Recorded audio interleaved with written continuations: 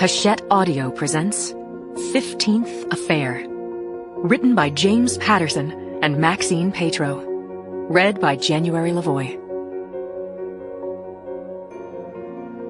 Part 1. Chapter 1. Allison Muller wasn't classically beautiful, but she was striking, with swinging blonde hair and peekaboo bangs brushing the frames of her wraparound shades. Her black leather coat flared above the knees of her skinny jeans, and her purposeful stride was punctuated by the staccato clacking of her high-heeled boots.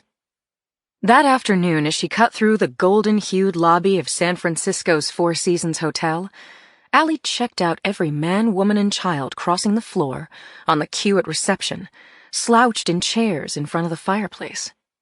She noted and labeled the tourists and business people, deflecting the stares of the men who couldn't look away, while on the phone with her husband and their younger daughter, Mitzi. "I didn't actually forget, Mitz," Allie said to her 5-year-old. "More like I lost track." "You did forget," her daughter insisted. "Not completely. I thought your big day was tomorrow." "Everyone wanted to know where you were," her daughter complained. "I'll make it up to you, sweetheart," Allie said. "When? With what?" Allie's thoughts ran ahead to the man waiting for her in a room on the 14th floor. "Let me speak to Daddy," Allie said. She passed the stunning exhibition of modern art and reached the elevator bank at the northwest end of the lobby. She stood behind the couple in front of the doors. They were French, discussing their dinner plans, agreeing that they had enough time to shower and change. Allie thumbed her phone, checked her email and the Investor's Business Daily headlines, and the text from Michael asking if she'd gotten lost. Allie's husband came back on the line. "I did my best," he said. "She's inconsolable." "You can handle her, dear. I'm sure you can do it. I'll order her something online when I get home." "Which will be when?" her husband asked.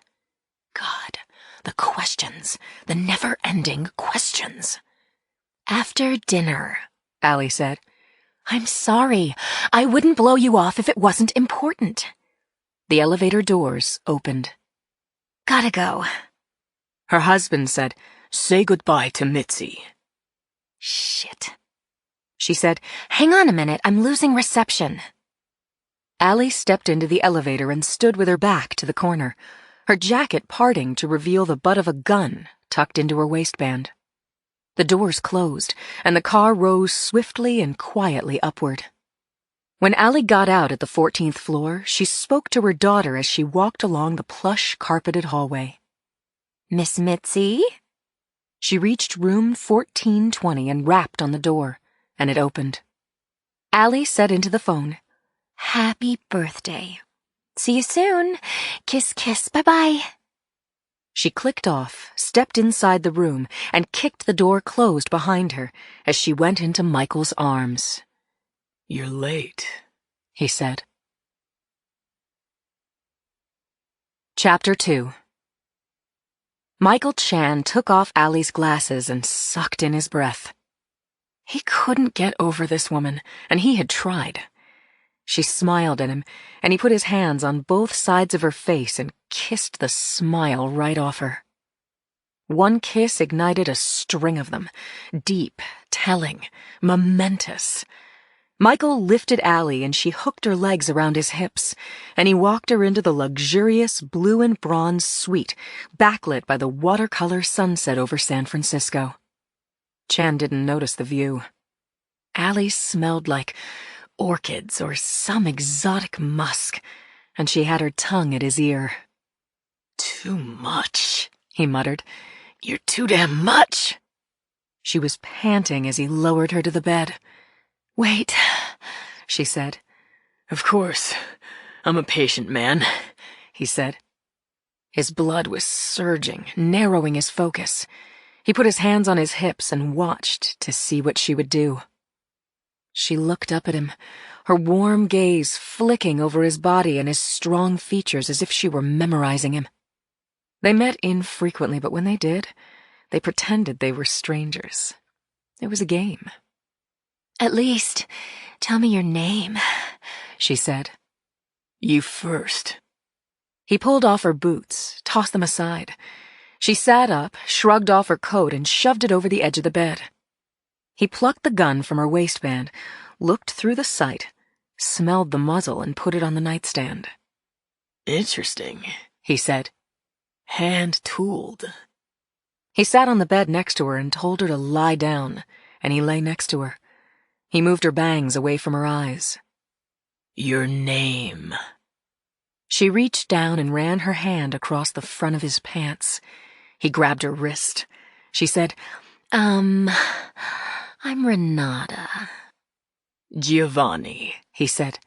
Prince of Gorgonzola. She laughed. It was a terrific laugh. Finally, I meet the Prince of Cheese. Michael kept a straight face.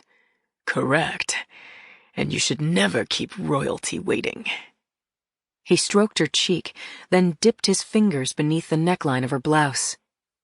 I think I may have met you once before, she said. He freed the pearl buttons from their loops. I don't think so, he said. I would have remembered. He ran his hand over the tops of her breasts, then gathered up her hair, wrapped it around his left hand, and pulled her head back. She moaned and said, You paid me with 3 gold coins.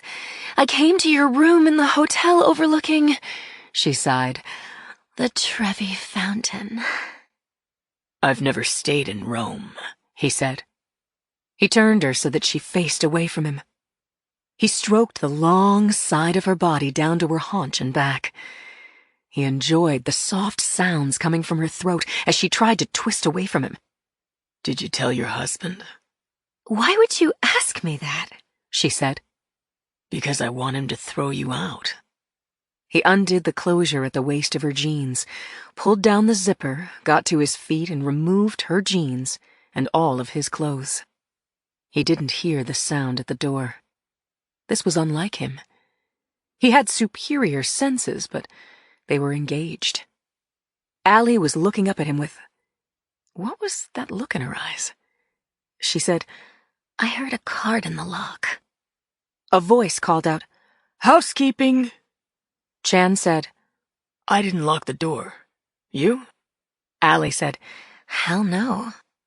Chan shouted, Come back later! But the door was already opening and the cart was bumping over the threshold.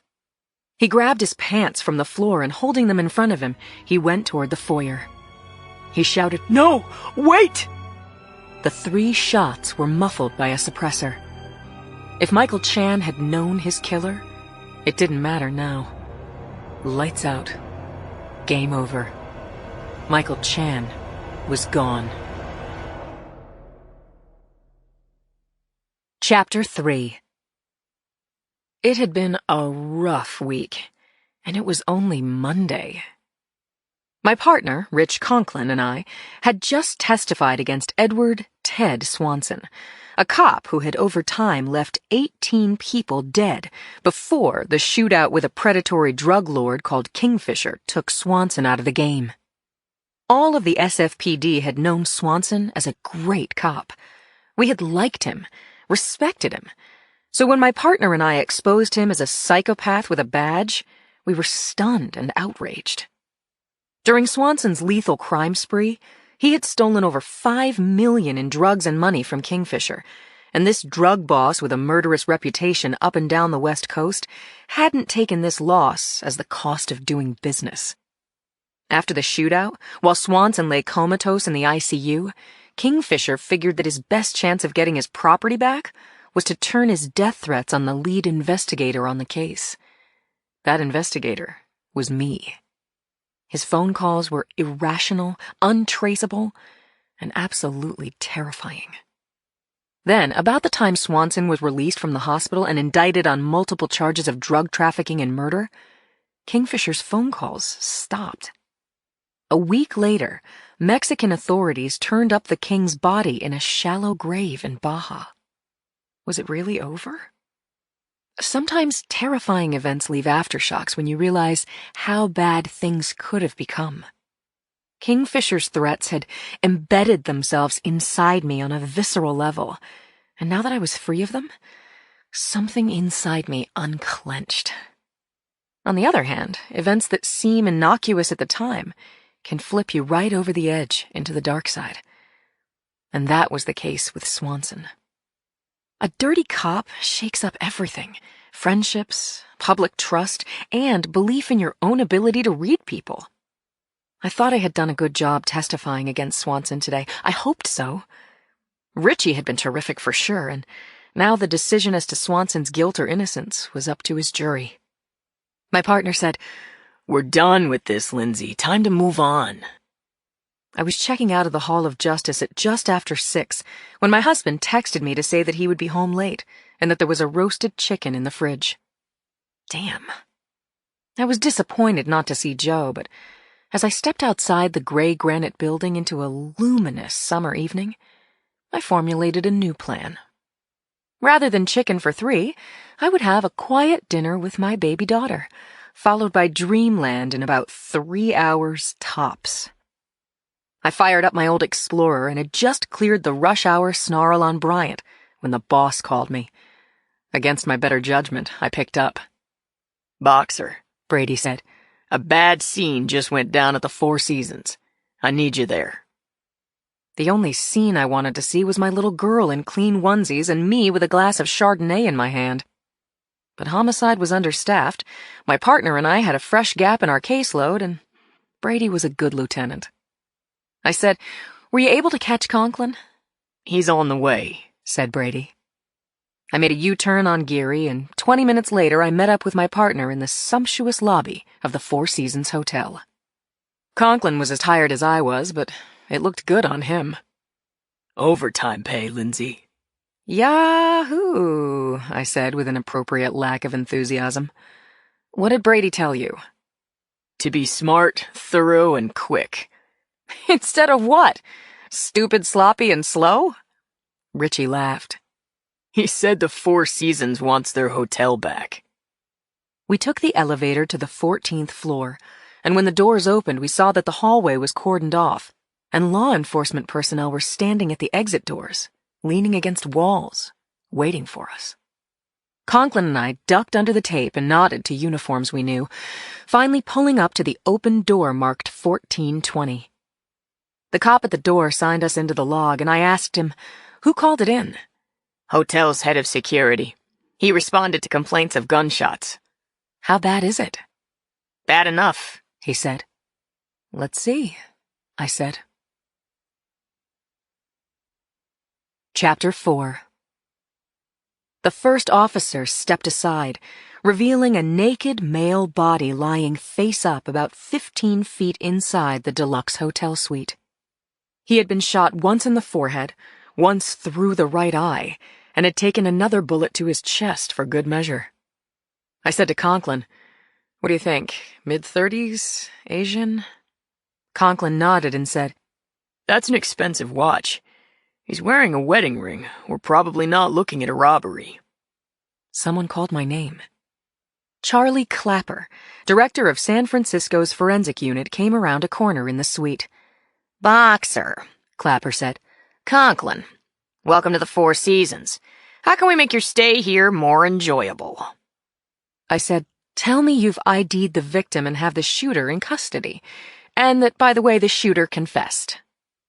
Clapper is a former homicide cop, a pro who knows what he's doing and never has to prove it. He laughed and said, "I guess miracles happen, but not here. Not today." I peered behind Clapper. Lights had been set up, and CSIs were processing the expensively furnished suite, which had soundproof windows and a high city view. There was a lot of blood around and under the victim, but the room behind him looked spotless. I took in the silvery blue carpeting and upholstery, the lightly rumpled bedspread still in place. I saw no wine bottles or remains of a room service meal, and the TV was off. It looked like room 1420 had only been used for a short time before what happened here went down. Conklin asked Clapper to run what he knew so far. Clapper said, "To start with, it looks like our victim had company. We found fresh lipstick and a few long blonde hairs on a pillowcase. There's no wallet, no suitcase, no papers, no clothes, no shoes. Perfect score, said Conklin. Clapper went on. This gentleman checked in under the name Gregory Wang. He used a credit card with that name and the charge went through, but there is no Gregory Wang at the address on the card or anywhere. Also notable, the room has been thoroughly wiped down, no prints, old or new. Entry was by a key card that was traced to a Maria Silva in housekeeping. Ms. Silva is now off duty, not answering her phone. A patrol car has gone to her address. What about his prints? Conklin asked, indicating the victim. We ran the victim's prints and came up with nothing. He's not in the system, has never been in the military, or taught grade school, or been arrested. And wait, there's more, said Clapper. There's a whole other crime scene right next door. Can't be a coincidence, but right now, I don't see the connection. Chapter 5. Dr. Claire Washburn, chief medical examiner and my best friend, was waiting for the three of us in the room next door to the murder room. She held up her bloody gloves to show me why she wasn't going to give me a hug. Take a good, fast look, she said. I'm ready to remove these bodies. Bodies? Multiple? This room was smaller, but looked in every other way identical to the one we'd just left. Same color scheme, same made-up bed, and same view of the city. But twice the number of victims. There were 2 bodies lying on the pale blue carpet, a young black man and a young white woman. Both looked to be in their 20s. Both were clothed in what you might call middle-of-the-road casual. Girl wearing a pastel plaid cotton shirt and jeans, her red hair fanned out around her head, a look of surprise on her face. Boy wearing black cords and a t-shirt under a blue V-neck sweater. Running shoes. It looked to me like the male victim had been sitting at the desk, the female in a chair near a coffee table. From the way their bodies had fallen, I thought they'd jumped up when they heard an intruder and had been gunned down, all the shots going into the trunks of their bodies and the chairs they'd been sitting in. Their blood was spattered on the walls and furnishings, but I saw no spent brass. I asked Claire, how long ago did this happen? An hour, maybe? Any ID? Nothing in this room but those kids and the clothes they're wearing. Clapper said, I ran their prints and got nothing. Their registration info is bogus. Same wiped down surfaces. I'd venture to say this room is cleaner now than it has ever been.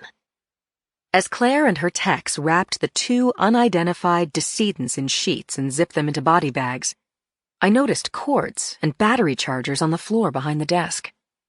I said to my colleagues, look at that. These kids had laptops. As I understand it, high-end surveillance equipment is web-connected. You can activate audio and video plants with an app. You think the victims were PIs? Conklin asked. If so, there should be micro-cameras in the murder room. Clapper said, I'm on it. He left to check and returned a few minutes later with 3 small bugs. One he'd pulled from a light socket above the bathroom mirror, the second from the desk lamp, and the third from the air duct. And just to be totally consistent, no prints on them, said Clapper. I called Lieutenant Jackson Brady and brought him up to speed. Then I texted Joe saying I might be pulling an all-nighter. After that, I called Mrs. Rose, a sweetheart of a grandma who lives in the apartment across the hall from ours and had become our daughter's nanny. Can you stay late? I asked her. I think dinner might be in the fridge. I cooked that chicken for you, she said, laughing. With Spätzle? Of course. I promised Mrs. Rose that I'd give her a heads up when I was on the way home. Then I called and texted Joe again. No answer. No return text. Where was my husband? Why didn't he call me? Conklin said to me, Security needs us, Linz. Urgently. Chapter 6. Liam Dugan was a stocky man in his 50s, a former sergeant with the LAPD and now the hotel's head of security. He said to me, "What a living, freaking, blood-curdling nightmare," and walked us down the hall to the 14th floor supply closet. He opened the door, and there, jammed behind the cleaning cart, was the body of housekeeper Maria Silva. She had short, dark hair and was wearing a blue and gold hotel uniform with soaking blood on the shoulder that I could see from where I stood. Dugan said, "She was a nice woman. Has a husband, 2 kids. I'm sorry, but I was hoping she was alive, so I touched her. I probably touched the cart and a few other things so I could get in there. Anyway, she took a bullet to the back of her head. Her keycard is gone. The girls keep them on cords around their necks." We taped off the new crime scene, and I met with the cops on the floor, telling them they were on duty until relieved by the night shift. After that, Conklin and I huddled in room 1418, where the supposed PIs had been executed. We looked at the blood spatter at the otherwise tidy murder scene and tried on scenarios. Every way we turned it, it came down to a professional job. All 4 hits connected. Mr. Wang had been the target, and Maria Silva had probably been the first victim. The woman who had left blonde hair on the pillow could be a witness, the killer, a co-conspirator, or a victim. Or she'd walked out before things got sticky and still didn't know what happened. It was possible. Conklin and I went with Dugan to the hotel security offices and were given a file room with 2 desks and computers. We sat side by side and queued up the surveillance footage that had been shot over the previous 4 hours in 6 key locations. Dugan said, "Here's a hard copy of the floor plans. I'll keep the footage coming, and if there's anything you need, just find me. Nothing's off limits." At 8, room service brought us roast beef sandwiches, pickles, chips, and coffee. At 10, I used the ladies' room, washed my face, and looked at myself in the mirror. My hair was all over the place, not in the sun-kissed, beachy blonde tradition. More like my hair hated me. I reset my ponytail while staring deep into the reflection of my red-rimmed eyes. I needed a shower. I'll just leave it there. I returned to the security department, and as soon as I put my butt in the chair, Conklin pointed to an image on the screen of a man who looked like our male victim in 1420, who had checked in as Gregory Wang. Wang came through the elevator entrance from Market Street to the hotel lobby, which is on the 5th floor, and crossed through toward reception. He was alone, wearing dark pants and a gray sports jacket, a ball cap shading his face, and he had a computer bag hanging from a strap over his right shoulder. He checked in at the desk, and then we lost him on that tape. Another camera picked him up at the elevator bank for the guest rooms upstairs. The footage was high quality, but apart from the spring in Wang's step, there was nothing useful to be gleaned from what we'd just seen. I backed up the tape, watching Wang cross the lobby to the elevators again. Then I watched the lit numbers next to the elevator door rise, make several stops before landing on 14, then go back down. I slid the disc that held the 14th floor footage into the drawer. The time dating read 4:30 p.m. The camera, positioned across from the 14th floor elevator, caught Wang getting out of the car and walking away from the camera down the hallway. He swiped his keycard and opened the door to 1420. "He didn't knock," I said. "His guest hasn't arrived yet." We fast-forwarded 14th floor footage and watched people coming and going from their rooms, getting in and out of the elevators. No one raised suspicion. We paused the tape to check out the housekeeping cart. At 5 p.m., Maria Silva was still alive. At 5:52, a blonde-haired woman exited the elevator. "Well, hello," I said to the screen.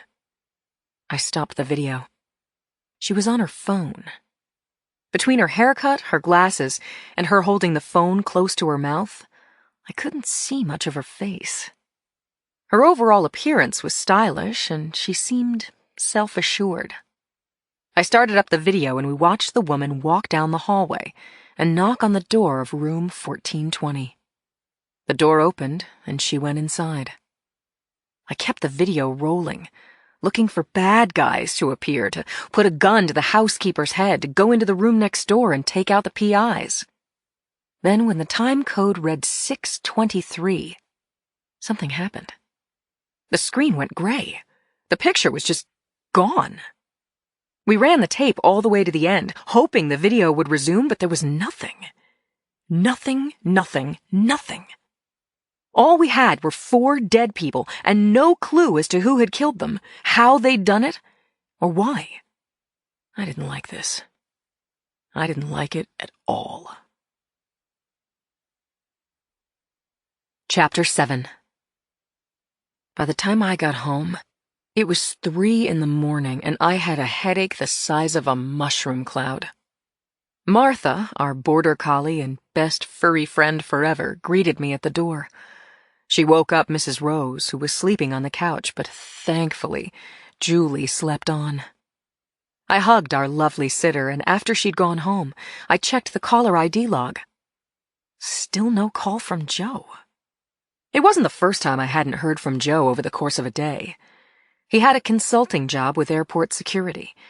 He could be in a series of meetings or lost in the details of keeping outbound planes secure. It was a great job and he loved it. But it was after 3. He hadn't texted me a single line since noon. Of course I was worried. Was Joe okay? I checked on our little sleeping beauty and threw a sigh that relaxed my whole body. I watched her breathe. I rested my hand on her back. I made sure there was no draft, that she was dry and sleeping soundly. I pulled up her blanket, then softly closed her door. I took an Advil and followed it with the shower I'd been longing for. After putting on PJs and checking on Julie again, I got into bed and fell asleep instantly. Maybe an hour later, my eyes flashed open. Joe still wasn't home. I patted the bed and Martha jumped up, circled, and plopped down beside me. I hugged her and thought about the victims at the hotel. I reviewed each of the crime scenes in my mind's eye and hoped that while I slept, answers would come to me. When I woke up, it was morning. I had not solved the crimes in my sleep, but Joe was in bed, snoring beside me. Chapter 8. I kissed my husband. He opened his blue eyes and asked, "What day is it?" I told him and he fell back asleep. I woke him up. "What day is it?" he asked, again. Hey, it's Tuesday, 6:45 a.m. Did you get any phone calls from me, like about 6 of them? "Oh, geez, I'm sorry," he said. "My phone was off." You're in the doghouse, buddy. I swung my legs over the bed. Joe's arm snaked out and he grabbed me and pulled me down next to him. "Some people on the watch list came up on our passenger manifest," he said, "and that's all I can tell you." Fine. I made another break for the side of the bed, but he didn't let me get up. "I'm sorry." Okay, but I worry when I don't hear from you, Joe. "I know. Same here." We nuzzled and wrestled around, and I relented a little. And then I relented a lot. I shut down the hideous pictures in my mind of dead people, and I even tried to keep from listening for Julie. Martha hung her muzzle on the edge of the bed, and Joe pushed her away without losing a beat. It was glorious lovemaking. Not fancy, but good, wholesome friskiness when I hadn't even thought kisses were in order. I collapsed with my arm over Joe's chest and my head under his chin. That was nice, I said. "Nice? At my age? With no sleep? I'm wondering how I pulled that off at all." He got me laughing. I said, It was the best ever, Joe. God, you're amazing. Want to go another round? Save something for tonight, I said, laughing again. I dressed, took Martha for a run along Lake Street, stretched my legs, and watched sunrise and early morning traffic and other people out for a run with their dogs. When Doggy and I returned, Julie was in her high chair, and I smelled pancakes. I went to my sweet girl and kissed and squeezed her a little bit. You're so cute, I told her. Did you tell Daddy thank you for the pancakes? No, she said, slapping her hands on the tray. Oh, you like that word too much, I said. So she said it again, laughing and burbling at the same time. Okay, I'll tell him, I said. I put my arms around my husband's waist and hugged him tight. I love you so much, I said, and thank you for making breakfast. Uh-huh. Please, sit yourself down. I pulled up a seat at the table, which was positioned to get a nice, bright beam of morning light. Joe dished up the pancakes and crispy bacon, and between bites I fed cereal to Julie. It was idyllic. Picture perfect and framed in gold. We didn't have breakfast table perfection when I was growing up, so I cherished every bit of this, gloried in it. Joe said, I checked my phone, and you were phoning me at 3 this morning. I'd just gotten home after working some terrible business at the Four Seasons. The 14th floor was like an abattoir. I told Joe the details, availing myself of his excellent crime-solving mind. Among the many mysteries was this woman we saw going into the dead man's room, Lindsay said. I described her in full. She may have been his lover, or lover by the hour, or even his wife, or I don't know, Joe. All we know is that she's the only living person who can answer our questions. The bangs down to her glasses, Joe said. Not a bad disguise. Even talking on the phone distorts the shape of the mouth. All of that will outwit facial recognition. More coffee? No thanks, honey. I'm going to hit the shower. I stood under the water and thought about the blonde woman with the wraparound shades, and how finding her could kick the doors down on all of it. But in lieu of that, the dead man in 1420 was the beginning of the story. Chapter 9. I found Claire hard at work in her autopsy suite, gowned and gloved up and halfway through the internal exam of the unknown male killed in room 1420. His face had been reflected down over his chin, and a Y incision had opened his body down to the pubic bone. How's it going? I asked. You know how long I've been M.E.? Claire asked me. Since I was this tall, I said, putting my hand on top of my head. Actually, we'd been rookies together back about a dozen years ago. And you know how many autopsies I do a year? Why don't you tell me? I said. She put a bloody liver on a scale. Bunny Ellis, one of Claire's morgue techs, waggled her fingers hello at me and took Claire's notes. 1,200 bodies, more or less, pass through these doors annually, Claire said. I hear you. Claire was grumpy. Rare for her. What I hate the most? Dead kids, I know. And what I hate the second most? Healthy murder victims who could have had full and productive lives. Like Mr. Doe or Wang or whatever his real name is. He was perfect. All his organs are A+. He has bones and joints of steel. I don't think this man even got heartburn, she said. Tell me more, I said, since this was why I had stopped by this morning. Claire continued to cut and slice as she talked. He has a scar on his knee, probably from falling off a bike when he was 6. And that's it. What about his stomach contents? BLT on rye with mayo, green tea. You ran his blood? It's waiting to go out. With these. She showed me a stainless steel bowl with 3 slugs rattling inside. Medium caliber, like 9mm. Based on that squeaky clean crime scene, keep your expectations in check, said Claire. I'll bet you a burger and fries there won't be a record of the murder weapon. I said, Who's up next? I only have 2 hands, Lindsay. 2. I'm not finished with Mr. Wang. I'll get out of your way, Butterfly, I said, calling her by her nickname. As if she hadn't barked at me, she said, I'll do young Ms. Doe next. That is a clean-looking girl, Lindsay, skin like milk. She could just barely drive and vote. I'll need backup to get this work done today. Meanwhile what? Phone keeps ringing. The brass, the mayor, the press, other bodies from other crimes. If you can break for lunch, Claire said, the girls want to get together at McBain's.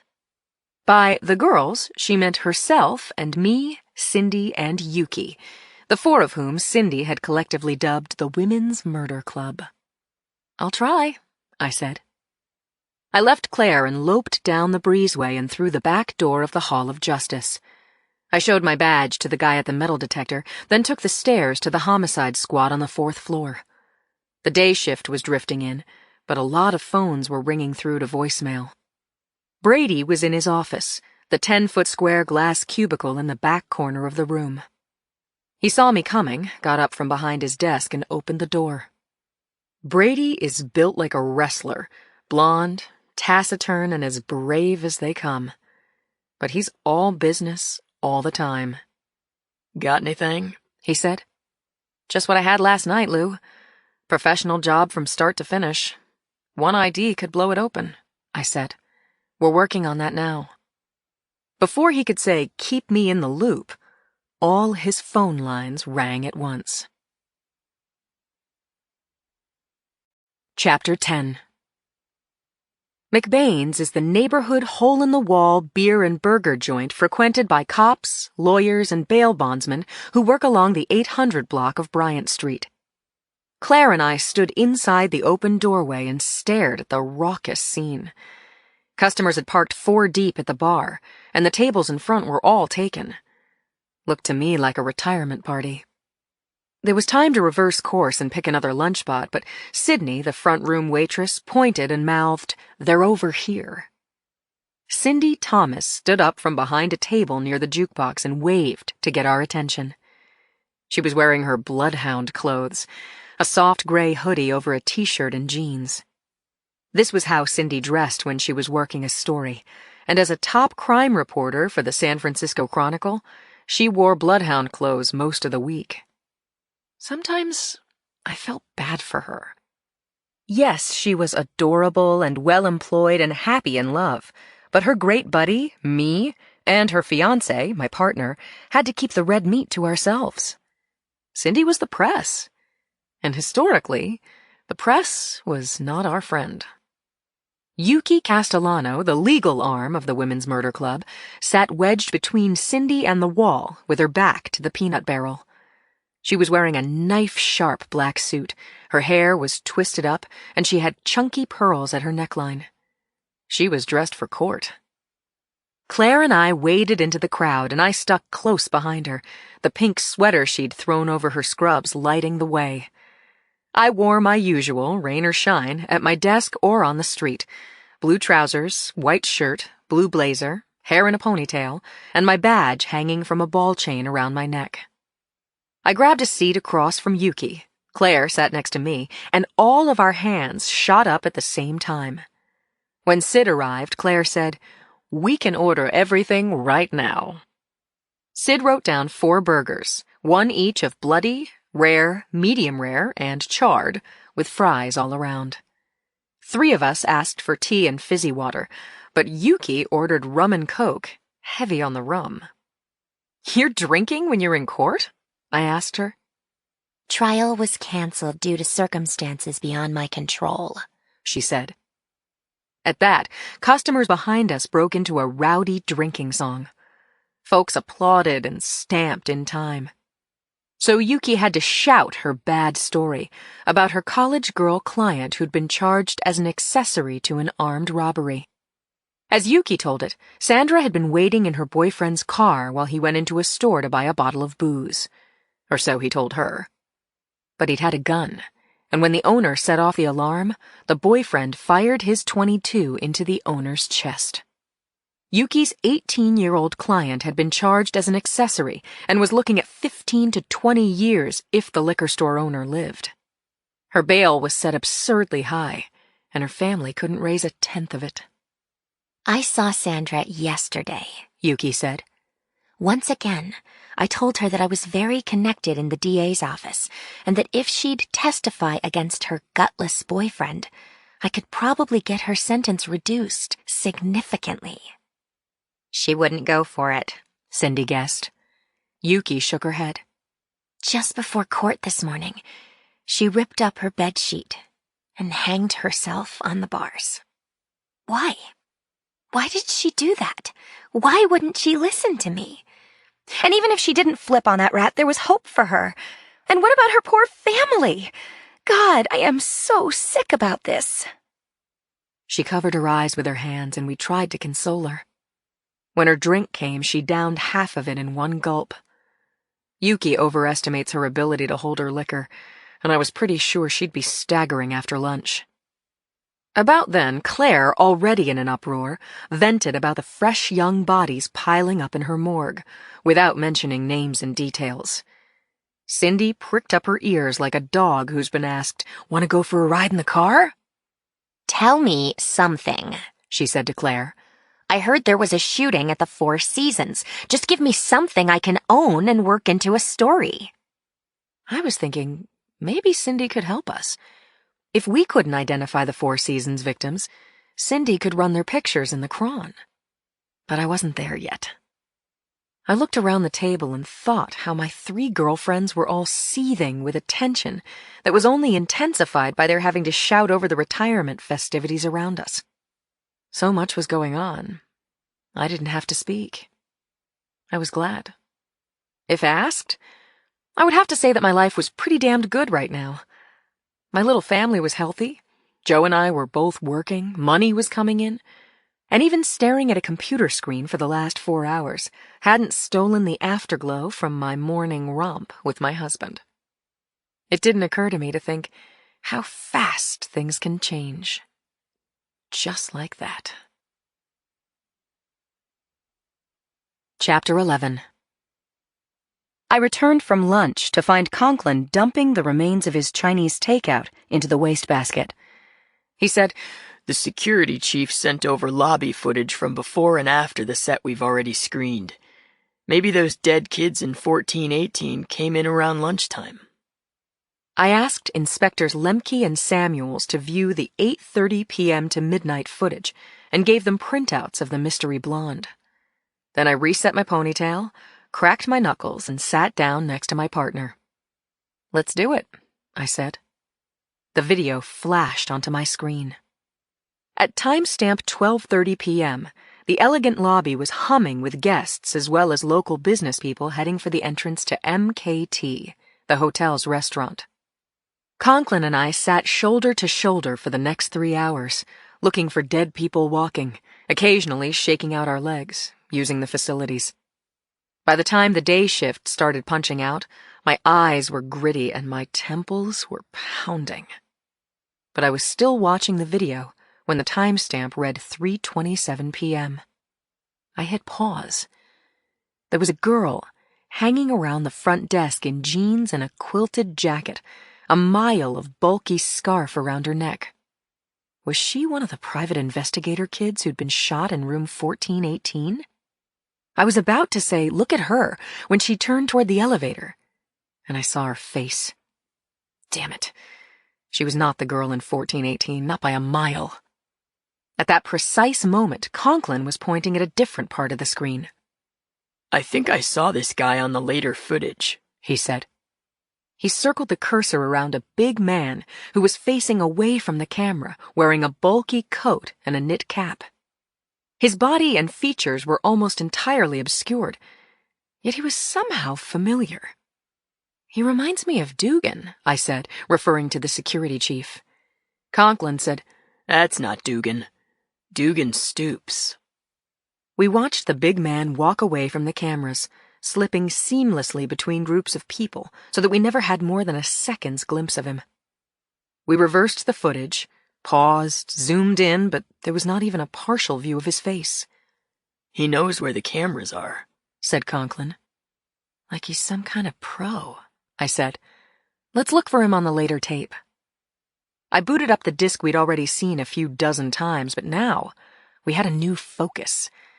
Only a few minutes in, I saw the shadowy male who maneuvered around the surveillance cameras with the dexterity of a rodeo quarter horse.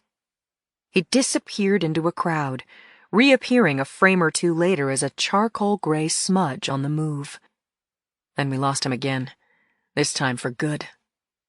The timestamp read 4:20 when Mr. Wang entered the lobby. An hour and 25 minutes later, at 5:45, the glamorous blonde made her dramatic entrance. I knew this part of the footage by heart. I made screenshots of Wang, the blonde, and the partial angle on the mystery man's back and printed them out.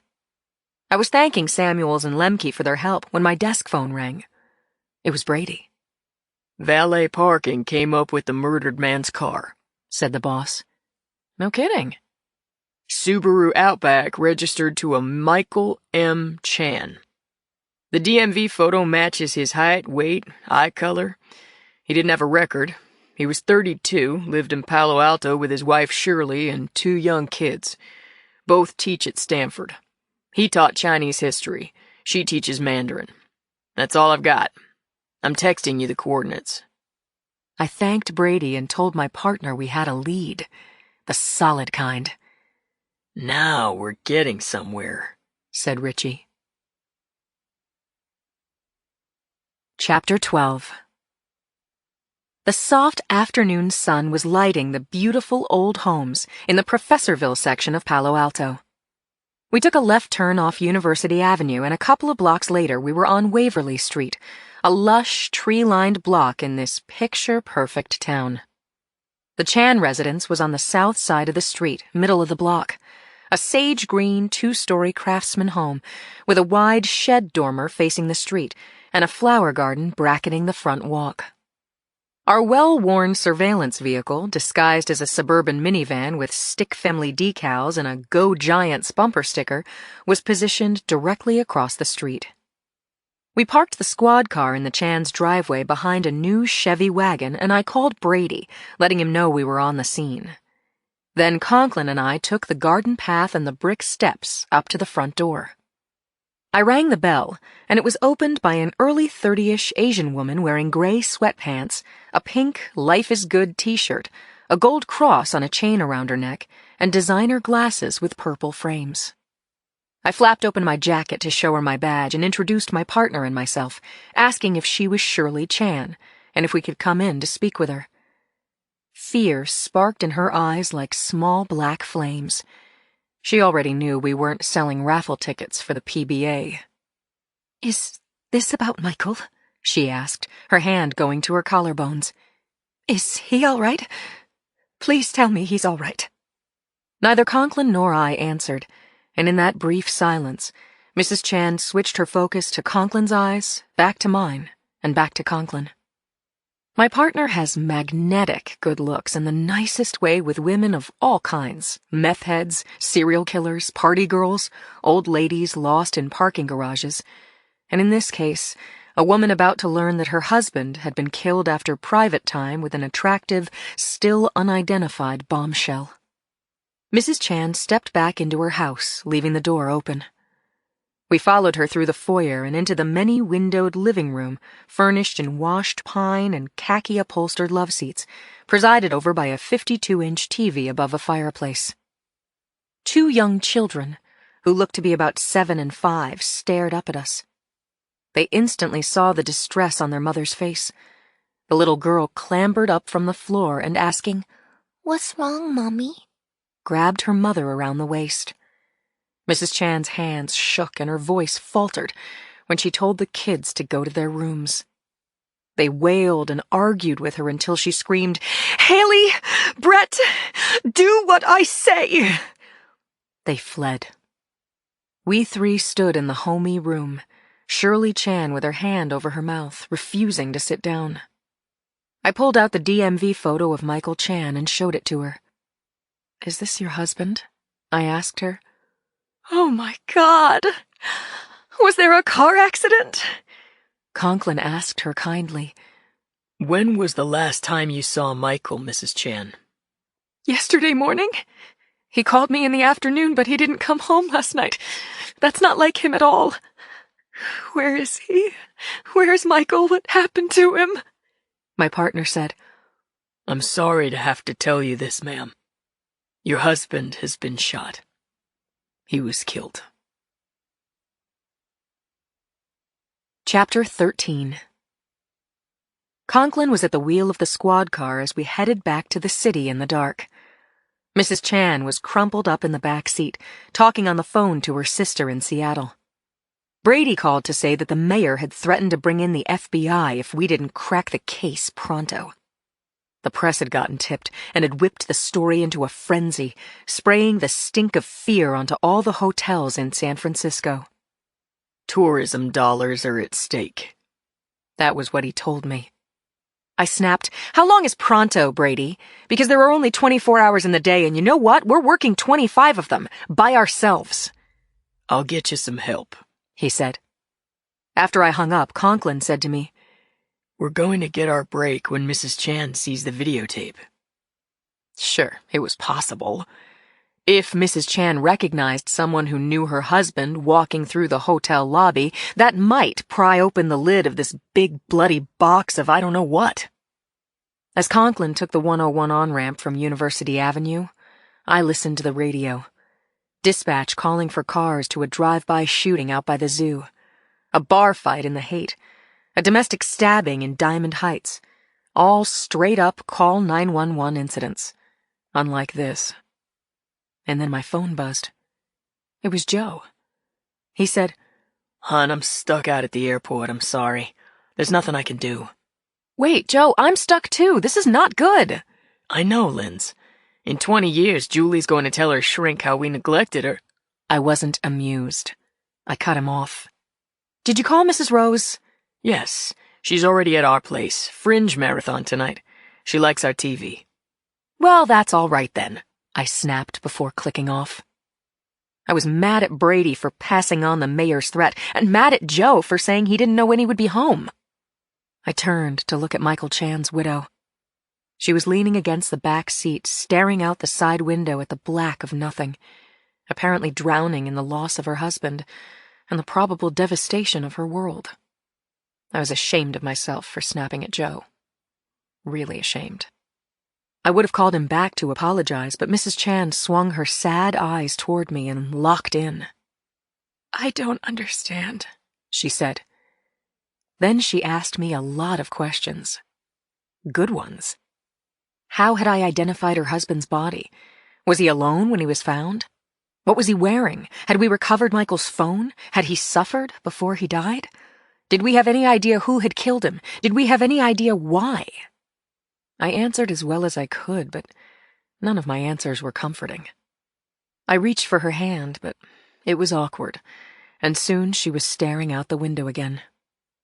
A half hour later, Shirley Chan was sitting in a metal chair in interview 2, sandwiched between Conklin and me, a laptop computer open in front of us. I said, "Let us know if you recognize anyone."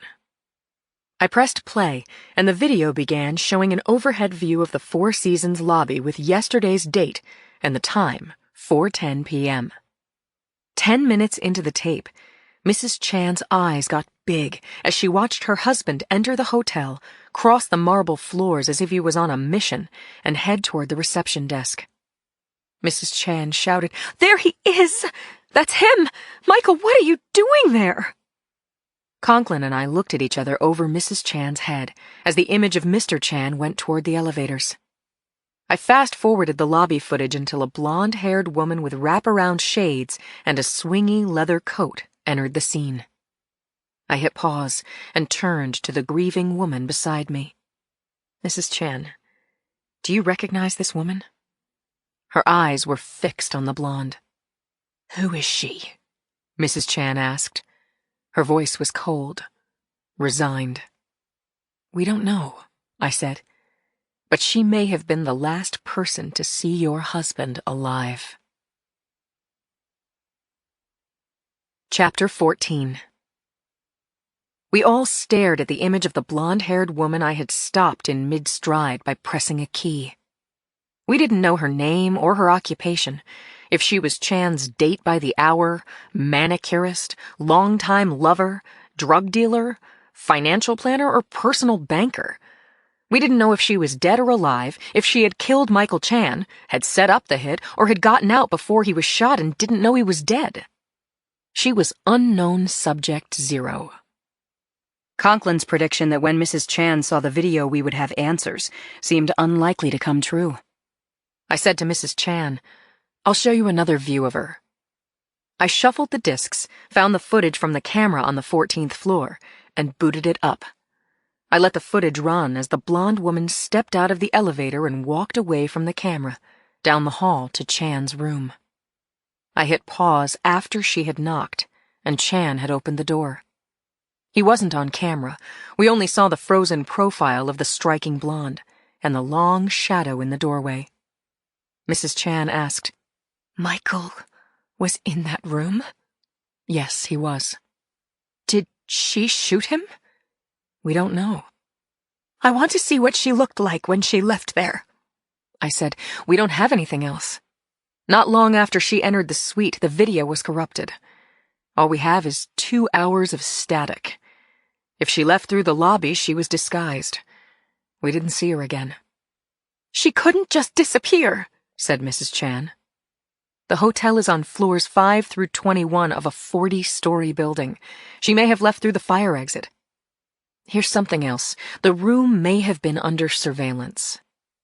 I showed Mrs. Chan morgue shots of the 2 young probable snoops who might have recorded Michael Chan's last moments. Mrs. Chan didn't recognize them. "They might have been students?" I said. She shook her head, and I made a mental note to screen student ID photos from the university, all 4,000 of them.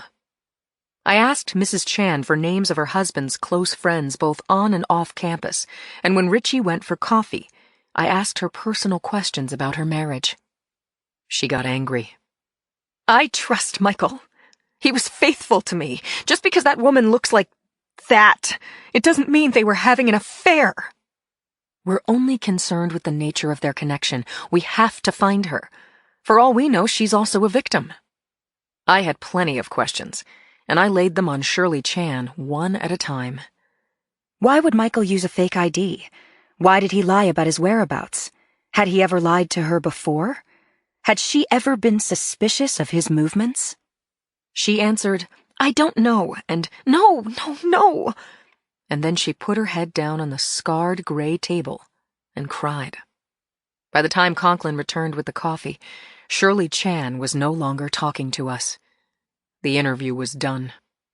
I called the desk sergeant and arranged a ride home for Mrs. Chan with a uniformed officer, and Conklin walked her out to the street. I wanted to compare notes with my partner before we both went home, so I used this brief alone time to download the surveillance video our van had shot today on Waverly Street. I pulled it up and watched images of me and my partner going up the walk to the Chan house, Mrs. Chan answering the door. And then I watched the light traffic running between the van and the Chan's sweet old house. At timestamp 5:24, the Chan's next-door neighbor backed a silver sedan out of his driveway, interrupting the progress of a black Mercedes that had been coming up the street. The Mercedes was forced to wait for the sedan to maneuver, and for a long moment the Mercedes was stationary and parallel with our cameras. Even though the Mercedes windows were tinted and it was dark outside, I almost recognized the shape of the driver's head, the angle of the chin. My heart took off at a gallop before my mind knew what was scaring me. I watched intently as the driver of the Mercedes turned to look at the minivan. I paused the action and refined the image of the driver who was looking directly into the camera. My mind reeled, did cartwheels, and nearly stroked out. My God, it was Joe. Joe was driving that car. He'd been caught on tape, driving past the home of a dead man named Michael Chan, 30 miles from San Francisco. Even though my heart and brain had left me for dead, my fingers moved and my eyes took everything in. As I stared at the image of my dear husband, my baby's daddy, my closest friend and lover who would never go behind my back, I fought hard to find a believable explanation. Had Joe been looking for me? Had Brady told him where I was? If so, why, when the neighbor's car took off up the street, had Joe kept going? Why hadn't he called me? There had to be a good reason. But I couldn't come up with a thing. Chapter 15. I've never thought of myself as a coward, but I could not show this footage of my husband driving past the Chan house to my partner until I spoke to Joe. I texted Richie, said I was going home now and that I would see him in the morning.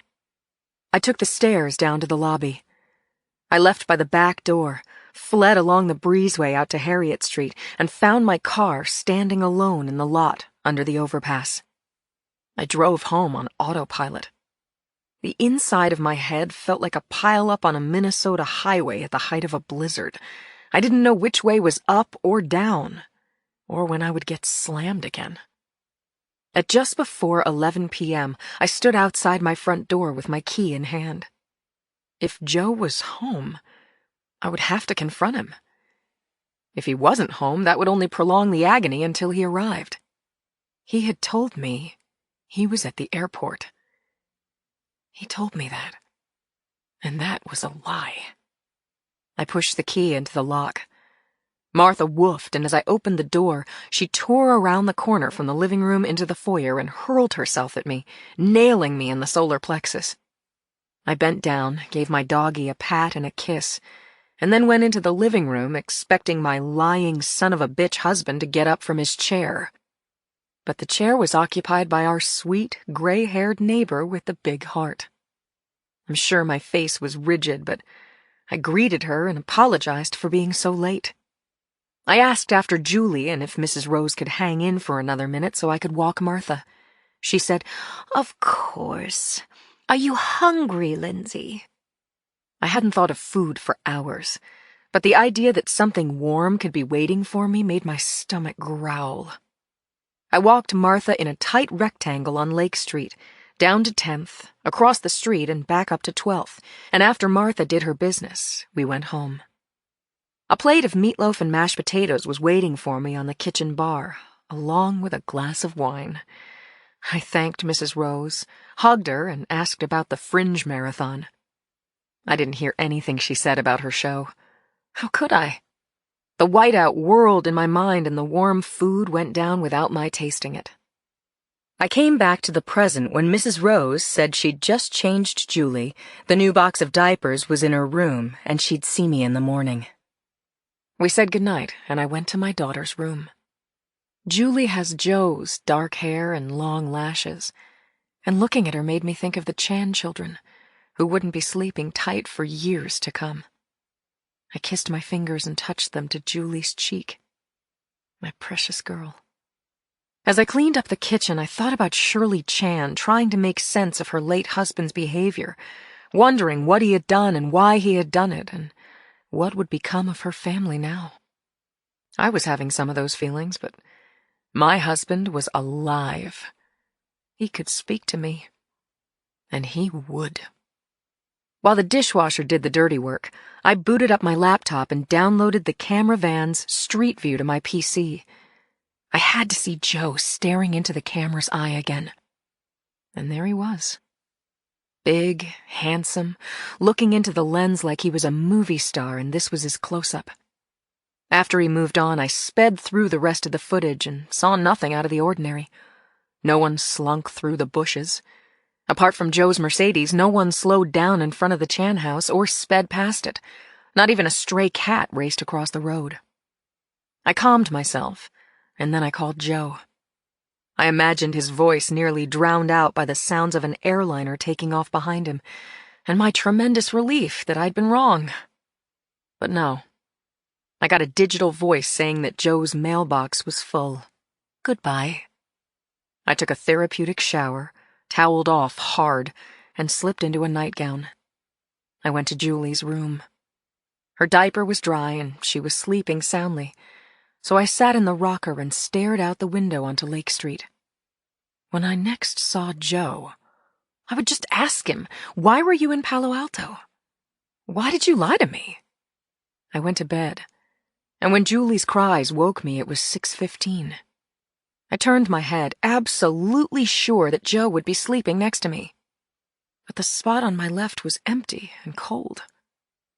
I touched that empty place anyway and felt my resolve shatter and tears leap out of my eyes. Where was Joe? Why wasn't he home?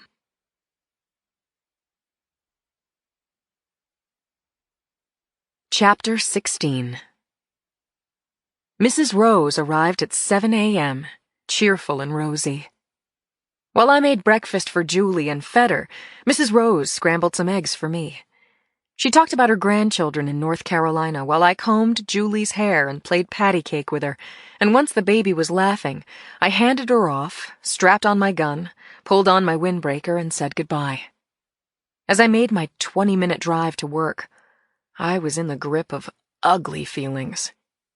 My lying liar of a husband had lied. And yet, as furious as I was even more terrified because he hadn't called me and hadn't come home. Was he hurt? Was he dead? I didn't even know the names of the people Joe worked for. That's how wrapped up I'd been in the job over the last crazy months. And that made me mad at myself. Roaring mad. By the time I parked my car, I was more of a mess than I wanted anyone to see. I entered the hall from the rear and immediately ran into Jacoby in the lobby. My old partner, friend, and now chief of police knew the workings of my mind almost better than I knew them myself. What is it, Boxer? What's eating you? Just deep in thought. The Four Seasons case. That was the half of the story I was willing to tell him. Jacoby said he was assigning a couple of teams to work with me on the hotel murders. I said thanks, gave him a weak wave, then headed up the stairs to homicide. Conklin was at his desk. When he looked up, I said, "I screened the video from our van on the street." And? "I hope you're going to tell me I'm crazy." He looked at me like he was already of that opinion. I've tried, but I just cannot hide my feelings from people I know.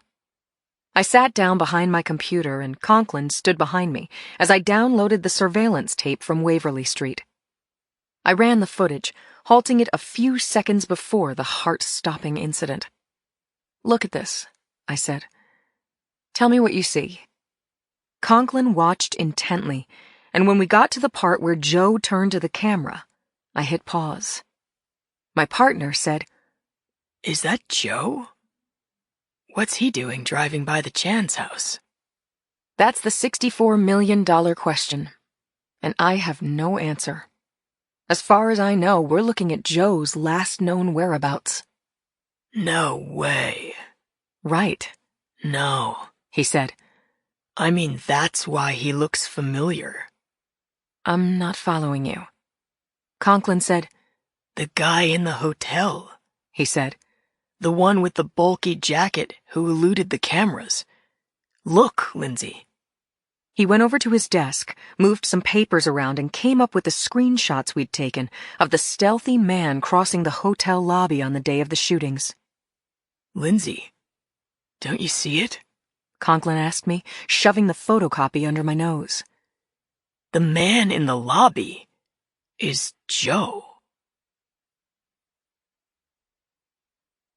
Chapter 17. I told Cindy I had to see her, and she met me on the front steps of the hall 15 minutes later. "What have you got for me?" she said. She was wearing a different t-shirt and steel-tipped work boots. The boots signified something.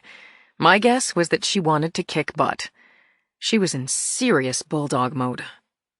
"We need to identify these people," I said.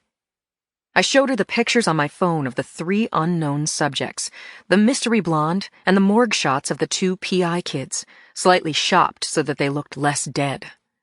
"Send them to me," she said. I did, and she asked, Are they wanted for questioning in the hotel murders? What can you tell me? Let's just start with you putting them out under a headline, "Do you know these people?" and see how it goes. Okay, said Cindy. You're not giving this to anyone else, right? You've got a 24-hour exclusive. Then the FBI is going to move in and do it their way. Cindy said, I'll get this up on the site front page as soon as I clear it with Tyler.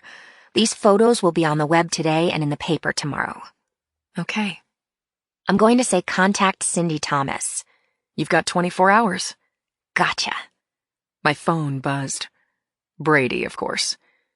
Boxer, got some people here from the FBI.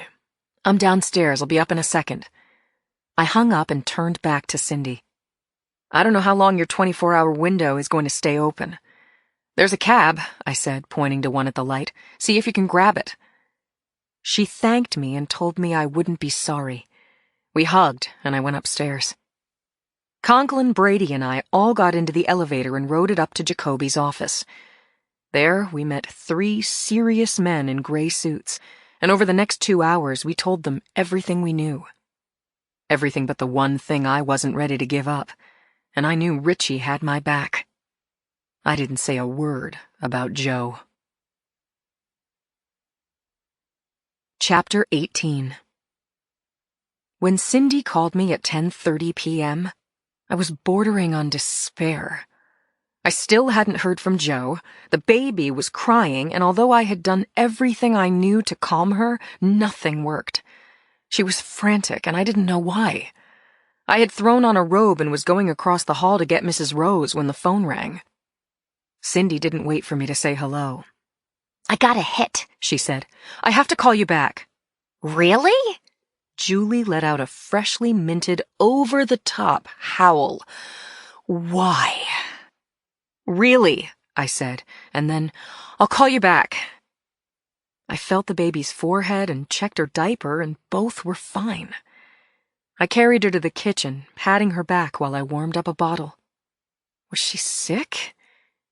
Or was she simply channeling my anxiety? I took her back to her room, sat down in the rocker, fed her, and tried to soothe myself. Julie took the bottle, and of course she couldn't cry and suck at the same time. Mercifully. When she fell asleep in my arms, I put her into her crib as gently as possible. She barely stirred, but I stood over her watching until her breathing deepened, and I was sure she was in a nice, solid sleep. I nuked a cup of milk for myself, stirred in some Green and Black's powdered chocolate, and set it on the end table next to the big sofa, giving myself permission to just sit quietly and calm the hell down. I had dozed off when the phone rang. Joe. I found the phone where I'd dropped it on the floor near the sofa and caught it on the 5th ring. Christ, Lindsay, Cindy said. What the hell is wrong with you? I said I have a hit on one of your suspects. The baby, I said. She was having a tantrum. Everything okay? I think so. Okay, Cindy said, moving on. The blonde-haired woman from the hotel. Someone wrote in saying he knows her. Are you free now, or should I just tell Richie? Put me on speaker and tell us both, I said into the phone. Richie grunted. I'm here. Good. Cindy, who is the blonde? Who the hell is she? Chapter 19. Cindy's anonymous tip could blow open the whole case. If it was good. If it was true. I took my laptop to the big sofa in the living room, and leaving Julie's door open, I got to work. I typed the name Allison Muller into one law enforcement database after another, and when she didn't come up, I Googled her. At 11 p.m., I called Brady. He cleared the sleep from his throat, and after he said his name, I said, Cindy got an anonymous tip on the mystery blonde from the hotel. We should keep it to ourselves until Conklin and I can chase it down. Every cop knows that the FBI doesn't like to share. Once they're involved, they take over the case and cut you out of it. You're lucky to read about it in the papers. I said so, and Brady grunted without committing himself. Then he asked, What did you find out? According to Cindy's source, her name is Allison Muller. She's 35, an executive at Aptech, a software company in Silicon Valley. The tipster told Cindy that he knows her, that his family and the Mullers live on the same street in Monterey. You've got an address? I do. I heard Yuki in the background saying, Brady, who's calling this late? Brady said to her, It's Lindsay. We'll be off soon. I said, I found info on Muller on Aptech's website. She's married to Khalid Khan, the composer. They have 2 children, 5 and 13 years old. She's a graduate of Stanford with a PhD in mathematics from MIT, and she's fluent in Spanish and Chinese. Speculating, but she and Chan may have met at Stanford. There was a pause as Brady thought things over. He said, Okay, I'll call Monterey PD and have them sit on Muller's house until morning. You and Conklin bring her in first thing. I called my partner and filled him in. Then I tried Joe's phone again. As before, his mailbox was full. Goodbye. I dragged my churning mind to bed with me and closed my eyes, but sleep stayed on the other side of the room. It was just as well. An hour after I'd spoken with Brady, he called me back. Here's the thing, Boxer. I'm listening. This Allison Muller, she's been reported missing.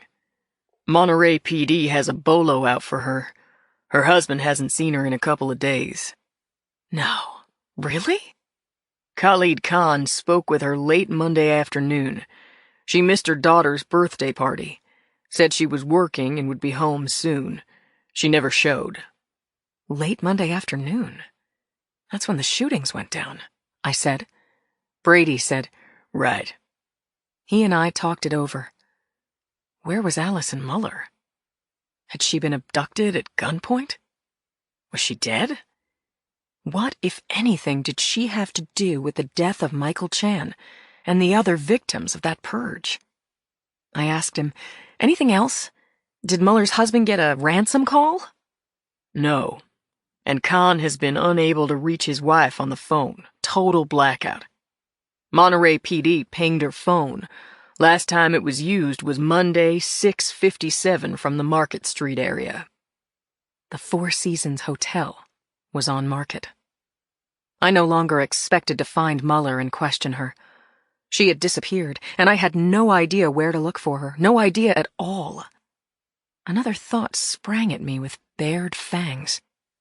Joe Molinari, my husband, was also missing. What was he doing? Was he involved in all of this? I felt cold, like I was out there on that deadly, frozen highway in Minnesota again. Only this time I was naked, alone, and without a car. Julie whimpered.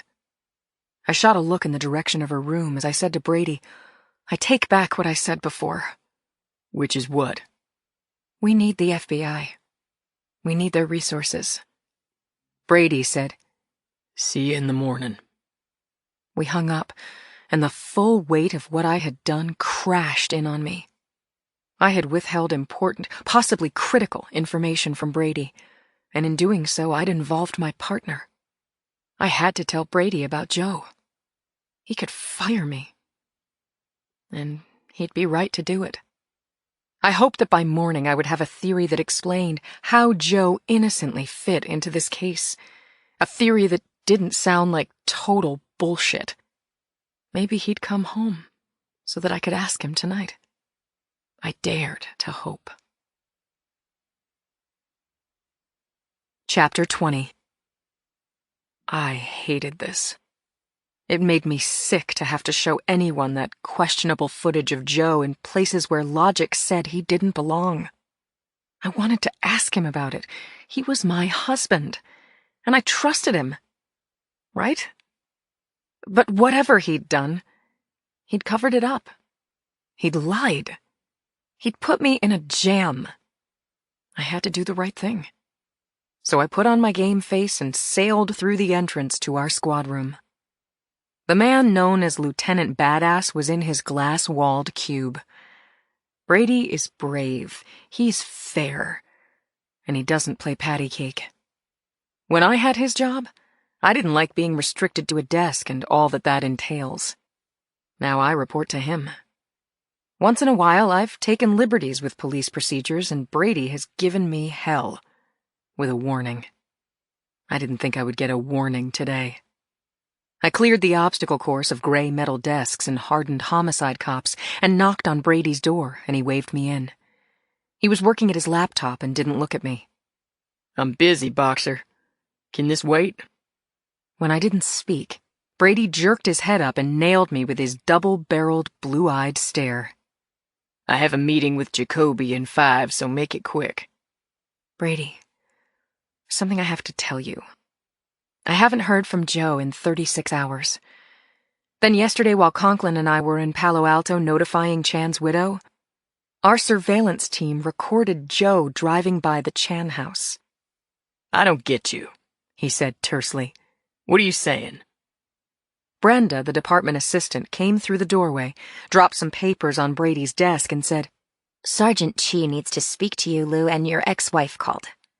Brady said to her, Hold everything until after my meeting. We can talk about this later, I said to Brady, getting half out of my chair. Sit, he said. I did it. Make me understand, he said. Use short, clear sentences. I swallowed hard and pushed through my own wall of resistance. I gave Brady the short sentences he'd asked for, covering the Palo Alto footage, Joe's drive-by at 5:24, and the hotel security video from the day of the shootings. We saw a man on the hotel tape who looked like Joe. Brady said, Joe was in the hotel around the time those people were taken out? Looks like him, which is far from a positive ID. Brady said, You're saying Joe was in the hotel and also on the block where Chan lived. What's he doing? I don't know. Could he be involved in the shootings? Absolutely not, I said with conviction. But honest to God, I had no idea what Joe was capable of. Not anymore. Jesus, Lindsay, you should have told me yesterday. Brady was furious, as I would have been in his place. I waited for him to ask for my badge and my gun and send me home. I said, I wanted to talk to Joe first. I was looking at Brady's face, waiting for the shitstorm that didn't come. Maybe he was holding back because outside of the job, Brady and Yuki are married. Joe and I hang out with them. We're friends. The meeting with Jacoby is an FBI briefing, Brady said. You're going to have to tell this Joe story again. Get the video, Boxer. Meet me upstairs. Chapter 21. Worldwide Airlines Flight number 888 from Beijing was in its final approach to San Francisco International Airport into a foggy, sunlit morning. At 9 a.m., Michael Chan was seated in the center row of business class on the main deck. The seats were narrow and uncomfortable and configured in blocks of 2 rows of 4 seats facing another row of 4 seats so that 8 passengers were sitting knee to knee. Chan had been trying not to look at the untidy American couple sitting directly across from him for the last 12 hours. They were sloppy eaters. They took off their shoes. They had littered bags of chips and newspapers on the narrow space in front of their feet. He had done his best to avoid eye contact, but they hadn't done the same. The long plane ride had been pure hell. But it was almost over. The pilot took the plane into another series of descending turns toward the airport. The fastened seatbelt signs were on, and the flight attendants had put away the serving carts and strapped in. But Michael Chan had his eyes on the restroom at the front of the cabin on his left.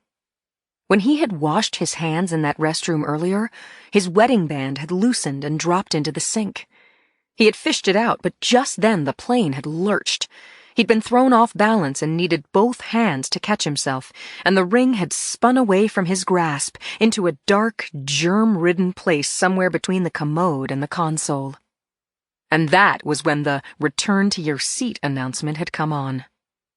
The flight attendant had rapped on the door, and after a brief, fruitless search for the ring, Chan had left the restroom, deciding he could retrieve his ring once the plane landed. Now, as the huge airliner made its descent, he knew he'd made a mistake. Chan turned to the man on his left, another cramped, overtired traveler, and said he needed to get up. The neighboring passenger reeked of sweat and bad temper. Muttering, he swung his knees toward the aisle. Chan said thanks and made the awkward climb over his neighbor's legs, bumping the knees of the woman across from him, apologizing for that. He was steps away from the WC when the flight attendant, the red-haired one with the bright pink lipstick, unclipped her harness and blocked his path. She said, "Mr. Chan, you have to return to your seat." Chan said, "I'll be very quick." He thought of the wheels touching down, and the passengers from the first-class deck and all the others behind him, blocking the aisle, stampeding for the exit. He would have to wait for the aisle to clear and for the plane to empty, and then all 400 passengers from this flight would get ahead of him in the endless rope line queued to go through customs. His delay would irritate the men who would be waiting for him. It was just unacceptable. He said, sorry, and pushed past the flight attendant.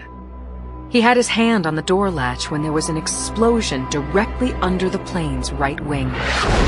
Chan saw a flash and felt the simultaneous concussive boom.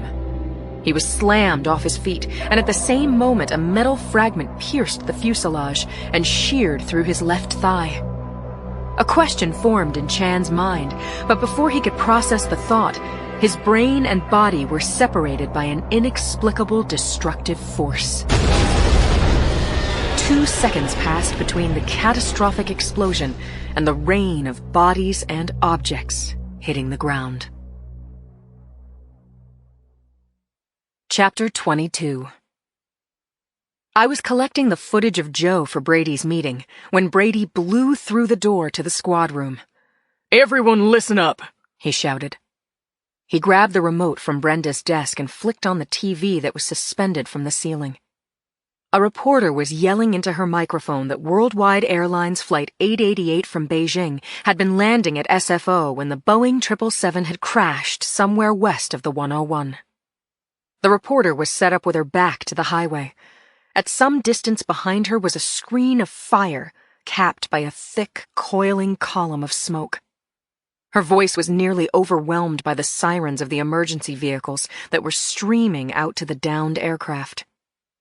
There were 11 of us in the squad room, and we all stared up at the images as one, cursing, gasping, stunned by what we saw. Brady muted the sound and said, "Here's what I know. 10 minutes ago that plane crashed and likely killed everyone on board. The point of impact was the athletic fields at Mills High along Millbrae Avenue. The kids were inside, thank God, but the buildings were hit with debris and whatever. There may be injuries. Gotta be." As we watched the silent TV, Brady continued, saying that the airport was closed, a no-fly zone had been imposed, and the governor had declared a state of emergency. NTSB was on the scene, and the National Guard was on the way. Brady paused for breath and shook his head, and then he was talking again. "We don't know what happened to this plane. We don't have a passenger list, and Worldwide is just stalling until they can say this was not their fault. Best guess is that there were more than 400 people on that flight. This whole deal is under investigation by the NTSB, and beyond that, just about every government agency is en route. All cops are being drafted to help. Effective immediately, everyone here is assigned to assist wherever we're needed until y'all are relieved. I don't know when that's gonna be. Boxer, you're point man for our squad until I can get to the scene." I was given contact info for the NTSB command post at the Millbrae Avenue exit off Route 101. And then we were dismissed. Conklin and I joined the flight to the stairs. Once we were in a car, I dialed up the news on my phone. The smoke-veiled visuals from SFPD's Eye in the Sky looked like nothing I'd ever seen before. A half-mile of highways, airport on- and off-ramps, the Burlingame Plaza shopping center, a couple of blocks of small business and light industry, and Oh my God, not one but 3 schools were within range of the crash site. Conklin had thrown on the siren, and as we sped through the traffic on Bryant, he said, "Let me see, Linz." I said, "Richie, watch the road." My fight-flight reflexes were all on high alert. My heart pounded, sweat sheeted down my body, and my thoughts sparked along multiple neural pathways before coming up against an impenetrable fact. I had no experience that could prepare me for catastrophic, wholesale human destruction. Chapter 23. A white RV with blue lettering and the logo of the National Transportation Safety Board was parked in the right lane of Millbrae Avenue after the Millbrae exit from 101. A line of trailers from ATF, FBI, Homeland Security, and the Sheriff's Department formed a roadblock, leaving a small break in the barricade to admit emergency vehicles. Conklin parked our car behind the RV. We got out and stepped into the eerily silent roadway. A man wearing an NTSB windbreaker met us at the door to the RV.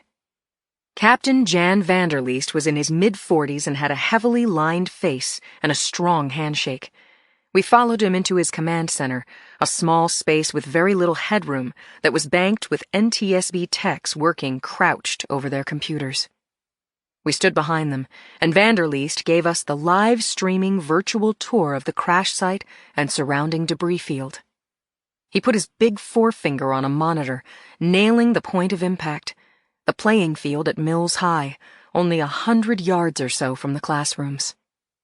Vanderleest drew a circle around the inner perimeter, an area about 1/4 mile across with the crash site at dead center. Then he circled the outer perimeter, a 1/2 mile in diameter across the bullseye, which included the 2 elementary schools. My mind reeled as I thought about the children. Had they seen fiery plane parts falling onto the playing fields right outside their schoolrooms? Had they seen any casualties? Vanderleest said, "We can't let anyone into the school buildings. There's every kind of hazard. Fire, toxic fumes, falling objects." He ran his finger along the images of the congested roads, pausing at the car pileups, and I knew we were looking at an agonized crush of frantic parents trying to get to their kids.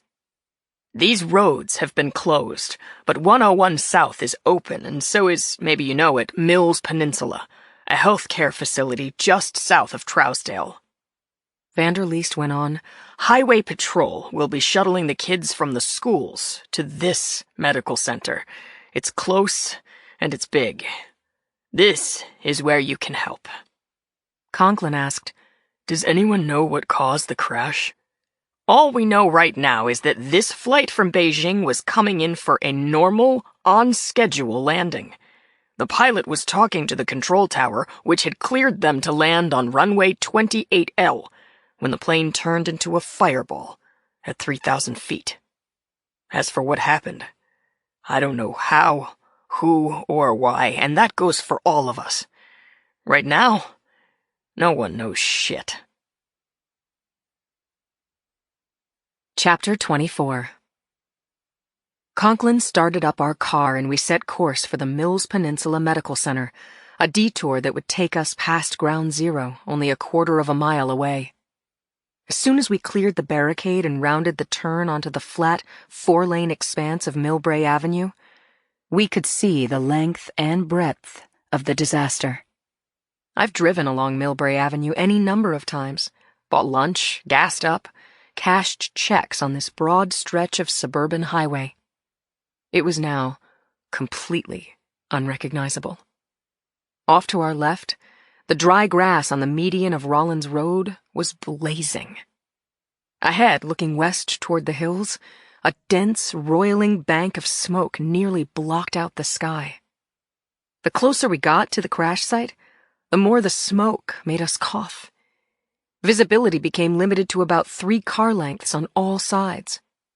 But what we could see was horrible. Luggage was strewn loosely across the road, spilling clothing and personal articles, books, and a pink dress as clean as if it had just been unpacked, hanging across the median strip. Conklin jerked the wheel, cutting the car around a chunk of charred flesh, a decapitated passenger, his clothes torn off by the blast. I put my head between my knees, but it didn't help. Linz, it's okay. Hang on. He stopped the car, and I opened the door and did what I never do. I barfed at a crime scene. Then we were rolling again. Directly up ahead were red flashers, a lot of them. A half-dozen fire trucks lined the street next to the Mills High School playing field. It was a sight out of a science fiction movie crossed with a late-night horror film. In place of kids jogging on the track and scrimmaging were several detached rows of seats with dead passengers still strapped in for landing. And in the center of this gruesome field were 3 misshapen sections of the airframe standing like grotesque sculptures, rising 20 feet into the murky air. NTSB agents in hazmat suits were taking pictures, putting down markers next to bodies and body parts. Wind blew smoke across the field, sparking small fires and making my eyes water. Conklin crossed himself. A team of airport cops came up to our car. We identified ourselves and reviewed the best and only route to the healthcare facility. Straight ahead 3 blocks, left on Camino Real for 3 long blocks, then right on Trousdale. Mills Peninsula. A big glass building, the cop said. We know the place, said Conklin. Drive safely. I was never going to forget seeing this, no matter how hard I tried. Chapter 25. The Mills Peninsula Medical Center parking lot was jammed to a standstill, with hundreds of cars, driven here by the parents of the kids at the 3 crash-affected schools. They had left their cars and ganged up at the police line at the barricade en masse. It was a big parking lot, and we were still out on the street, but even from 100 yards away I could see and hear that the parents were freaking the hell out. And who could blame them? They wanted to get their children. They were getting roadblocks instead. As Conklin and I watched, a school bus rounded Trousdale and entered the lot from the rear. The parents reversed their direction and stampeded toward the bus, coming to a stop at the blockade of police vehicles across the Trousdale entrance. For the first time since Brady had yelled, "Everyone listen up," I became furious at the horror, at the outrageous loss of life, at the trauma everyone in San Francisco would bear for the rest of their lives. The same type of question I asked myself every day on the job came to me now. What had happened to WW-888?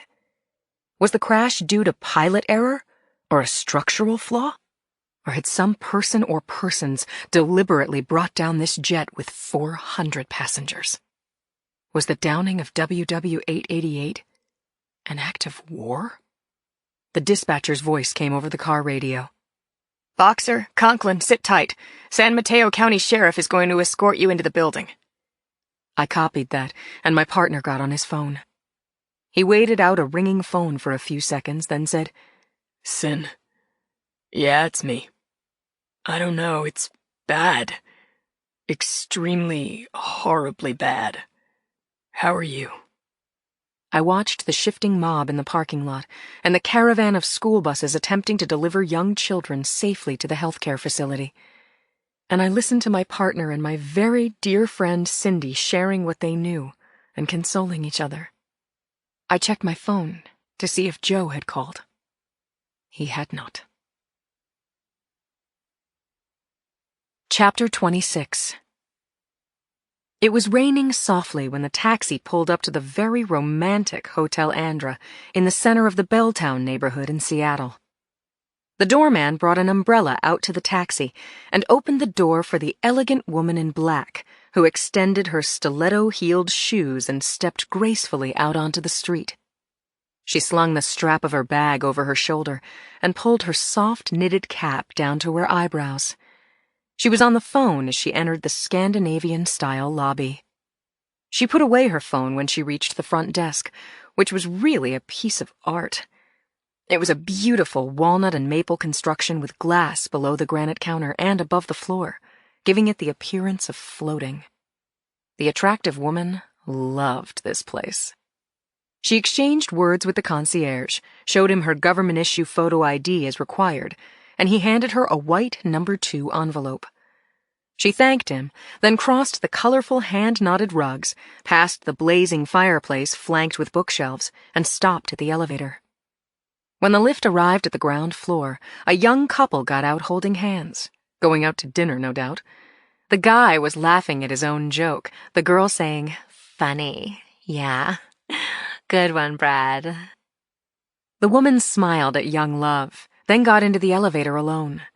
She was 20 minutes late, but if a thing was worth doing, and it was worth waiting for. She checked out her reflection in the mirror on the back wall and adjusted her cap, playing with the ends of her newly brown and gold streaked hair. Her brown contact lenses completed the look. She liked it. She hoped he would. The elevator bumped upward for several floors, then opened into a thickly carpeted hallway with watery light. There were only 12 rooms per floor, and she walked all the way to the end. She scratched at the door with her nails as if she were a cat. Then she tore open the envelope she'd been given by the concierge and removed the key card. She swiped the door lock with the card. The light turned green and the handle turned easily in her hand. She lingered in the open doorway for a moment, just watching him amid this lovely setting of woodsy colors and satisfying architectural lines. Then she closed the door. He knew she was there, but he didn't look up.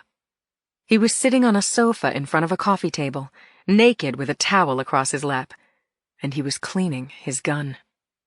Allie entered the room unbuttoning her swingy leather coat, dropping it on the half-moon-shaped ottoman at the foot of the bed. Then she took off everything else. When she was wearing nothing but her heels, the man put the gun down. He stood up and took her into his arms. He pulled her to him, swayed with her, kissed her neck, then took her by her shoulders and shook her. "Why do you make me wait?" he said.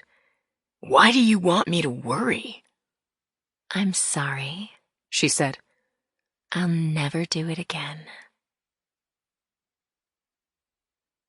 Part 2. Chapter 27. That evening, I parked the squad car next to my Explorer on Harriet Street under the overpass and headed out of the shadows. Claire had called, saying she had to see me right away. I was hungry, depressed, and worried sick on about 6 levels, but when Claire said she had to see me, I had to go. I didn't get far. A BMW came squealing out of the dusk and braked in front of me. I had a thought that BMW had been on my tail since I'd left the Mills Peninsula Medical Center, but I couldn't be sure. A man got out of the black car and walked directly toward me. He was Asian, 30s, had a wide face with a thin scar on his chin. He was wearing a black shirt and jeans. "You police," he said to me. It wasn't a question. "Yes, how can I help you?" "My son, inside there." Relatives of WW-888 passengers had heard that the deceased would be brought here, but that was only partly right. The ME's office was the first port of call. But after it had filled to capacity, bodies were distributed to hospital morgues all over the city. When the hospitals ran out of room, the deceased had been stored in refrigerated vans parked inside a hangar at SFO. There was no way the man standing this close to me with bunched fists could know the location of his son's body. I said, "I'm very sorry, sir, but the ME's office is off limits now. Please call this number," I added, taking a card out of my jacket pocket and handing it to him. "Someone will let you know where to find your son and when you may claim his body." "You lie. This number all bullshit. I need to go inside and see him now," he said. I could see the 4 cops stationed along the breezeway that runs from the rear exit of the Hall of Justice, past the ME's office and out to the street. Could they see me? I told the Asian man again that I was sorry and to please call the central number I had given him, but he was radiating fury, cursing me in his own language. I thought he was going to take a swing at me. I was prepared to throw him to the ground and cuff him if he got physical, when Inspector Monty McAllister broke from the breezeway detail and came toward me. He was big. Very fit. "You need assistance, Sergeant?" he asked as he let me pass through the cordon. "Thanks, McAllister." "No problem." 3 more men got out of the BMW and came toward us. I kept walking. Claire was waiting for me at the ambulance bay. As I reached her, I heard shouts at my back. McAllister's crew threatening to put the Asian men under arrest. Claire reached out her arms to me and brought me inside. We held on to each other. "I've never seen anything like this," she said, "and I never want to see anything like this again." Chapter 28. It was about 6 p.m. when I followed my best friend into the morgue and saw the double row of sheet-covered gurneys lining the stainless steel-clad room. "I've got 16 decedents here, all crash victims," Claire said. "We're officially full up, but we took on some overflow. Got 6 people in there," she said, lifting her chin toward the autopsy suite. "How are you holding up?"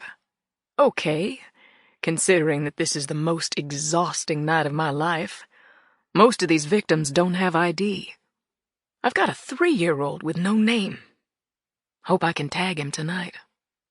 Dr. Germaniuk, the seasoned on-call pathologist and Claire's backup doc, was sliding a body into a drawer, and 3 sweaty techs were cleaning up, setting up a body for her next autopsy. Claire called out, "Dr. G, I'm going to take a 15-minute break, okay?" "Take 20, he said. I followed Claire along the hallway to her office, and she shut the door behind us. She took her desk chair, and I dropped down hard into the seat across from her. Claire had made this room as homey as possible, meaning only passably. A gardenia floated in a bowl of water on her desk. A few finger paintings were under the glass desktop, and framed photos hung on the wall behind Claire. Her friends in the Women's Murder Club and snapshots of her family. Her husband, Edmund. Her 2 grown-up sons. Her little girl, Rosie. My eyes got stuck on the baby. Claire's eyes were on me. "Talk to me," she said. "Richie and I were tasked with escorting kids off school buses today," I said. The buses came up to a side entrance to Mills Peninsula Medical. The parents were behind police lines and crazy with fear. They couldn't do what they wanted to do, you know? They wanted to rush the buses. We had to get those tiny, terrified, traumatized kids into the building, make sure they didn't need emergency care. We got their names, gave them water. Then we tried to match the kids' names to the list of parents storming the barricades. When we had a match, Highway Patrol would call out the name over a megaphone. Rich and I would escort these 5-year-olds out into this frickin' mob scene of moms and dads screaming at the child, "Do you know my daughter? Did you see my little boy?" We had all of the one-at-a-time parent and child reunions. Oh my God, Claire. Each and every time a scraped-up little kid with ripped clothes broke away from me and started running toward loving arms, I thought my heart was going to blow through my chest. I had to stop speaking. Claire reached across her desk and grabbed my hand. I said, "I kept thinking about Julie.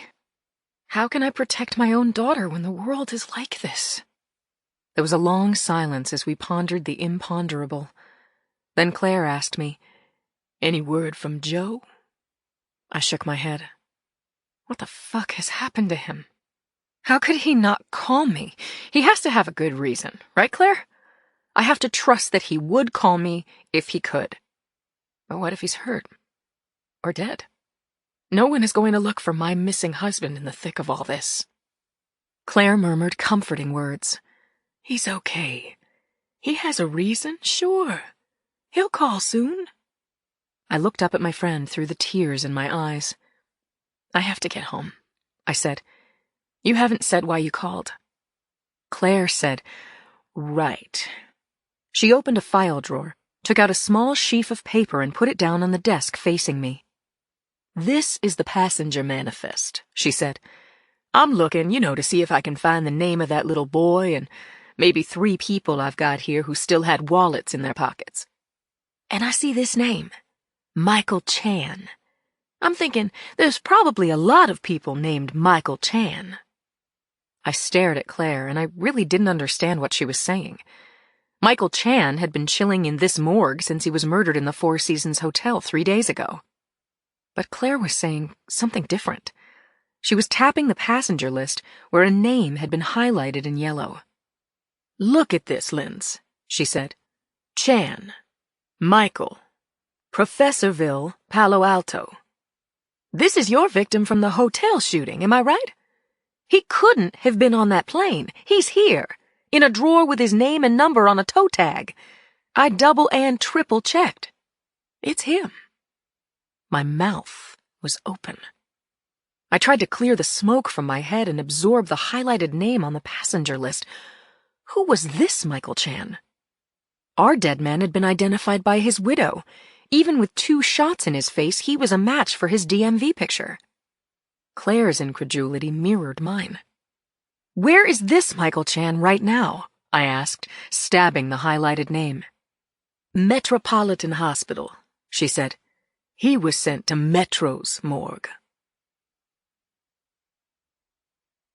Chapter 29. Metropolitan Hospital is a huge general hospital with a lab and morgue that occupies the entire basement level. At 6:30 p.m., Metropolitan's parking lot was nearly impassable.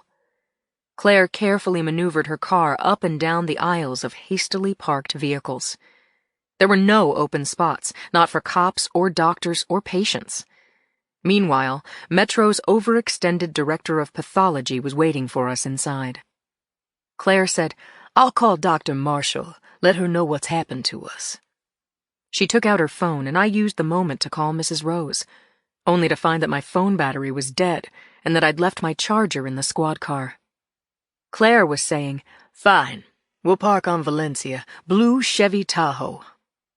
We left the hospital lot, parked on Valencia in the no parking zone in front of an auto repair shop. We didn't have to wait long. A fantastically fit, glossy-haired woman wearing a green leather coat over bloody blue scrubs knocked on Claire's window. We got out, and I was introduced to Dr. Pamela Marshall. Right after that, we had an ad hoc meeting across the hood of Claire's car. Busy night, Marshall said, following the most hellacious day ever. "I'll second that," Claire said. "Look, we just want to walk back to the morgue with you, get a quick look at Mr. Chan, and get out of your way." "Here's the thing, Dr. Washburn," said Marshall. "We've got 60 bodies and counting. I've got Jane and John Doe's in double digits. You're lucky Mr. Chan had ID. I gotta be honest with you, I wish I had known and saved you the trip. I couldn't show you Chan's body right now if you offered me $1 million and a house in Cannes." "Wish you'd known what?" asked Claire. "Chan was in line to be autopsied," Marshall said, "but someone moved his gurney somewhere. He's been temporarily misplaced." I said, "Dr. Marshall, you're saying you lost Chan?" "Misplaced. He'll turn up. Don't worry about that, and I'll call you when he does. I've got to get back," she said. "I'll call you. Good night, ladies." "Wait," I called after her. "I need to see his ID." Dr. Marshall kept walking. Claire said, "If she doesn't have his body, she doesn't have his ID either. His personal effects would be on his person." I didn't want to believe this. Chan's body and his ID had been misplaced? Was this for real? "I don't like this," I said to Claire. "Lindsay, nothing makes sense today. Go home. Marshall will call us in the morning." Yeah? What if she doesn't? Chapter 30. Allie Muller parked her rented Lexus on Waverly Street in the Professorville section of Palo Alto. It was early morning, and the lights were on in the sage-green house with the name Chan on the mailbox. Allie fluffed her bangs, reapplied her lipstick, and put her makeup kit away. She took another moment to admire the cute house, the beagle digging in the flower beds, the trike on the walkway, lacy curtains in the windows. It was the very picture of a middle-class home in a middle-class neighborhood. The American ideal. She looked for security cameras on the Chan house and the ones across the street. When she was sure there were no cameras, no eyes, no traffic passing by, she got out of the car and locked it up. Instead of going to the front door, she went to the side of the house and opened the little chain-link gate between the wall and the tall boundary line hedge. As she expected, there was a short flight of stairs leading up to a door with panes from top to midpoint. Allie walked up the steps and peered through the glass.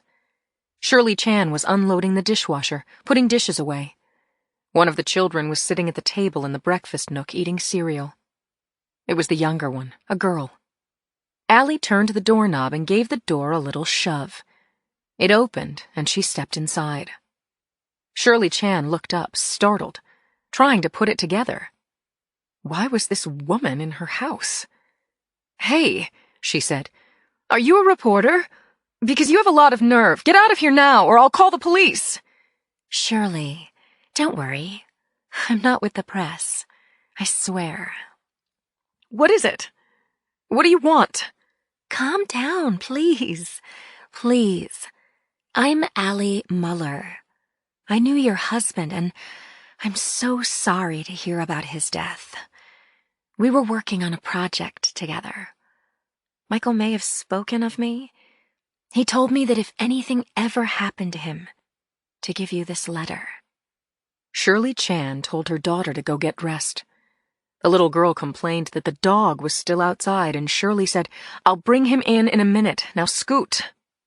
"Have a seat," she said to the composed and well-dressed woman in her kitchen. "I only have a few minutes, but tell me how you like your coffee, and please, let me have that letter." Yes, of course, said Allie Muller. She put her bag on the floor and bent to open the closure. Shirley went to the coffee maker. "How do you like your coffee?" she asked again. with a splash of milk, if you don't mind. "Don't mind at all," Shirley said. She poured coffee into 2 blue earthenware mugs, filled the creamer with milk, and said to Allie Muller, "The police tell me you were the last person to see my husband alive. Is that true?" She turned to look at the woman sitting at her table. Allie Muller had the gun in her hand. She aimed. She fired. The bullets were silenced by the suppressor, making only 2 soft sounds, piercing Shirley Chan's forehead. Michael Chan's widow fell dead to the kitchen floor. Chapter 31. I got home as the Late Late Show was starting. Martha barreled toward me, and Mrs. Rose swung her feet down off the sofa. While she searched for her shoes and straightened her clothes, she said, "Lindsay, the baby's fine. Joe stopped by." "Joe was here? When?" Mrs. Rose said, "He left an hour ago. He said that he got pulled into the crash investigation full time, and he doesn't know when he'll be home again." Mrs. Rose took a breath, put on her shoes, then continued, "He said to tell you he's sorry he hasn't called." "Was he okay?" "He looked tired. I gave him a beer, and he sat with Julie for maybe 10 minutes. Then he changed his clothes and left. He said he had to get back. He was in a big hurry, Lindsay." "Did he say he was going to call later?" Mrs. Rose said, "I'm sure he will. Of course he will." I was still in stunned disbelief when Mrs. Rose said goodnight to me at the door. I hardly slept.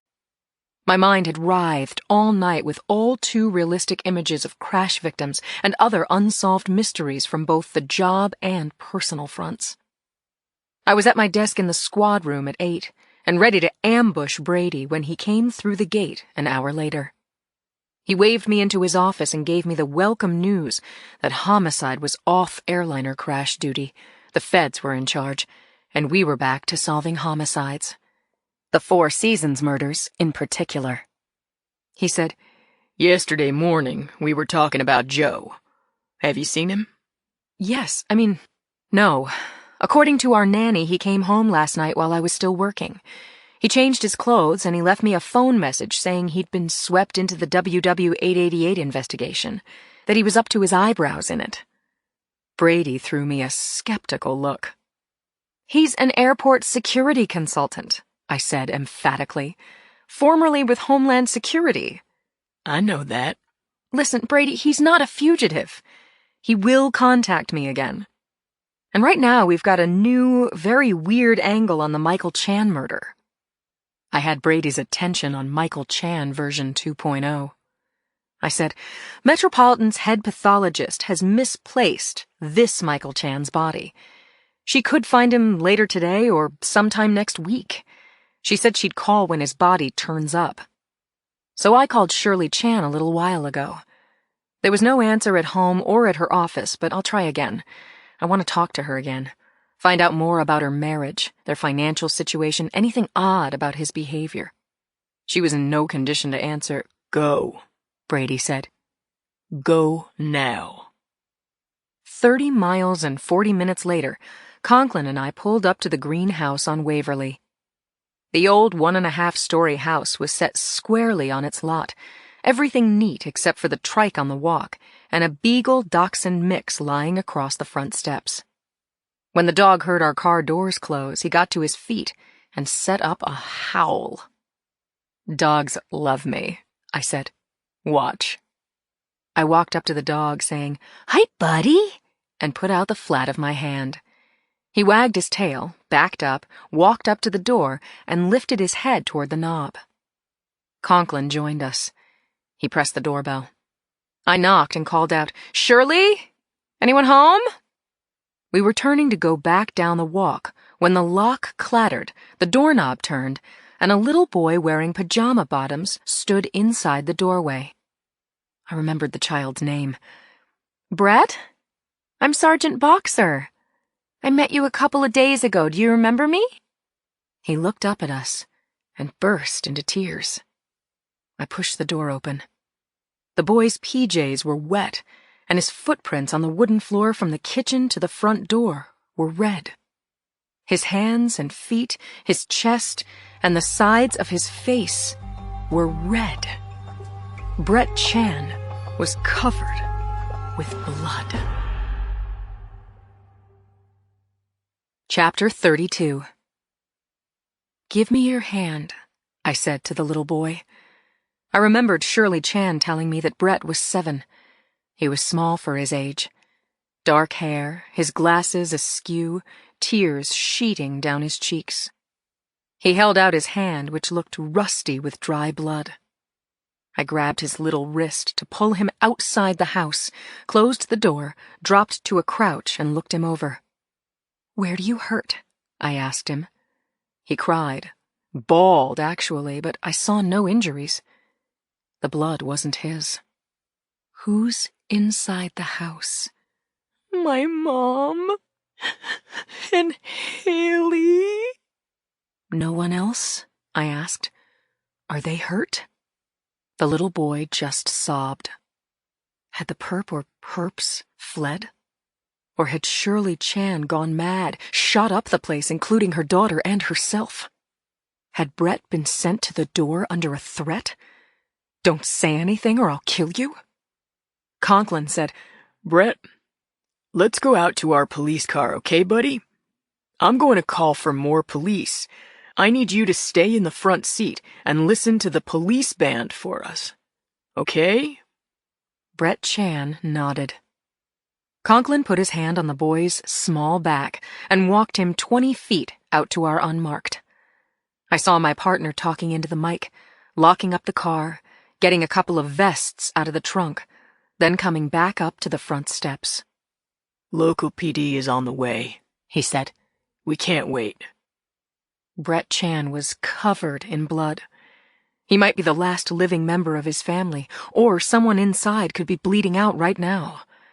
No one would blame us if we waited for backup before going into a hot situation, but my partner and I would blame ourselves if someone died because we were too late. We got our vests on and our guns in our hands, and I shouted at the doorway, "This is the police! We're coming in!" Then I nodded to Conklin, and he kicked open the door. The foyer and front room floors were crisscrossed with bloody footprints. Conklin took a right toward the bedrooms, and I followed the tracks to the left. As I approached the kitchen, the hair at the back of my neck lifted like I'd been brushed by cold, dead fingers. What would I find at the intersection of all those small footprints? Was I walking into a room where a shooter had his gun braced and was ready to fire again? I hugged the doorway, and with gun extended, I peered into the kitchen. Shirley Chan was lying face up on the floor between the counter and the refrigerator, her blood forming a wide red halo around her head. I stooped beside her and felt for a pulse that I knew I wouldn't find. Her skin was still warm, and the smell of gunpowder lingered in the air. I looked around. There was no brass on the floor, and no sign of forced entry through the kitchen door. A bowl of milky Cheerios was on the table. A broken coffee mug and a puddle of coffee were at my feet, and a matching blue earthenware mug was on the counter near the coffee maker. I saw how this had gone down. Shirley Chan had been making coffee for another person. Maybe she'd turned to say something when she was shot through her forehead. This was no suicide, no accident, no holdup gone wrong. No shots had been wasted. Mrs. Chan had been killed by a pro. I heard Conklin saying, "You're okay now, Haley. Let's go find Brett, okay?" I left the kitchen and shook my head, indicating to my partner, do not take her in there. I lifted my arms and Conklin handed Haley to me, saying, "You were in the closet, weren't you, sweetie?" "Haley," I said as Conklin checked out the scene in the kitchen, "I'm a police officer. Did you see someone in the house this morning? Someone who didn't belong here?" I took my phone from my pocket, pulled up a photo of Allie Muller, and showed it to the 5-year-old. "Haley, do you know this woman? Have you seen her?" The child tightened her hold on me and sobbed hot tears into the crook between my neck and shoulder. Poor little girl. What was her life going to be like now? Chapter 33. 15 minutes after we'd parked in front of the Chan house, our car was hemmed in by cops, CSI, an ambulance, and the coroner's van.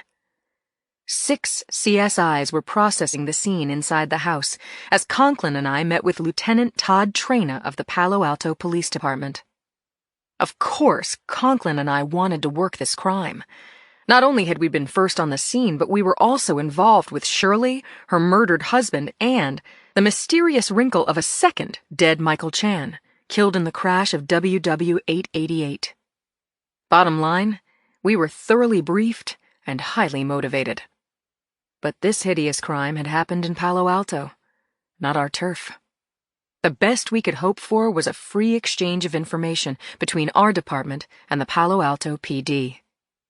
Conklin, Lieutenant Traina, and I stood under a tree on the parched grass between the sidewalk and the street, and we told the lieutenant how we'd happened upon a fresh murder scene in Professorville. I said to the young lieutenant, we wanted more time with Mrs. Chan. We hoped she might have remembered something that would help us with her husband's murder. We knocked. Brett Chan answered the door. After describing the little boy's heartbreaking appearance, I gave Lieutenant Traina my take on the crime scene. "Looks to me like Mrs. Chan knew the shooter," I said. "There was no forced entry, and she was making coffee for 2 when she was shot in the forehead at close range. I saw no sign of a robbery, just a well-executed hit." Traina took notes and said, "Uh-huh. Please go on." Conklin said, "Haley, she's 5. She was eating her breakfast when a lady with striped hair came in through the outside kitchen door. According to Haley, Mommy told her to get dressed for school. When she went back toward the kitchen, she heard big bangs, so she ran to her room and hid." Traina asked, "Striped hair? What's that mean to you?" I said, "Like brown hair with blonde streaks." "Huh. Did she know this lady?" "Never saw her before," Conklin said. "And the little boy? Brett?" "He was in the shower when this went down," I said. I told Lieutenant Traina we would share information, and he said he'd do the same. Sure thing. We exchanged cards and were getting into our car as Child Protective Services arrived. Why had Michael and Shirley Chan, 2 college professors, been targeted hits? And what, if anything, could this tell us about the dead man with Michael Chan's name and address who'd been on WW 888 from Beijing? Was there a connection? Someone had to know. Chapter 34. The beautiful and expansive Stanford University campus is accessed by broad palm tree-lined avenues and dotted with hundreds of other varieties of trees. The handsome buildings are predominantly Mediterranean and Spanish-style sandstone with red tile roofs. Just lovely.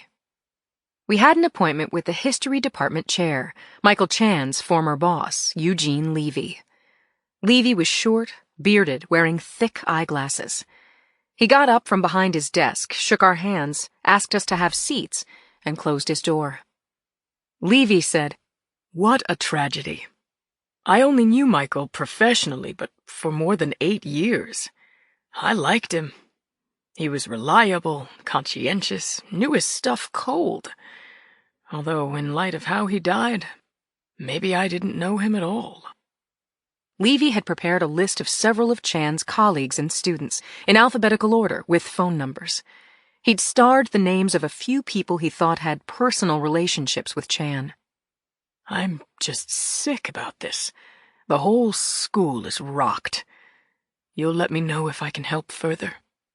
I told Levy we would do that. After leaving his office, Conklin and I interviewed 24 people over the rest of the morning, ending late in the afternoon. We asked the standard questions. How well did you know Michael Chan? Had he been acting strangely? Did he have any enemies? Can you think of a reason why someone might have killed him last week in a 5-star San Francisco hotel? Not one person offered a shadow of a clue. By 5 in the afternoon, we were no closer to cracking open a door into Michael Chan's death than we had been 4 days ago. We were heading for the car when a breathless voice called out, "Officers!" A brawny 20-something young man in shorts and a school t-shirt was jogging up the walkway behind us. When he caught up, he stopped and introduced himself as Styles Paul Titherington, assistant football coach. According to Levy's list, he was a friend of Michael Chan. He said, "Got your message. Yeah. Michael and I were tight." The man was bouncing on his feet, seemed hot to tell us what he knew. "Okay, I don't know who the hell killed him, but I can tell you this. He was having an affair, like made in Hollywood in love. Michael was not like an emotional guy, and suddenly he meets this woman and she's the meaning of life." Titherington went on to say that Michael hadn't been planning to leave Shirley, and that apparently Allison was also married with children. The name Allison hooked me. "He had plans to meet her a couple days ago," said Titherington. "He was going to let me know how it went. Next thing, I heard that Michael was dead." I said, "Did Michael tell you Allison's last name?" "I've told you what he said. She's gorgeous, smart, funny, a total package." After leaving Titherington, Conklin and I talked non-stop on the drive back to the city. We had some leads to go on, but we couldn't tie them into a bow. Allison Muller had gone to Michael Chan's room at the Four Seasons. He was in love with her. Both were married. It was an assignation. Many questions remained. Why hadn't Muller called the police when her lover was shot? Had she been abducted? Was she dead? Or had she killed Chan and had gone into hiding? I was calling Brady to tell him about our day at Stanford when Conklin's phone rang. He said, "Okay, sure. Thanks, and we'll meet you there." "What was that?" I asked him. "We'll meet Cindy where?" Chapter 35. The Grand Pacific Hotel was just south of the airport on Old Bayshore Highway. Folding doors between 3 adjoining conference rooms on the mezzanine level had been opened to create a hall big enough to accommodate the hordes who had come to hear NTSB's update on the investigation into the crash of WW 888. The cream and maroon room was packed, standing room only, no chairs at all. I stood off to the right of the room with Conklin and Cindy, in view of the rear exit. At 6 o'clock on the dot, a blonde-haired woman in a charcoal gray suit with an NTSB patch over her breast pocket walked smartly along a hastily built stage at the front of the room. She took her place behind a podium, tapped the microphone, and without waiting for the room to quiet down, she began to speak. My name is Angela Susan Anton, and I'm chairman of the National Transportation Safety Board. I know you've been waiting since our initial announcement, but we have been working hard to gather meaningful information in the face of the near-total destruction of the aircraft and the tragic deaths of the passengers and crew.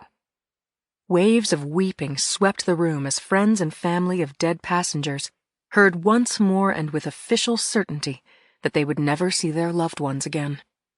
Chairman Anton resumed her presentation. I've been working closely with our chief investigator, Mr. Jan Vanderleest, who heads our team of 25 investigators. The work so far includes interviews with those who knew the 4 pilots and relief pilots.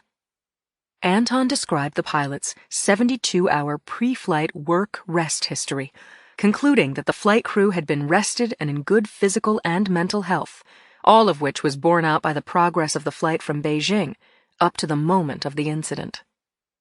The chairman pushed through the shouted questions, saying that the air traffic controllers who were in SFO's control tower when the tragedy occurred had reported that the pilot had checked in on San Francisco tower frequency for landing on runway 28 left at 8:56 Thursday morning. That landing clearance was issued to WW-888 about 1.5 miles from the threshold. She said, "This is what the air traffic looked like just prior to the incident."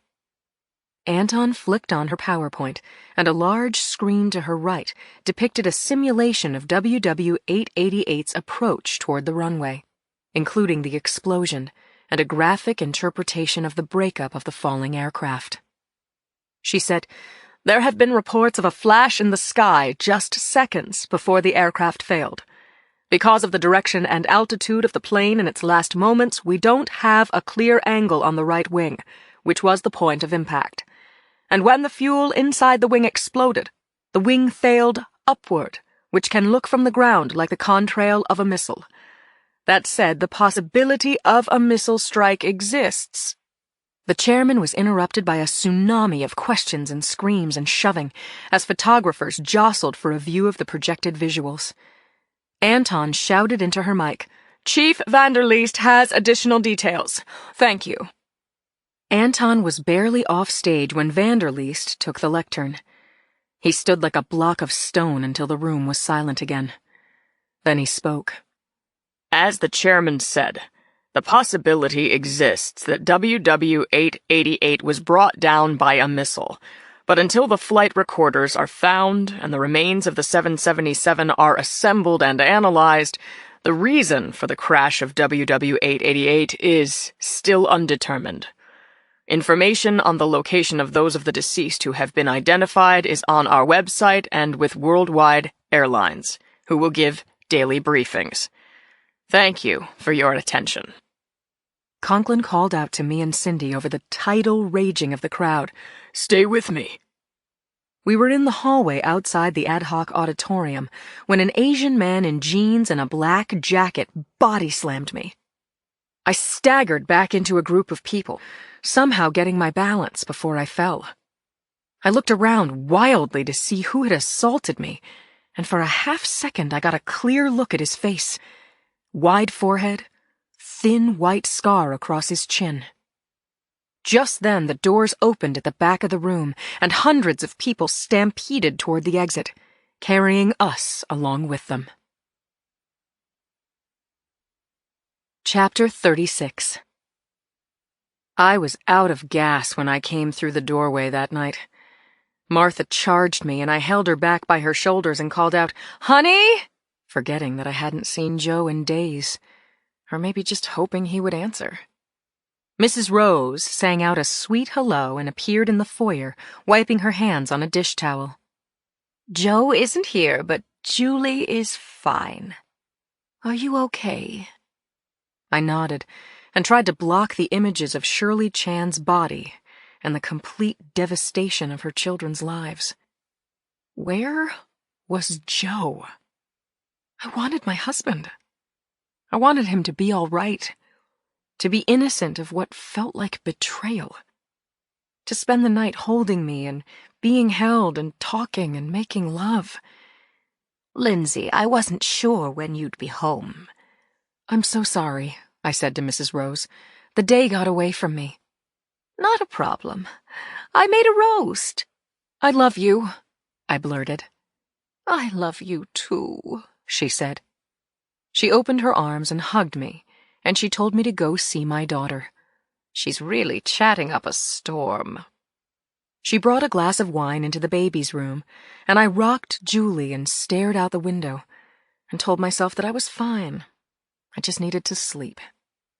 By 9, Julie and I were alone. She said, "Story." And it was a demand, not a request.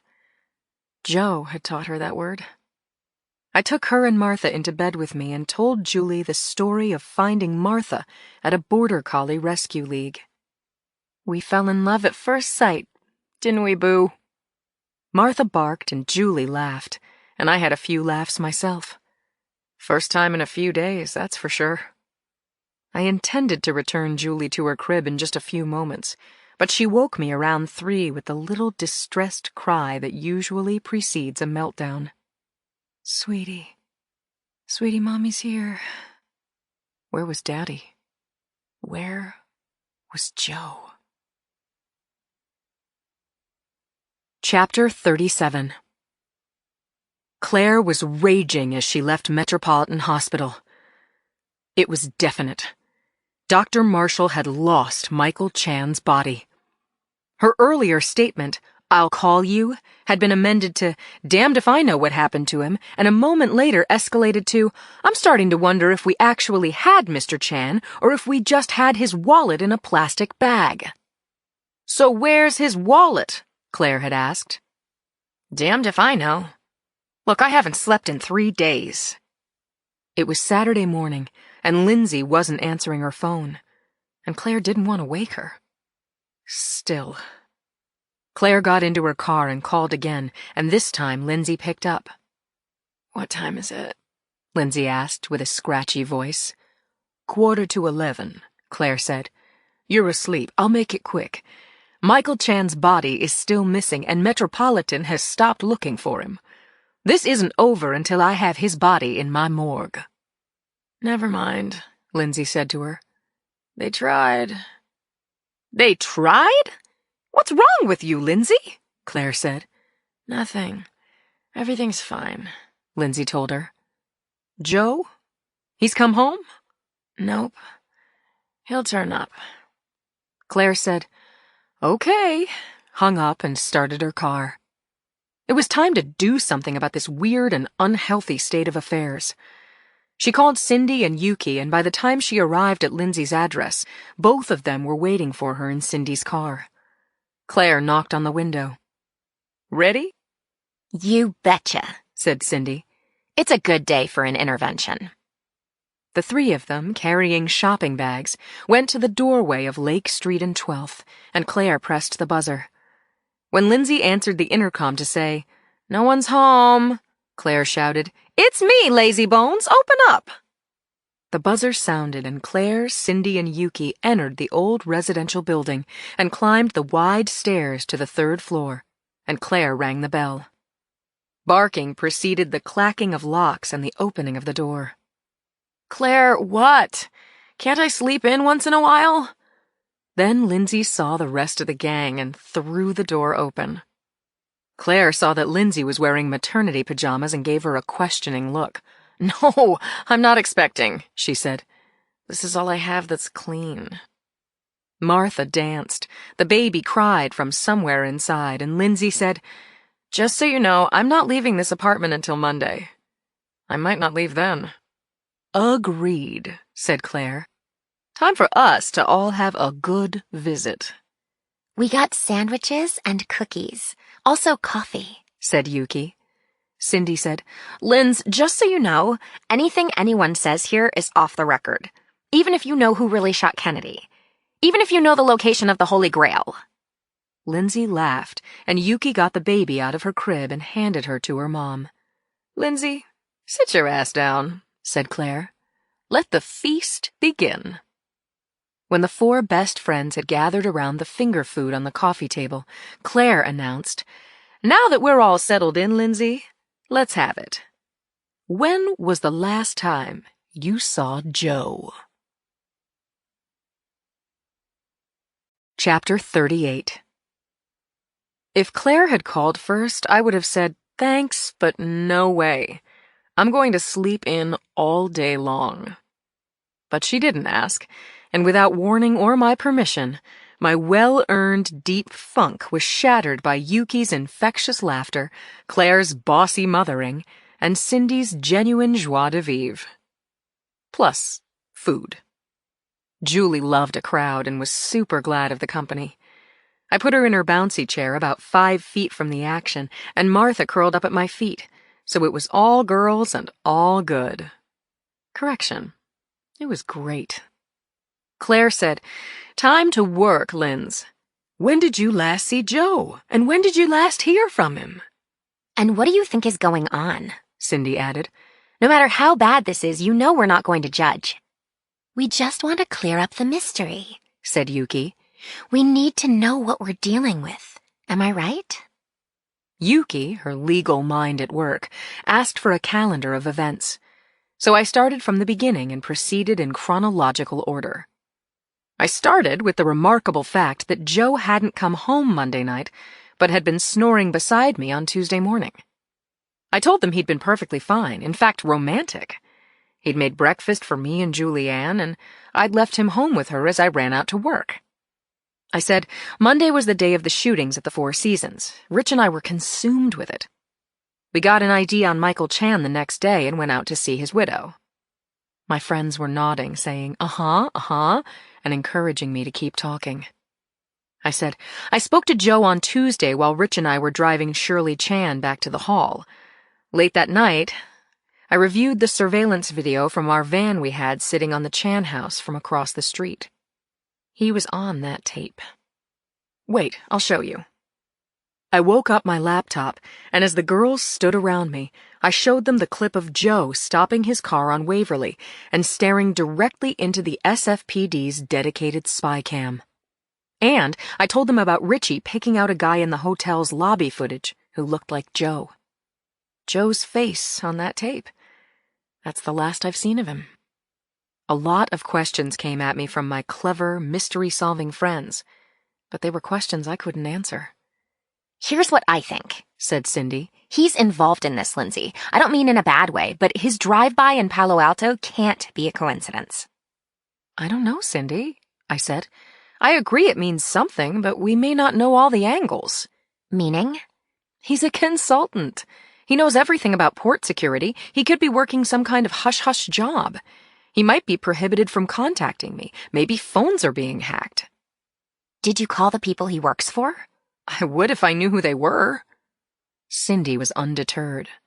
So keep going with your TikTok, she said. Okay. I told the girls about the mysterious blonde woman who'd been seen entering Chan's room at the Four Seasons. Cindy jumped in, saying, I posted her picture on our site and got a tip. The next day, I said, throwing my hands into the air, before we could follow up, Claire finished my sentence. The crash of WW888. I said, that night when I got home, Mrs. Rose said I had just missed Joe. He'd been home to change his clothes. He left me a message saying he'd been pulled into the plane crash nightmare and don't wait up. So he's definitely alive, said Yuki. He's not hurt. He's working. That's what he said. I believed what I was saying, but damn it was weird that Joe couldn't get in touch at all. Actually, it was inexplicable. When our lunch was over and the last of my friends were gone, I bathed Julie, gave her some applesauce, and called Joe. I'm sorry, said the mechanical voice, but the subscriber's mailbox is full. Goodbye. Honestly, this was killing me.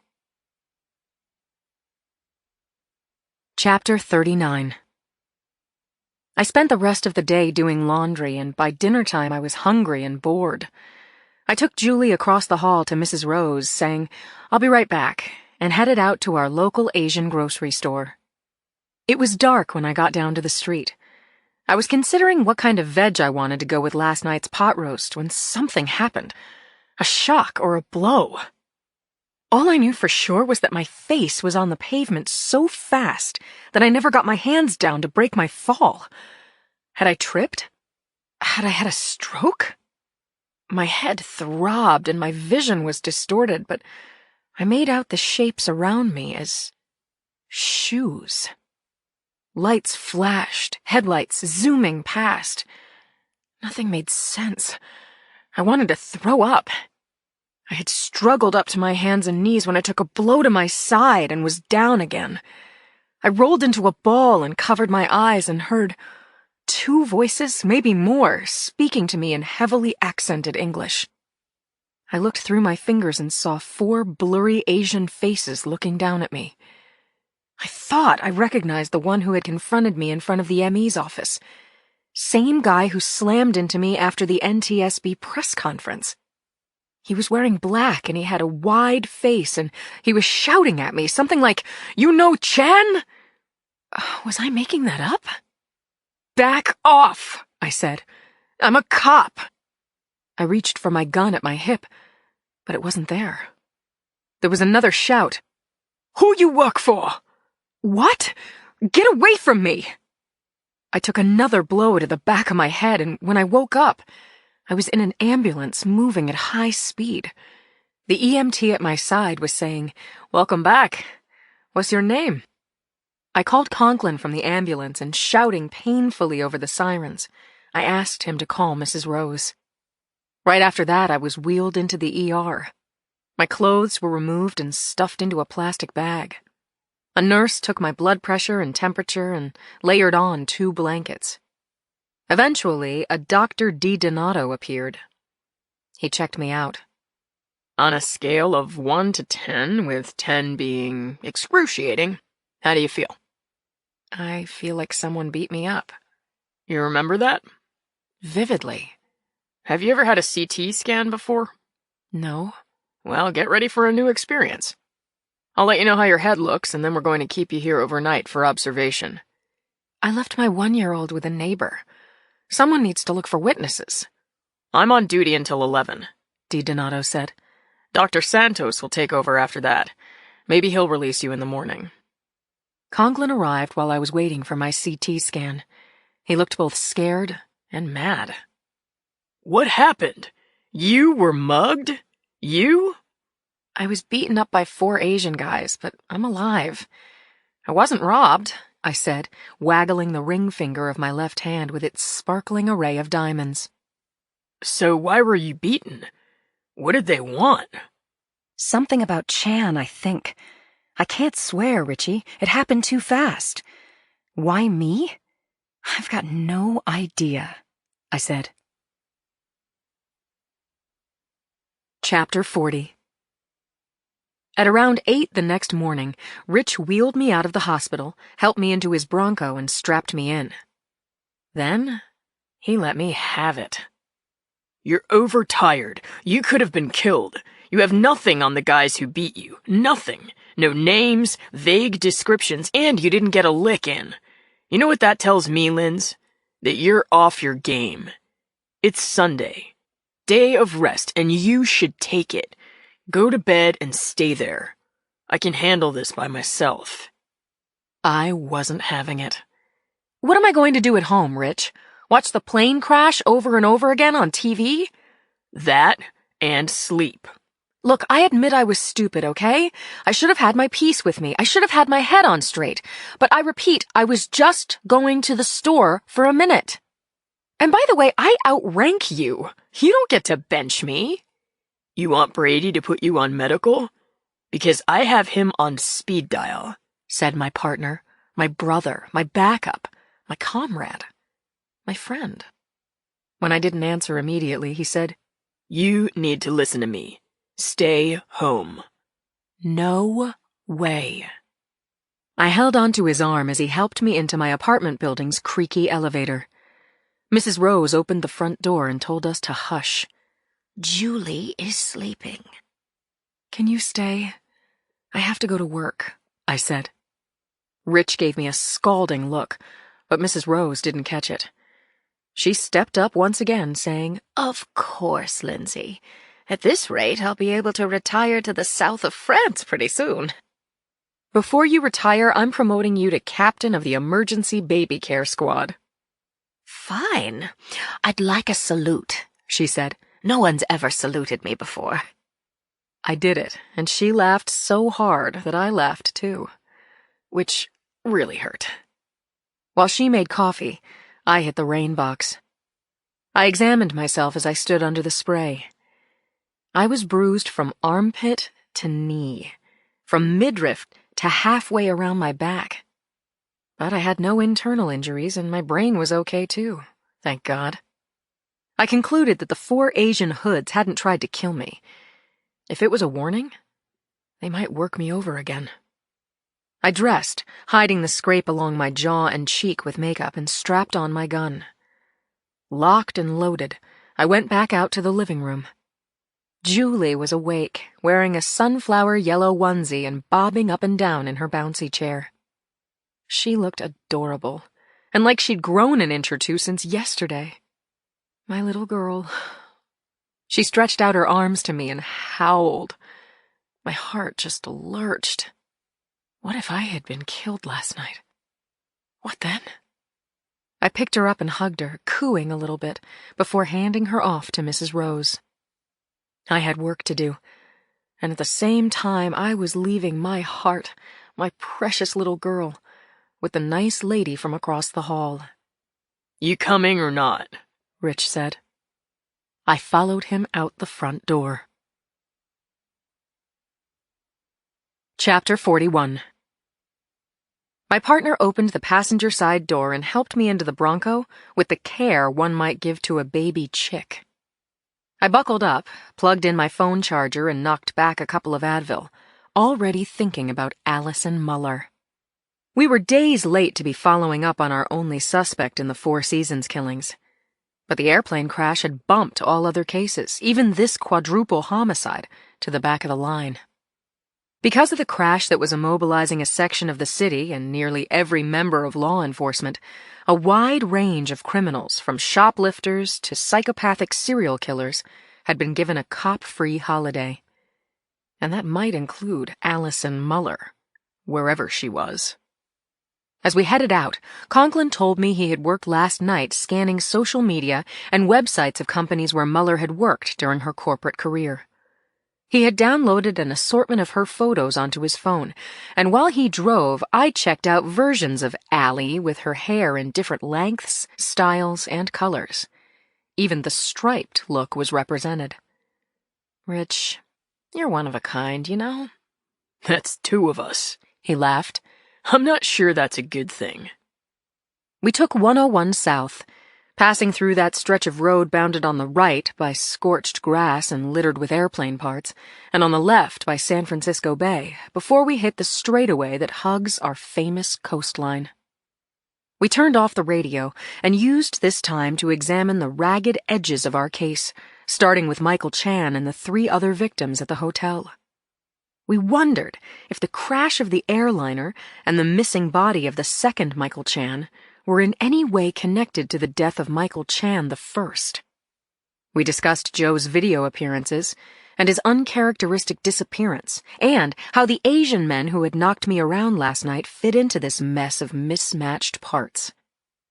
All we knew for sure was that Allison Muller was a central figure, and without her, we didn't have a clue in the world. We were still 60 miles out from Monterey, just south of San Jose, when I wadded up my jacket, tucked it between my face and the window, and napped for about an hour. I woke to nauseating stop-and-go traffic, and then Conklin was asking, You going to file a report on your beatdown? I'm thinking about it. The car stopped. I looked out at a sunny street lined with beautiful homes. Now that I've thought about it, I said, I don't think it would be a good idea. Do you? He shrugged. There are pros and cons. Like I said, Brady will sideline you pronto. I'm fine, Rich. I'm perfectly fine. He turned to face me, looking at me with heartbreaking kindness and concern. You tell me if you don't feel perfectly fine, Lindsay. I don't want anything bad to happen to you. I know. My partner turned off the engine. We're here, he said. Chapter 42.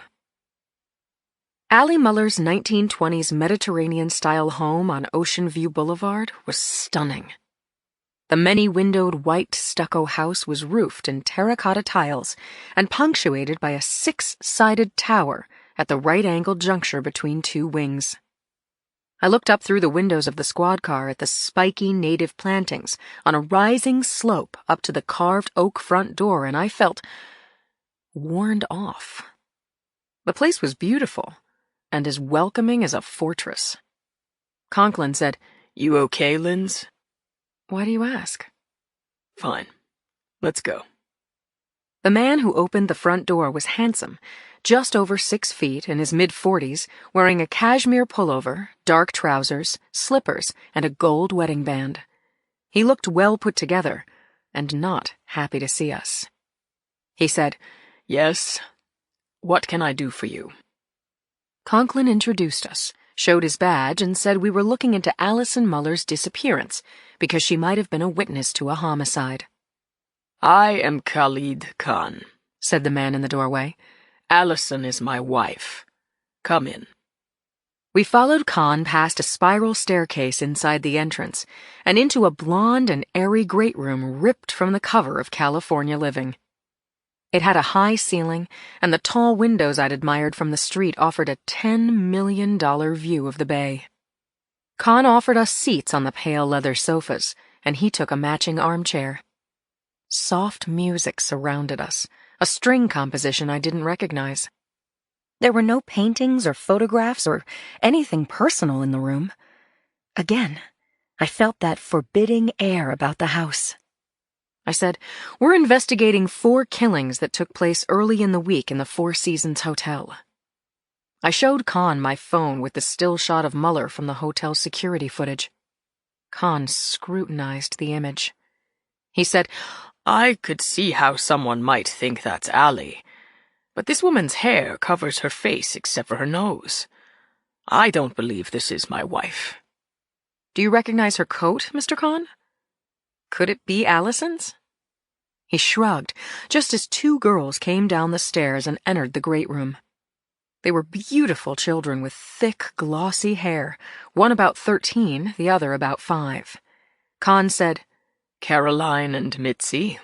These are police inspectors from San Francisco. They are looking for Mama.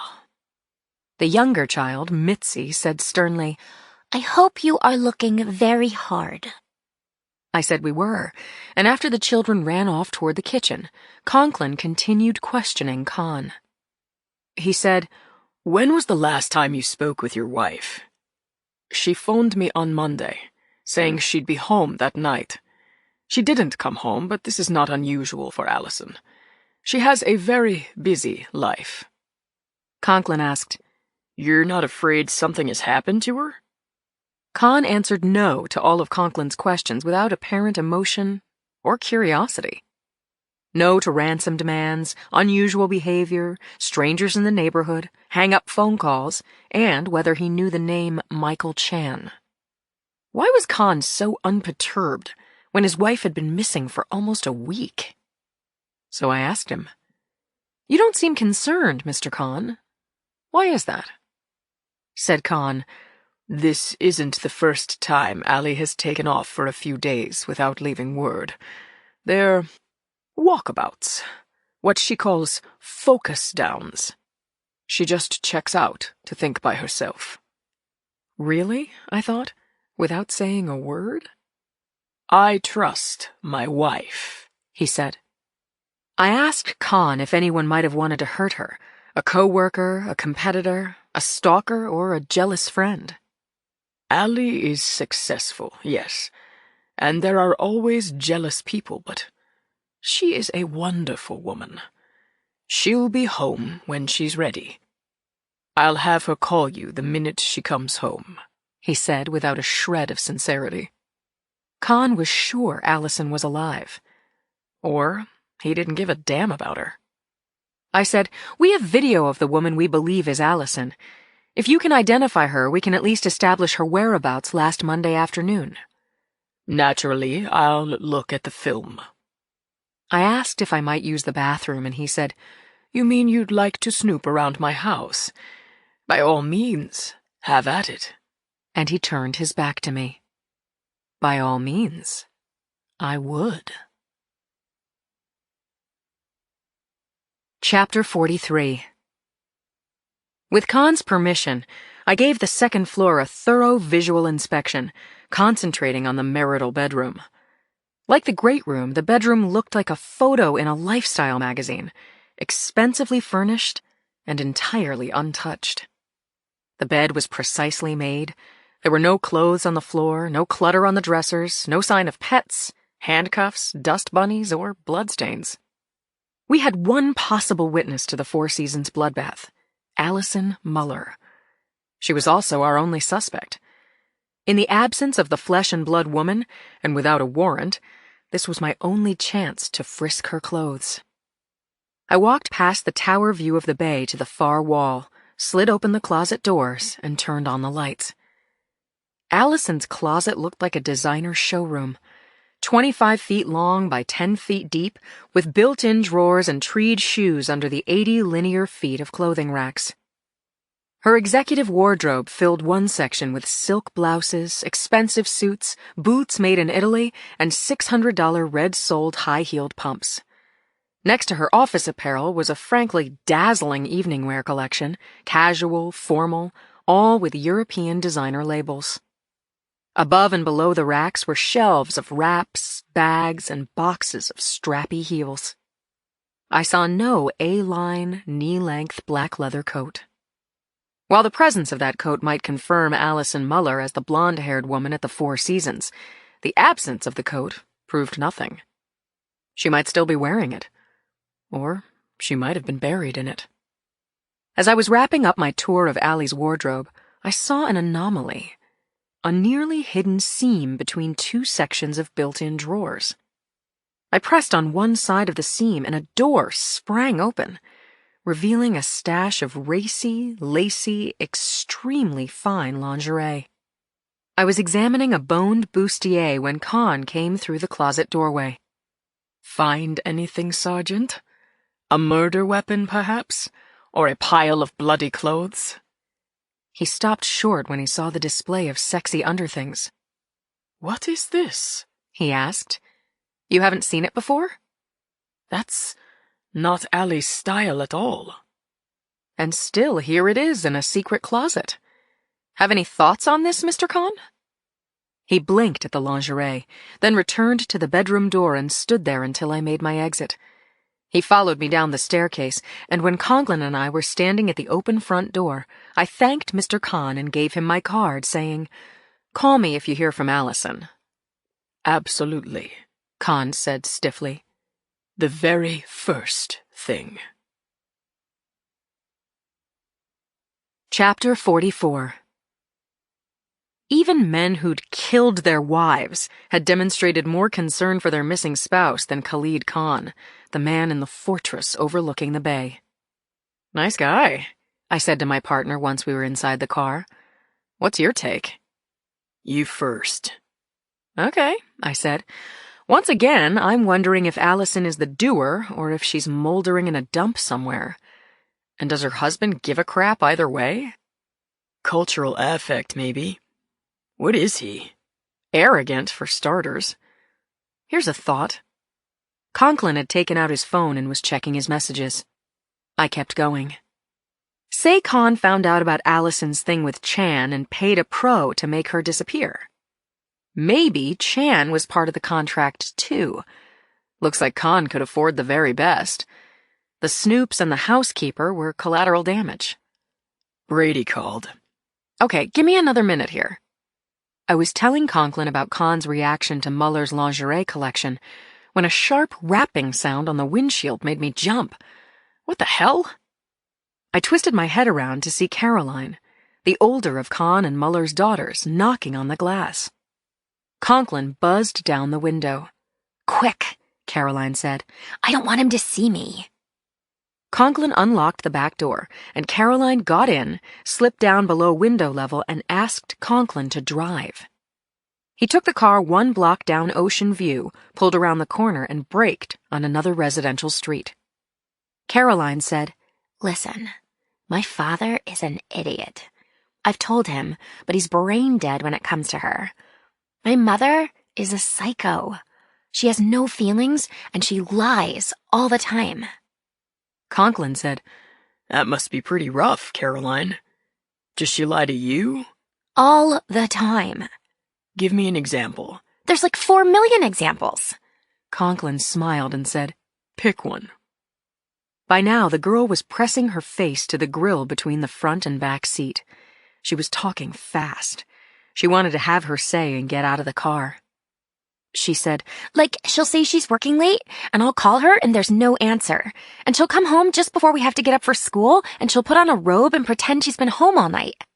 And when I look at her speedometer, she's driven like 500 miles. So I'm thinking, okay, she has a boyfriend somewhere. A couple of times, I heard her talking all flirty on the phone. I go and hit redial, and an international area code jumps up. Her job is here. Who could she know in Berlin? I said, Caroline, your mom hasn't called or texted? She shook her head, her long hair slapping her cheeks. Tears wet her face, and she wiped them away fast and hard with the flat of her hand. Please don't ask me if I love her. I didn't have to ask. Obviously, she did. I said, Show her the picture, Rich. He swiped at his phone, pulling up the photo of the striking blonde-haired woman in the lobby of the Four Seasons Hotel. Is that your mom? I asked. 100%. Those glasses are her Gucci's, that's her Zac Posen coat, and check out her hand on the phone. What did I tell you? She's not wearing her wedding ring. Conklin showed Caroline the DMV photo of Michael Chan. He asked, Have you ever seen this man? Yeah. Where? Duh, it's all over the internet. I can read. You think my mom had something to do with him? We're asking everyone if they know him, Conklin said. My partner thanked the girl, gave her his card, and told her to call any time. Then she got out of the car. I got out too and watched her walk up the block with her chin tucked down. When she turned up the walk to her house, I got back into the passenger seat. My partner said, Here's what I think. Allison Muller is a cheat, a narcissist, and a terrible mother. Going out on a limb here, she's also a pathological liar. You know where that leaves us? He touched his thumb and forefinger together, held up the 0 for me to see. Exactly, I said. I called Brady to check in. He said, Monterey PD forwarded the Muller file to me an hour ago. They're treating her as a missing person. Detectives talked with neighbors, friends, business associates. They've got nothing. That made all of us. Chapter 45. I had told Conklin that I was just fine after my beating last night, that I was cleared by the hospital and fit for duty. But even the pressure of buckling my seatbelt caused a starburst of pain to radiate out from my ribs, wrap around my back, and shoot up to the top of my head. I did my best not to wince or scream. We were heading north on Ocean View Boulevard, Conklin saying we should stop off somewhere and grab something to eat. I said fine, but I was preoccupied. I was looking into the side view mirror, seeing a black BMW crossover holding steady a few car lengths behind us. I thought I'd seen that car parked across the street from the Muller-Kahn house through the bedroom windows. And now I was thinking I'd glimpsed it peripherally when I was watching Caroline Kahn return to her home. Rich, the BMW behind us. The Asian guys who got into my face outside Claire's office the other night, they were driving a vehicle like that. Conklin flicked his eyes to the mirror and said, Okay, We'll keep our eyes on it. Adding that there might be a few thousand identical cars in this town. I tried to relax. Monterey Bay was on our left, with gorgeous houses along the right, as we headed in the direction of downtown Monterey. The view was a fine backdrop for my roiling mind. I was thinking about Allie Muller, wondering where the hell my husband was and what made Joe any different from Allie Muller. I didn't like where my thoughts were going, so I glanced into the side view mirror again. The BMW had dropped back behind a panel van, but it was still keeping up with us when we passed Lovers Point Park and veered right onto the arterial. "It's still on our tail," I said to my partner when we stopped at a light in downtown Pacific Grove. We took a right down a street lined with shops and restaurants, most of them closed on a Sunday, and yes, there it was. The black BMW was 2 cars behind our taillights. The Pacific Grove post office was ahead on our right. "Rich, pull up over there."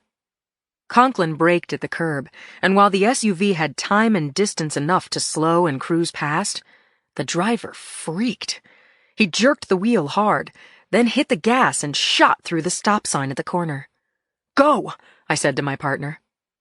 As we tore up the asphalt, I radioed dispatch, saying to notify Monterey PD that we were in pursuit of a suspicious vehicle. I gave them the make, the model, and the 2 numbers I'd been able to grab off the plate. Conklin switched on the lights and siren, and I gripped the armrest. We flew along Lighthouse Avenue, following the BMW onto a residential block called Ridge Road. Ridge teed into another block of homey houses with front yards, and as Conklin took a 2-wheeled turn, I prayed that no dogs, cars, or children would get between us and the SUV. I switched the mic to bullhorn mode, leaned out the window and shouted, "This is the police! Pull over! Now!" The BMW kept on going. Chapter 46. The driver of the BMW had the bit in his teeth, and also a solid lead. He sped past the gate in the residence lane and switched around on the winding roads, taking us out to 17 Mile Drive, the scenic route that goes around the peninsula and through Carmel. I was beat up again from the chase, slammed from side to side against the straps, feeling like I'd been thrown into a commercial-grade clothes dryer. But as soon as we hit the divided 2-lane drive, our speed was cut in half. Traffic filled in between the treed divider on our left and the vegetation and backyard fencing on our right. Our lights and sirens flashed and screamed, and as cars scrambled to get out of our way, we passed Rip Van Winkle open space at a jerky 40 miles per hour.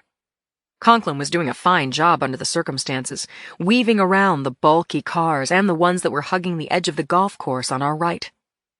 It was clear to me that the guy we were chasing knew his way around this town when he pulled hard to the right, cut across scrub terrain, and skirted the Pacific shoreline before clipping a pickup truck at a stop sign and making a breathtaking and hazardous left onto Ocean Road.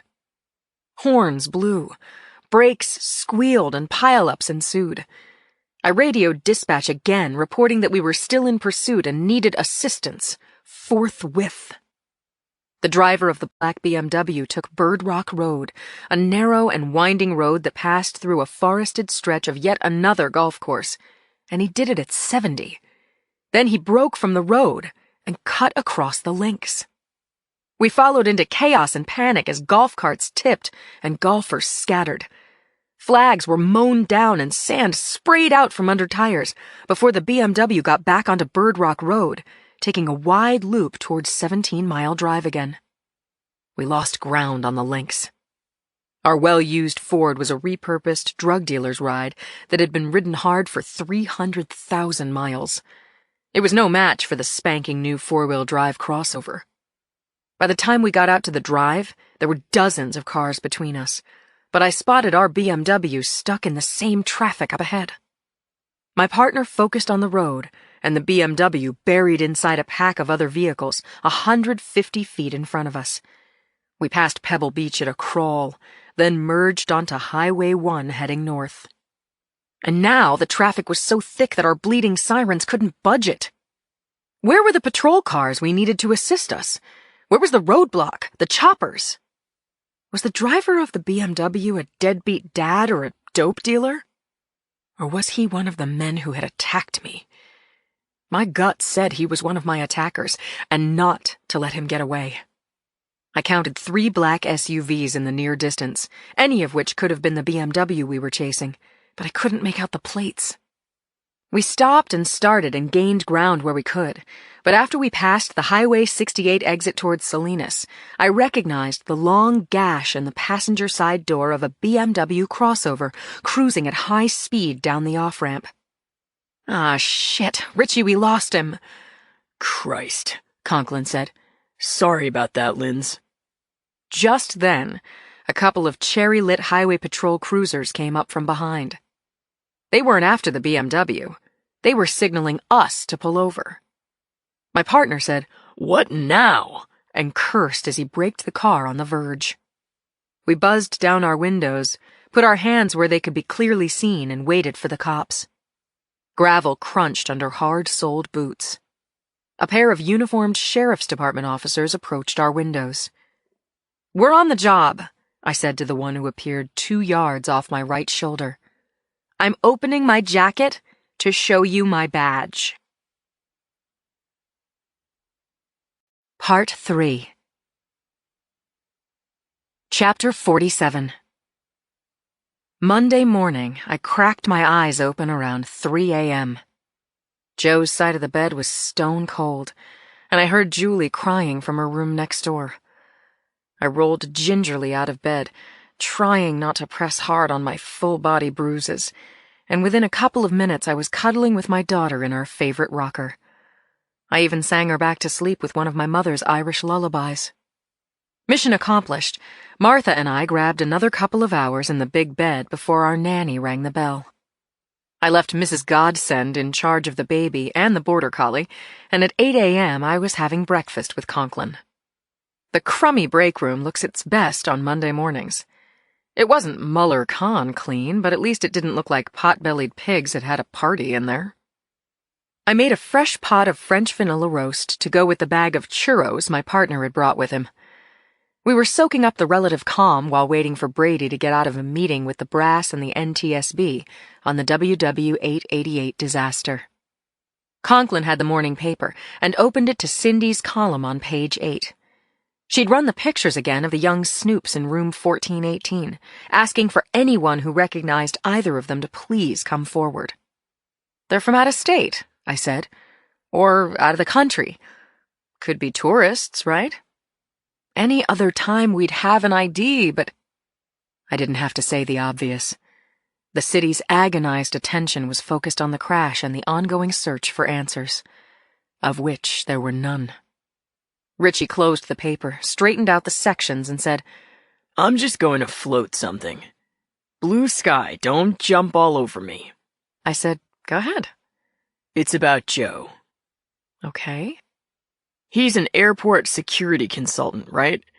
He's working on something related to the crash. That's what he said in the message he left you." "Right."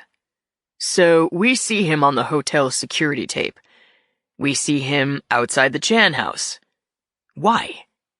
What if Joe had high-level intel that a Michael Chan was involved in terrorism? He finds out that there's a Michael Chan in Palo Alto. He goes out there and follows Chan back here to the hotel, okay?" Okay, I'm with you." "So Joe's waiting in the lobby for Chan to leave, say.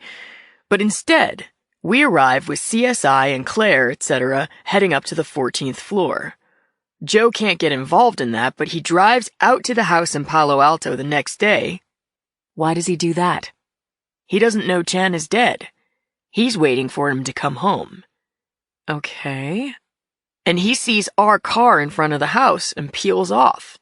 Hell, maybe when he looks into the van's lens, he knows full well that it's doing surveillance on Chan." "So you think Joe's on assignment to bird dog Michael Chan?" "Yeah.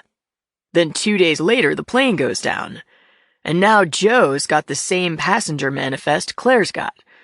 And Michael Chan is on the plane.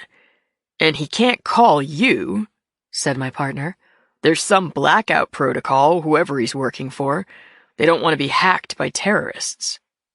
That's good, Rich. I like it. And I did. It was the first meaningful and still innocent explanation for where Joe was and what he was doing. It made sense. So why wasn't I buying it? Brady appeared in the doorway of the break room. He gripped both sides of the door jamb for a couple of seconds, just long enough to say, "We've got Allison Muller's lease car, brown Lexus, left in a parking lot at Seattle-Tacoma International. It's white glove clean, like it was detailed inside and out. No prints, no trash, no body in the trunk. No nothing. And Muller's name isn't on any airline passenger list. Thought you'd like to know." Chapter 48. I called out to Brady as he broke from the doorway. "Lou, I need a minute." He turned, saying, "A minute's all I've got. They're waiting for me upstairs." He shut the door and joined Conklin and me at the table, moving the paper and the sugar canister aside to make room for his massive arms. Then he looked at me as if to say, "Well, what is it?" I thought about what Conklin had said, that if I told Brady about the beatdown, he was going to take me out of the game. But now, I had to tell him everything. I took a breath and got started. "There are some Asian guys dogging me," I said. 4 of them, and I've never gotten a good look at any of them. Night before last, I was roughed up on the street. Brady got up, opened the door, and shouted across the room to our steady and uncomplaining squad assistant, Brenda, "Tell Jacoby I'm running late." When he came back, he was glaring at me. He looked conflicted, furious, and worried. He was checking out the scrape on the side of my jaw, which I'd somewhat covered with makeup, and my blackening eyes. "How bad?" "I'm good. I went to the ER. I'm bruised, but no broken bones, no internal injuries, no concussion. They kept me overnight and released me in the morning." Now he let me have it. "You got beaten by 4 guys and you didn't tell me? What's wrong with you, Boxer? Don't you think knowing that would impact decisions I have to make? Do not ever, ever keep intel away from me again, and watch your ass. Do not work alone, understand?" "Yes. I'm sorry. Really." "What did these guys want?" "I cannot figure it out. One of them shouted at me, heavy accent. It sounded like, 'Do you know Chan?' And maybe, 'Who you work for?' I can't swear to that, Brady. But they didn't kill me, and they could have. I never got in a punch." Conklin was crossing and recrossing his legs, sighing, his body language conveying frustration and maybe suffering along with me. Brady said, "Tell me all of it." I had to do it. I told him there might have been as many as 4 incidents. The confrontation at the ME's office, the body slam at the NTSB meeting, then the beatdown outside my apartment building, and yesterday's cross-country steeplechase in and around Monterey, which might or might not have anything to do with the other 3 incidents. "We never got a look at the driver," Conklin said. "But the point is, Lindsay, you have been harassed and assaulted." "Could you ID these guys?" Brady asked. Maybe I could identify the man who confronted me outside Claire's office, but otherwise, their faces are a blur. "Tell me what happened outside the ME's office." That guy wanted to see his son. I took it to mean that his son had been on the plane. Brady, he couldn't have known if his son was with Claire or at Metro or still on the highway. I gave him a phone number. He didn't like that. Maybe everything that followed was payback for that. That's speculation. What do you think? Brady said, "I want you to go home. No argument. Keep your gun with you. You want to speak to someone? A shrink?" I shook my head. I could feel the marbles inside my skull rolling from ear to ear. "Call me if you see these guys again. Even if you think you do." I nodded, and Brady left the room. I got my jacket, and after Conklin walked me down to the car, he told me, "For God's sake, stay home. Lock your doors and get some sleep." It was touching how much my friend and partner worried about me. How much he cared. We hugged. Then, without agreeing to anything, I drove home. Chapter 49. I parked my car at 11th and Lake, a block from the apartment. It was humiliating to have to admit to being beaten by dirtbags who'd gotten clean away with it, dirtbags I couldn't identify. But I was glad Brady had sent me home. Underneath my horrible mood was a sense that I was burying something really big and really deep. As if I'd had a profound dream of losing something. And now that I was awake, I had to figure out what I'd lost. I locked up the Explorer, stuck my hands in my pockets, and walked home, still limping from the pain cloaking my entire body. I looked up to see Mrs. Rose at the front door. She must have just brought Julie and Martha back from the park. Wow, that Gloria Rose was cute. She was wearing a watermelon pink wool coat and a knitted cloche-type hat with flowers in the front. My baby girl kicked in her stroller and waved her hands and shrieked when she saw me. And Martha barked in little riffs that made me grin. I took back my baby and dog. Then I gave Mrs. Rose a hug and told her I'd been made to take a sick day, and I'd call her later. Upstairs, I fixed fresh banana smoothies for Baby and me. We ate in front of the TV, and I made up a story of a big banana that wanted to be a smoothie. Julie seemed to think I was an awesome storyteller, and when she fell asleep on my lap, I put her in her playpen with her sock monkey. I switched on the TV to bloody airplane news, which was pretty much on all channels. Worldwide Airlines was giving a press conference, and all the networks were present.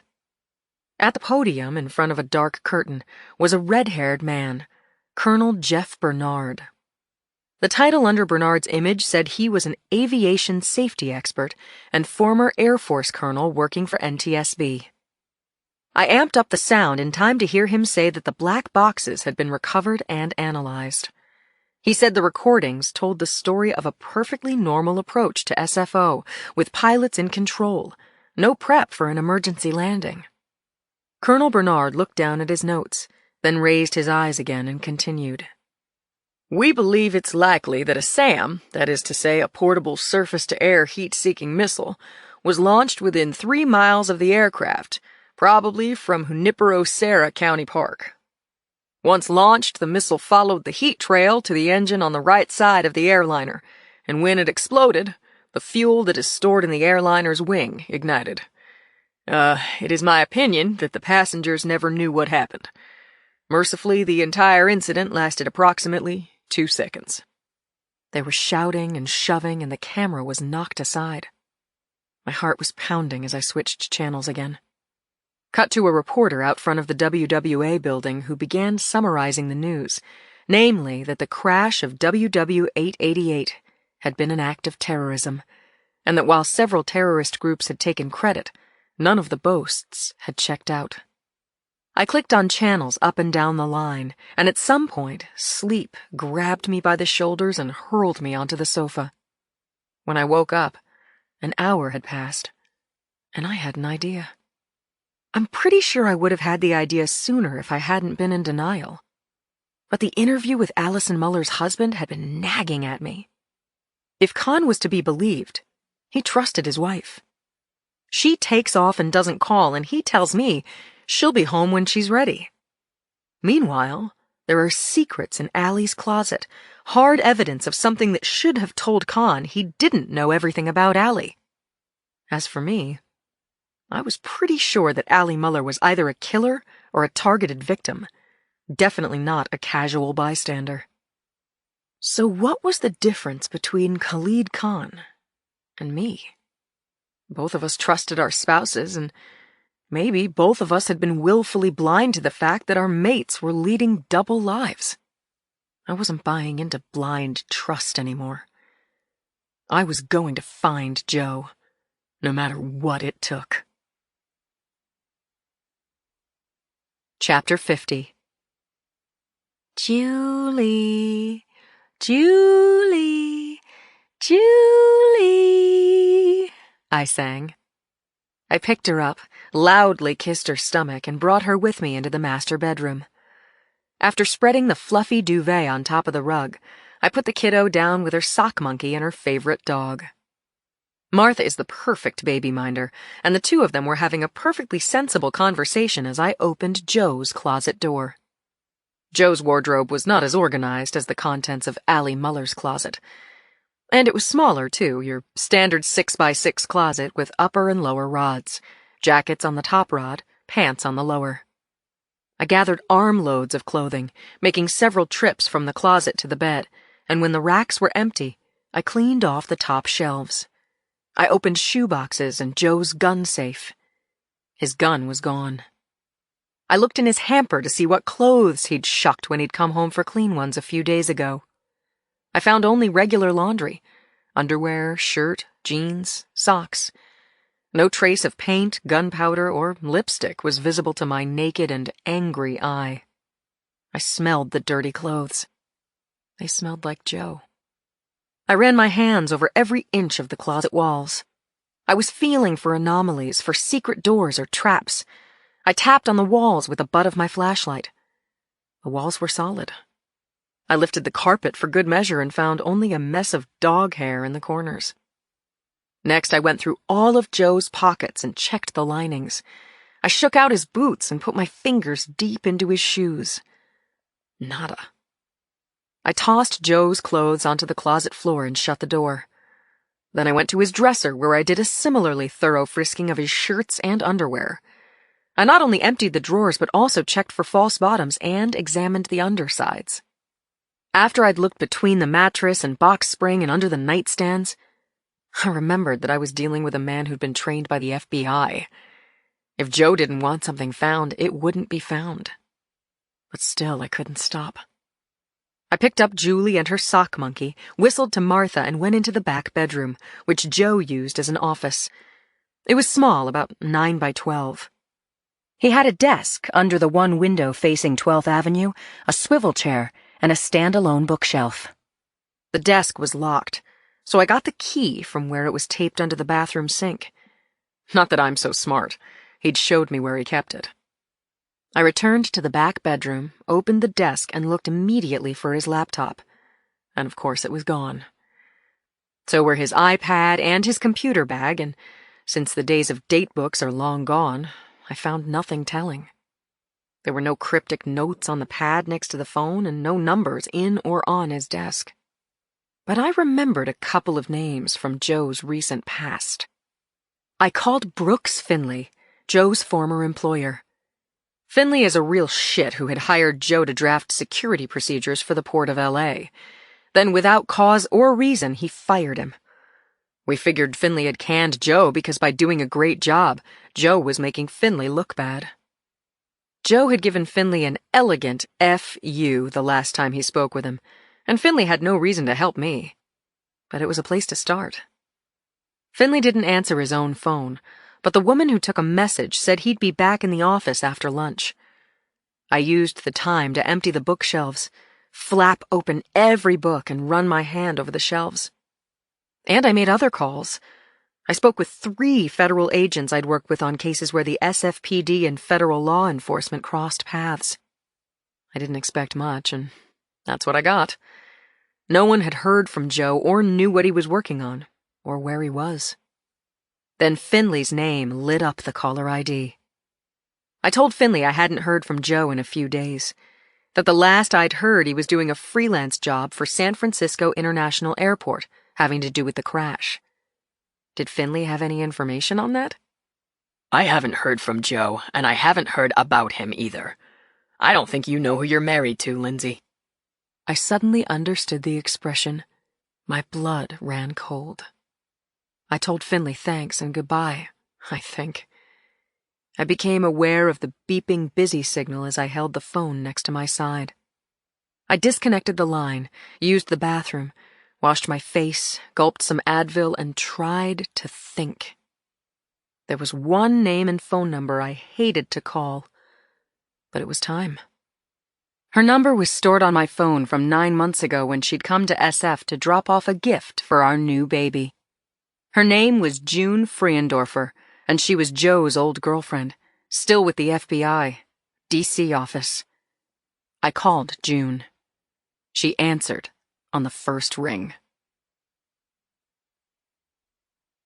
Chapter 51. I was dressed and caffeinated when my sister Catherine arrived from Half Moon Bay with her 2 little girls and an air mattress. I was glad to see them, very darned happy to turn my household over to Julie's aunt and cousins. I had cleared 2 days off with Brady, and my cab was waiting. I kissed everyone hello and goodbye at my door, grabbed my bag, and ran down the stairs. The driver kept the radio on throughout the drive to the airport. I knew the news cold, but I listened again as reporters talked about San Franciscans in a panic. It had been bad enough when the news of the crash of WW-888 had been centered on the body count and the tragic stories. Since then, the story had evolved and expanded, and was now being billed as the worst terror attack on U.S. soil since 9/11. And so far, no person, no group, no country had been identified as the terrorists. I boarded the 10:15 a.m. Virgin America flight to Dulles International on the theory that terrorists wouldn't strike 2 airliners in 1 week, a theory that held no water at all. All the passengers were putting on brave faces, and when the nice man to my right offered me a sleep aid, I took it. 7 hours after leaving San Francisco, I was in the darkly lit bar at the Tony Hotel George, waiting for June Friendorfer to appear. I had a small table, a bowl of nuts, a watery wine spritzer, and a ton of trepidation. I remembered a time not so long ago when a picture of June, dark-haired and glamorous in a full-length gown, and Joe, completely dashing in a tux, had turned up in the online style section of the Washington Post. Joe was still commuting to D.C. at the time, and when I showed him the photo, he insisted that he and June were just friends and that he had escorted her to a benefit. That was all. I'd taken it badly. June was gorgeous. Furthermore, she had once been Joe's partner in the FBI. She was promoted to the FBI's Washington field office about the same time Joe was hired as Deputy Director of Homeland Security, also in D.C. Both single, they'd dated for a while back in the day, but I hadn't asked Joe for details. Not long after Julie was born, June had come to visit, unannounced, and had brought a baby gift in a robin's egg blue box tied with a white ribbon. I'd thanked her, and as soon as she was out of sight, I'd dumped the unopened gift into the trash. I didn't want to see her, know her, or give the Tiffany's rattle or whatever it was to Julie. Now I was going to have to see June again. And this time I was going begging. She said she had information for me but wouldn't speak further on the phone. And that was how I came to be waiting for her at a hotel bar 3,000 miles from home. I was about to order another drink when I saw her coming through the room. She was in a shimmering gray suit, diamonds at her throat, perfect wavy hair, the kind of look I admired but couldn't easily pull off. There was just too much street cop in me. Joe's former partner and ex-girlfriend, high up in the FBI pecking order and currently whatever she was to Joe, came over to me. She said, "Lindsay, it's good to see you." I stood up and she gave me a fragrant air kiss. I thanked her for making time for me. "You sounded worried," she said. "I would be worried too." Holy crap, what did that mean? The waiter pulled out her chair, and when we were both seated, June ordered a glass of club soda and a Jack Daniels on the rocks. Jack Daniels was Joe's drink. When she turned back to me, she said, "I only have fragments of information for you, but it may be worth something." The waiter put the drinks down in front of June, and she pushed the whiskey over to my side of the table. "This is for you," she said. Chapter 52.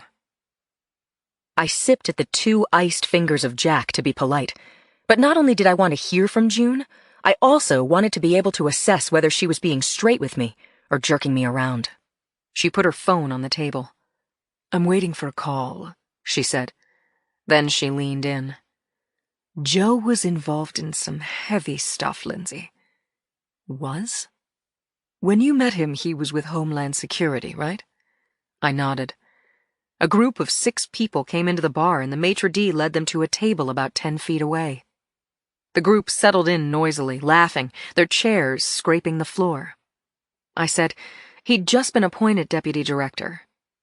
June said, well, as you know, he had been with the FBI before that, D.C. Bureau, but it isn't commonly known that right out of college, and for the following 10 years, Joe was CIA. What? He never told me. Was that true?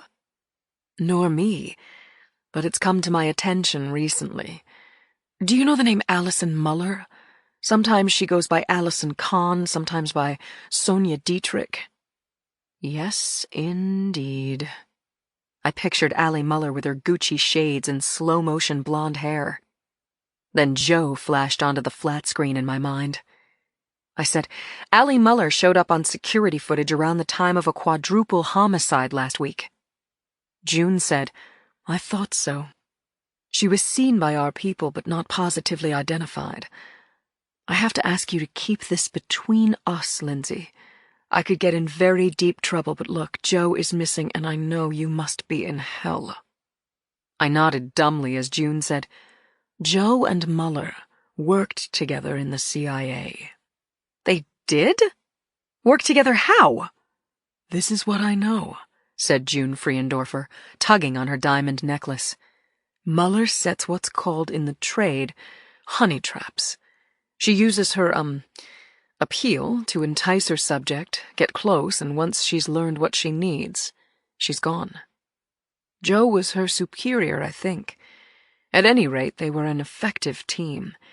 Muller had connections to foreign ministers, foreign intelligence operatives, military leaders. You wouldn't believe the names. She's not only brought in actionable information, she's turned enemies into defectors to our side. She's kind of a legend in the CIA. I must have been blinking like a bat under a bright light. I was trying to process information that just didn't compute. Joe. Managing a Mata Hari for the CIA? No. No way! June could be making this up, but why would she? I thought she was being sincere. Maybe she really could help me. I had to ask. June, is she working with Joe now? I don't know, Lindsay. But you should know that it's not impossible. Allison and Joe were close. There was a lot of static in my head. Close, meaning sexually. Romantically. Joe and that blonde flytrap. I could actually picture that. I'm just guessing, June said, but maybe his relationship with Allison Muller got out of hand. Maybe that's why he moved over from the CIA to the FBI. This is speculation built on rumor, but then that's my stock in trade. I took a swig of the whiskey and coughed most of it up. June handed me a cocktail napkin, and as I dabbed at my face and the table, she said, Mind if I ask you a few questions? No, but I'm almost completely in the dark. Not just dark. Pitch freaking black. I remembered what the horrible Brooks Findlay had said to me. I don't think you know who you're married to, Lindsay. Wasn't that the truth? June said, to your knowledge, when was the last time anyone saw Allison Muller? I told June that the video featuring Allison Muller was shot Monday a week ago. And the last time you saw Joe? I saw him on surveillance video that was shot the next day. June sighed and sat back hard. I managed to ask, Is Joe alive?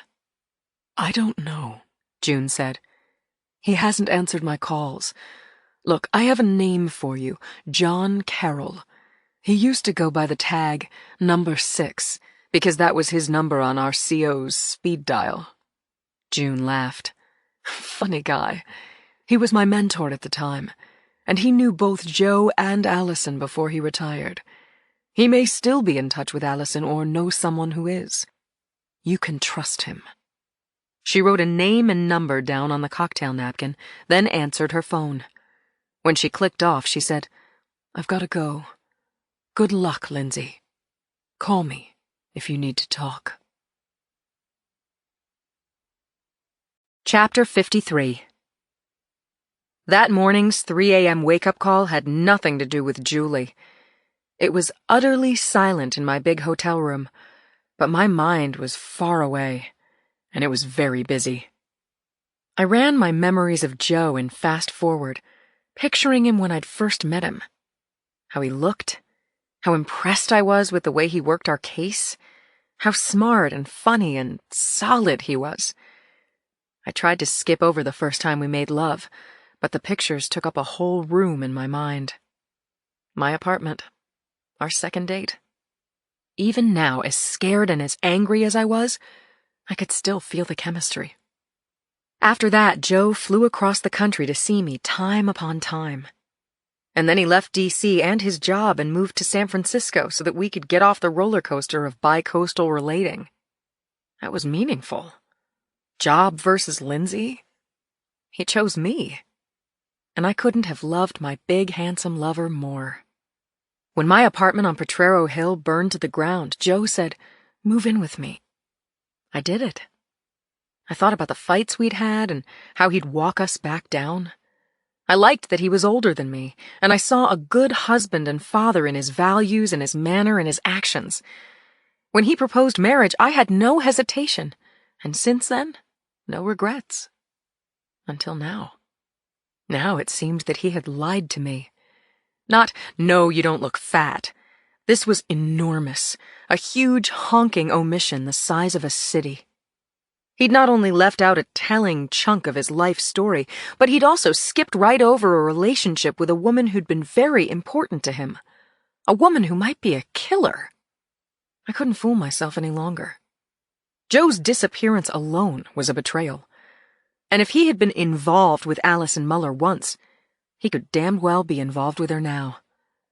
It could not be a coincidence that Joe and Allison Muller had been in the same place and had disappeared at the same time. A closet full of lacy lingerie flashed into my mind. I couldn't stand my thoughts. I could not bear to be alone in this hotel with no moves at all. It was too late to call Claire or my sister, and I could not call June. I thought of the last time Joe and I had made love. How warm and silly and wonderful that romp had been. I'd held him and kissed him and loved him up, and then we'd had breakfast with our baby girl in a shaft of morning sunshine.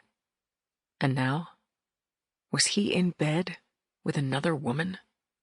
Or was he lying dead somewhere with a bullet through the back of his skull? Had Allison Muller killed him? Had that bitch killed my husband? Chapter 54. I dressed for my appointment to meet John Carroll at 7:30 that morning. I put on yesterday's trousers, a clean blouse, and my best blazer. The National Mall, a long, tree-lined park with iconic views of the Lincoln Memorial and the Capitol, was only 3 blocks from the hotel. I crossed Constitution and walked along the center path, and I have to say the grandeur of the place was just wasted on me. All I wanted to do was meet Mr. Carroll and listen to him say my fears were ridiculous. That he knew for a fact that Joe was working on a job that was vital to national security, and that Joe was safe and had nothing to do with Allison Muller. I saw a man sitting by himself on a bench, staring across a wide grass median to the reflecting pool. He was white, rangy, about 50 years old with thinning brown hair. He wore blue pants, a black windbreaker, and running shoes. As I got closer, I saw that he was gripping an aluminum cane in his right hand. I said, "Mr. Carroll?" He looked up and nodded, and I told him my name. He indicated that I should sit down, which I did. And he said, "June said you wanted to know about Allie Muller, but she didn't say why." "I'm with the San Francisco Police Department, homicide. We think Allison may have witnessed a violent crime." "Oh, I'm sure it wouldn't be the first time. So you're looking for her as a material witness?" "Exactly. Can you help me?" The short answer is no. I haven't seen Allison in years, thank God. He wrapped his fingers around the handle of his cane and dug the tip into the ground, preparing to stand. I said, "Wait, Mr. Carroll, I'm also trying to locate my husband, Joe Molinari. June thinks they may be working together. I heard myself saying these awful words out loud. So if you can give me any kind of lead to their whereabouts... Joe Molinari. That's a blast from the past. John Carroll settled back on the bench. He actually smiled. I don't doubt that Muller knows where Molinari is. Do you have any idea what you're poking into? I think I do, I said stiffly. He didn't notice. I worked with Joe in the early 90s, Carroll was saying. Bright man with a future. I was surprised when he switched agencies. But who knows why anyone does anything? She was another one. Sonia Dietrich. Allison Muller. Bright as a star. Men fell in love with her.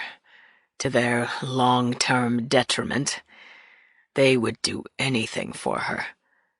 Tell her everything. I was in love with her myself. I didn't speak or even clear my throat. I had to hear this story. And number 6 was ready and willing to tell it. I was married when I knew Muller. Had a lovely wife, Sadie. 2 terrific kids. She made me forget all about them. When I was in so deep with her that I couldn't see over the edge of my own grave, she went to Central Command and said I couldn't be trusted. Well, in a sense, that was true. I'd told her things and she had recorded our conversations. I couldn't believe she did that to me. To me. The retired CIA operative gazed at the still waters of the reflecting pool, lost, no doubt, in memories of Allison Muller. He'd already told me he was a dead end, but I gave it another shot. Mr. Carroll, if you were me, where would you look for Muller? Any kind of a lead would help me and the SFPD. The last time I heard from Allison Muller was the night before she ruined my career and my marriage and my belief in myself.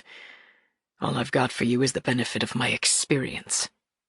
I believe she actually loved Joe when I knew them. I thought he must be the luckiest man in our galaxy. But here's the thing. If she's got her hooks into Joe again, I advise you to call your lawyer and get ready to dissolve your marriage. Or hope for the best. See how that works out for you. Thanks for your time, I said.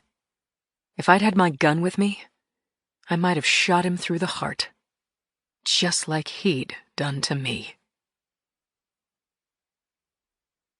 Chapter 55. I had my carry-on bag slung over my shoulder and was outside the hotel with a loosely connected group of people who, like me, were waiting for the shuttle bus to the airport.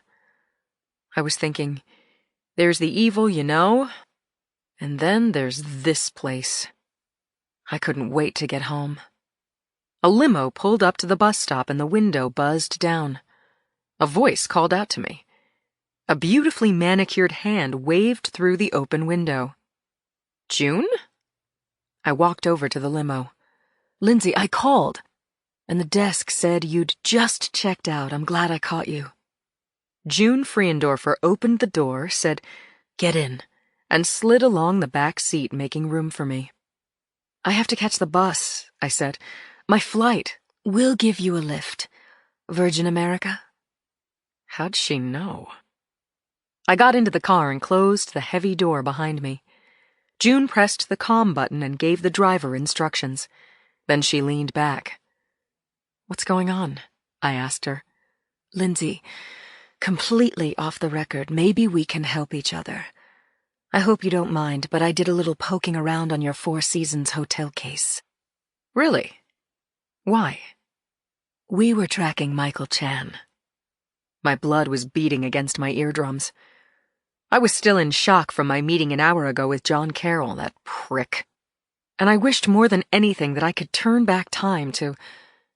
When was it? A week ago, when I'd had lunch with the girls and I was so high on my life. Now I was in a long black car with June Friendorfer, who wanted to be my friend. Crap. I was starting to like her. The reason we were keeping tabs on Michael Chan, June said, was because we were interested in his wife.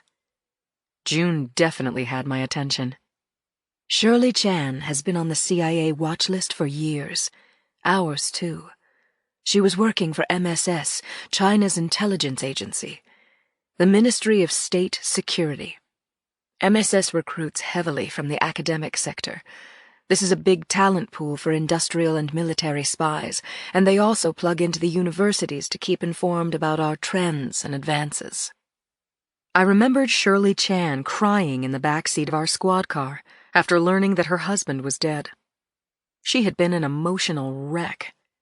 She was a Chinese spy? Now I pictured the woman with the striped hair taking her out with 3 well-placed shots from across the kitchen table.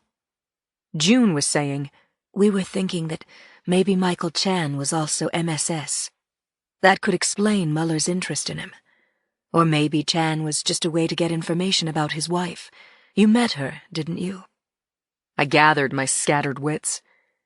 I had no top-secret information on Shirley Chan. Her murder was on the record in Palo Alto, and to a lesser extent, my very minor report for our files. We'd informed her that her husband was dead. We'd hoped she could tell us why Michael Chan had been killed. That was all. I said to June, my partner and I interviewed her after her husband was murdered. We went back out to her house again 3 days later. I told June that I'd found Shirley Chan dead, and that her daughter's description was vague. It seemed possible that it had been Allison Muller who had pulled the trigger. 3 shots, I told June. No misses. Very professional. The shooter left no prints and no trace. June said, "Yeah, well, that's Allison's style all the way." When the limo stopped at Virgin's curbside check-in, June reached over and hugged me. Out of reflex, I hugged her back. It felt okay. I got out of the car and moved through the airport like a zombie on Xanax. Once on the plane, I collapsed into my window seat and buckled in. The flight didn't scare me at all. This was the fastest way home. Chapter 56. I hit the ground running and was home within an hour. I was spending some cuddle time with my daughter and gab time with my little sister and darling Bridget and Meredith when Cindy called saying, We're meeting at the clubhouse in 30 minutes. Your excellent presence is requested. I checked it out with Kat, who said, Go, please, go ahead, we'll be fine.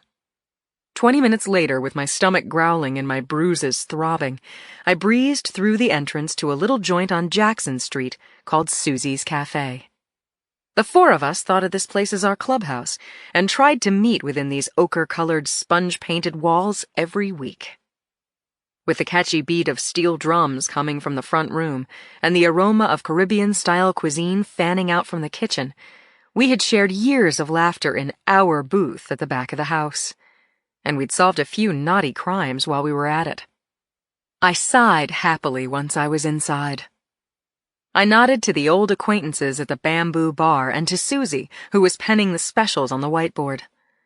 I passed through the narrow channel that skirts the pickup window and empties into the smaller back room.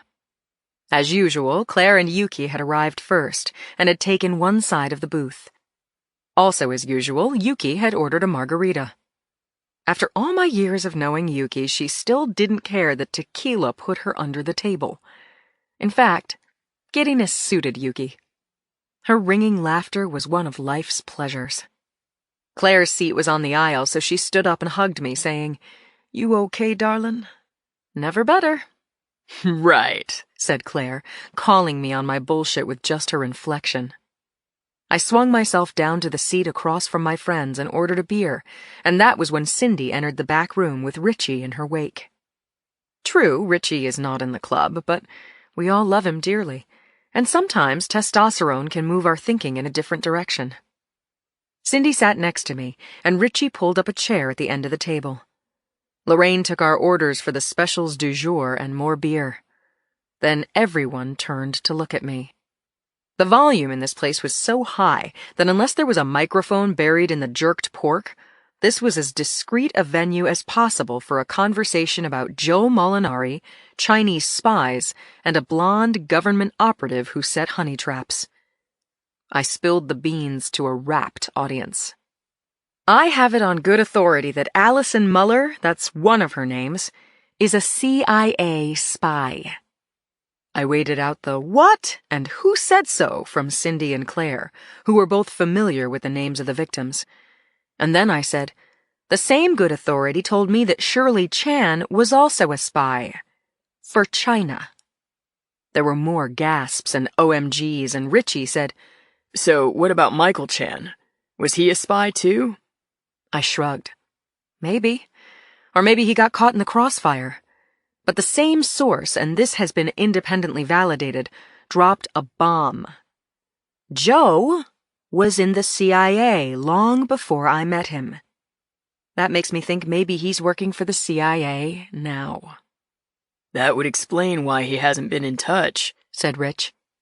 Discussion of Joe as a CIA operative rounded the table a few times. Then the conversation turned back to Allie Muller. Cindy was curious about what kind of woman slept with men in order to betray them. Claire added, sex for secrets. And she kills people, right? Psychopath, said Yuki. Or patriot. Maybe she's both. I tried to keep my head in the conversation, to feel the love and the safety in this coziest of places. But my mind kept veering toward what I hadn't said. That Allie Muller had worked for Joe.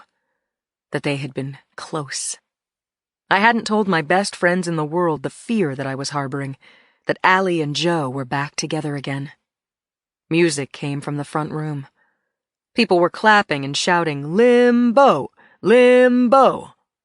I drank my beer. I didn't even have to form questions in my mind anymore. I ached for my missing husband.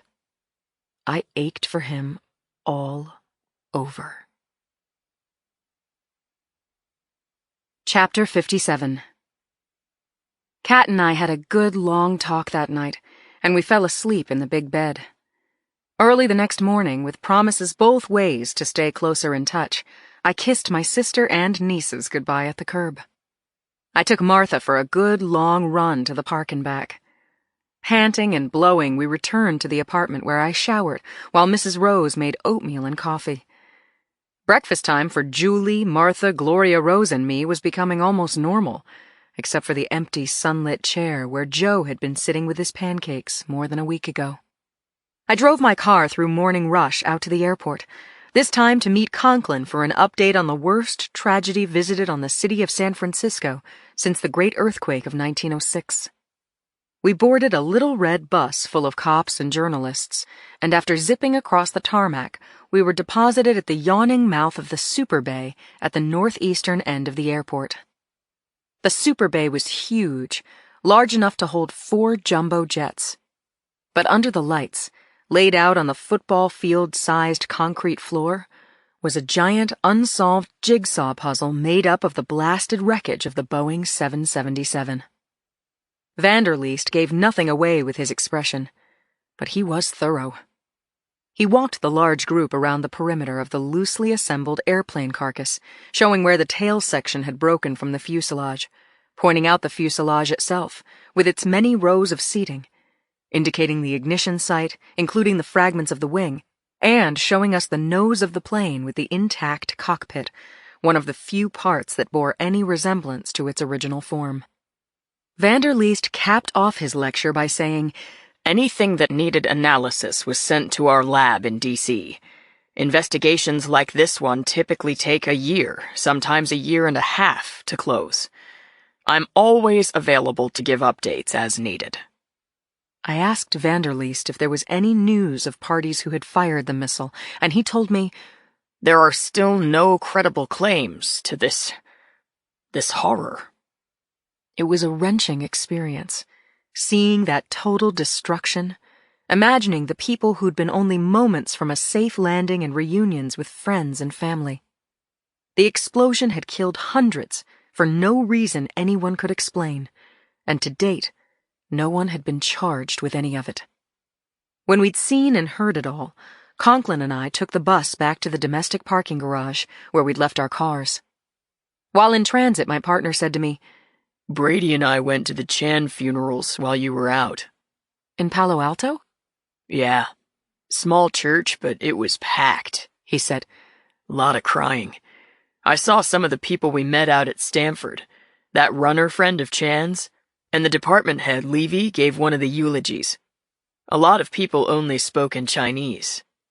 You didn't see Allison Muller by chance? That would have made it worth the trip. But I think I saw the guy who slammed into you at the NTSB briefing. You think?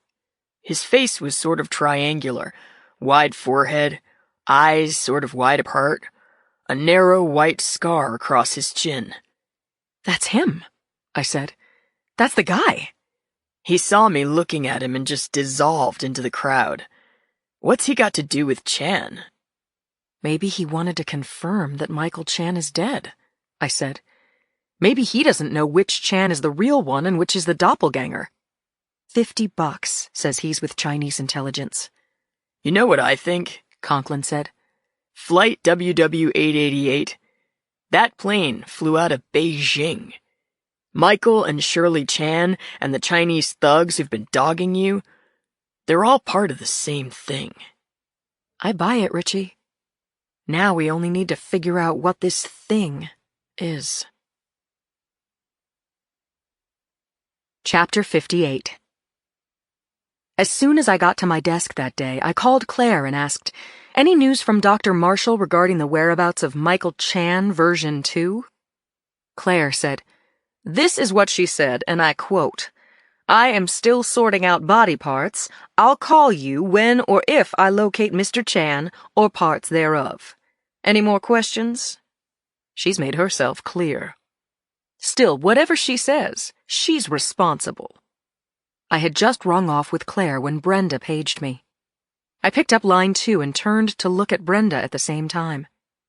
Standing at her desk was a tall, dark, and immaculately dressed man. Brenda's voice came to me in stereo.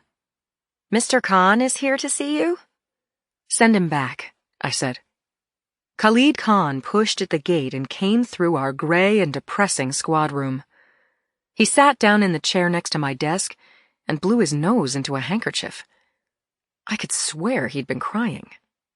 He said, "It's hard to admit this, but when you left the house the other day, I knew I'd been an ass. I apologize for the way I spoke to you. No, you don't have to say anything. Thanks for what you did. I've been deluding myself for years, and now that I'm willing to look at the truth, I don't know where to find it." "Tell me what you do know," I said. Khan told me his daughter was sure that the woman in the Four Seasons security footage was Allison. Caroline had listed some of the lies Allison had told him, and he was shaken to his soul by her mendacity. Khan told me now of several times when Allie had gone on her focus downs, coming back a week later without telling him anything about where she'd been and what she'd done. "We have always said that what was good for each of us was good for the marriage," he said now. "That made sense. Allie was never cut out to be a traditional wife, and I loved that about her. And now I'm paying the price for my incredible gullibility. Please, tell me what to do." I told Khan we were looking for his wife in San Francisco, that Monterey police were looking for her also, and that the FBI was involved because of the 4 people who were killed in the hotel. I said, "The crash has sucked up the time of every law enforcement officer in the state, Mr. Khan. But no one has forgotten that Allison is missing. She hasn't called you or your daughters?" "No." "Before the hotel shootings, had you ever heard of Michael Chan?" "Never." "What about Joe Molinari? Is that name familiar to you?" "I don't think so," said Mr. Khan. "Who is he?" "A person of interest, that's all." I'm pretty sure my face colored, but Khan didn't notice. "I don't know if I want her back," he told me with a broken voice. "But I have to talk to her. It just can't end like this. I need to see her." "We want to find her too, Mr. Khan." I was thinking, If I was any good at finding lost spouses, I would find mine. It came together then. Sure. Why the hell not? I would find them both. Chapter 59. I was bathing Julie when the phone rang. I grabbed it, stabbed the button, and growled, "Boxer." It was a juggling act, pinning the phone under my chin while keeping my slippery baby in hand. A voice said, "Mrs. Molinari, this is Agent Michael Dixon from the CIA. Yes?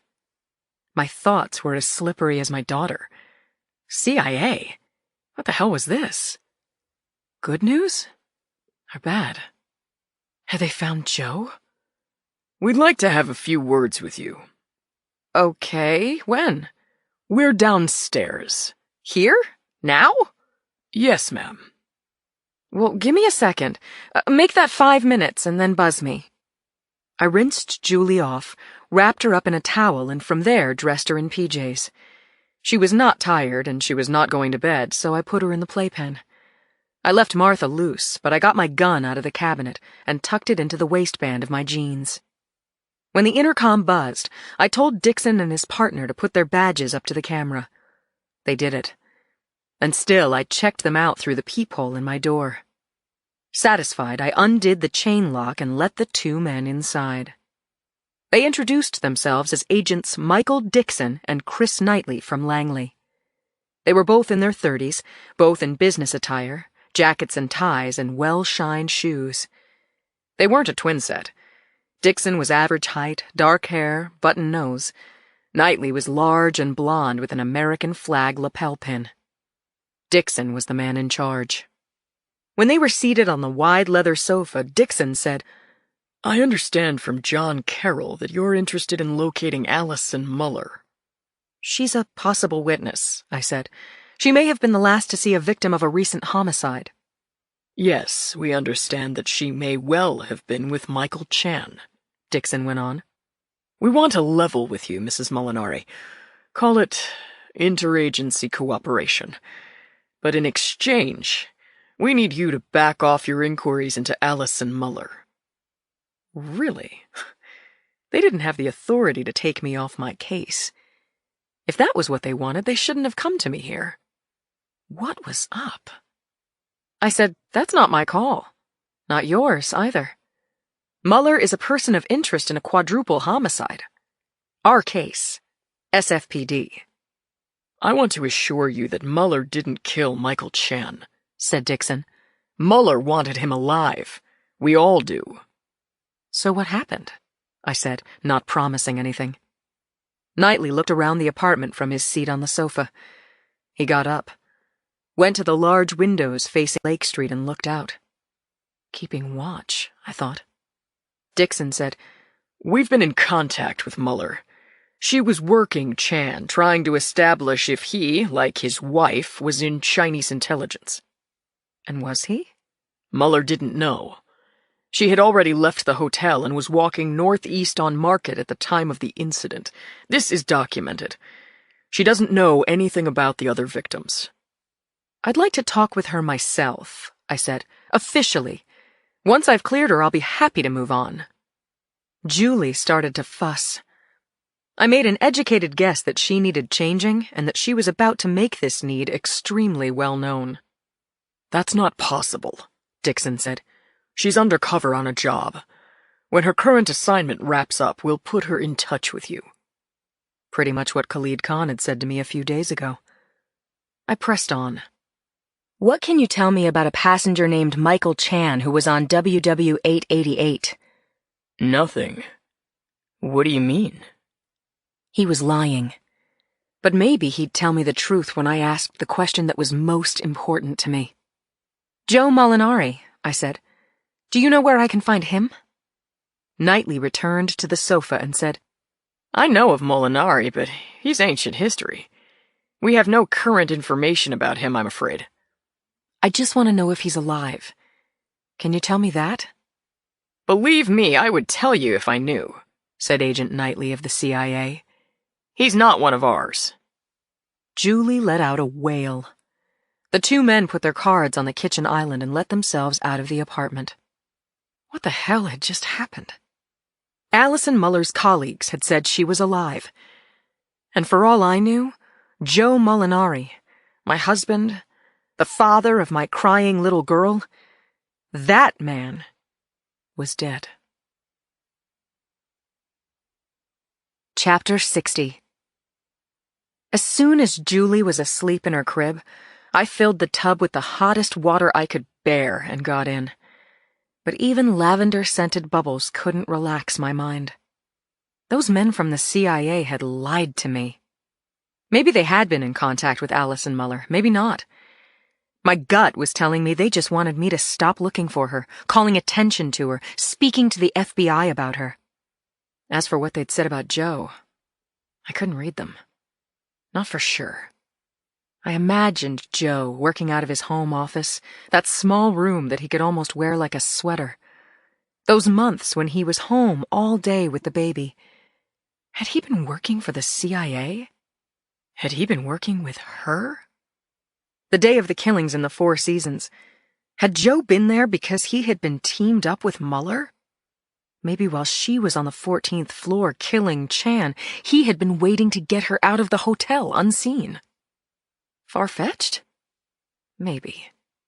But it was too damned much of a coincidence that the two of them had disappeared at approximately the same time. I went to bed, but I couldn't sleep. In the light of the street lamp coming in through the window, I stared up at the juncture between the walls and the ceiling and wondered now if Joe had been alone in his car when he looked into our camera outside the Chan house. Had Muller been sitting beside him in the passenger seat? Had the two of them come to the Chan house not to do their own surveillance, but to take out Shirley Chan? Had our squad car in the driveway delayed Shirley Chan's murder? I cannot explain why an idea suddenly jumped into my mind, but it did. I sat up straight in bed.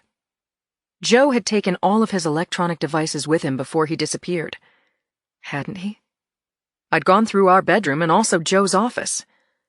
But I hadn't gone through Julie's room. I got out of bed and went to the nursery next door. Martha trotted behind me. I whispered to her to sit, and then I turned on the Finding Nemo lamp on the white-painted dresser. The light from the lamp was pale and yellow, but I could see the whole room. I peeked in on Julie, and she was breathing softly. So I began opening her drawers. I took out folded onesies from the top drawer, baby blankets from the second, diapers from the bottom, and when I didn't find anything of interest, I put it all back and stepped over to her closet. I pulled the chain on the closet light bulb and took stock. Julie had very few clothes needing hangers, but Joe and I both had stored excess clothes here. I grabbed up armloads of coats and ski outfits we never wore, putting them on the floor. Then I took boxes of shoes off the shelf. Once I had the boxes on the floor, I flipped the lids on the dress shoes, both mine and Joe's. And then, my heart froze solid. On top of the shoes Joe had worn when we got married was a tablet. I'd never seen it before. The charger was in the box with the shoes. Chapter 61. Martha licked my face as I plugged in the charger and turned on the tablet. I pushed her away and stared at the box that was requesting a password. I had no idea what Joe's password would be. And then the image of a number jumped into my mind. It was the haziest kind of memory because I hadn't thought about it when I saw it. Now I wasn't sure if I'd seen it at all. I bolted to Joe's office and opened the center drawer. I had put all of the contents back after I had tossed it, failing to find clues or evidence of Joe's whereabouts. Now I pulled the drawer all the way out. I dumped the takeout menus and pens and paper clips onto the rug, then took the drawer over to the desk lamp and looked at where the bottom met the sides of the drawer. Something was written in pencil close to the seam, a long line of numbers and letters that added up to nothing. Like the best kind of password. I brought the empty drawer to the tablet on the floor of Julie's room and typed the alphanumeric into the password box on Joe's page. I got blocked several times. There were 18 characters in this chain, and I blew it a few times.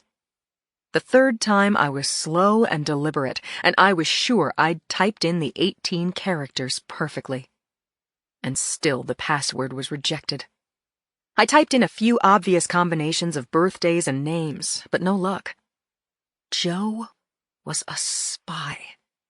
Triple threat. CIA, FBI, Homeland Security.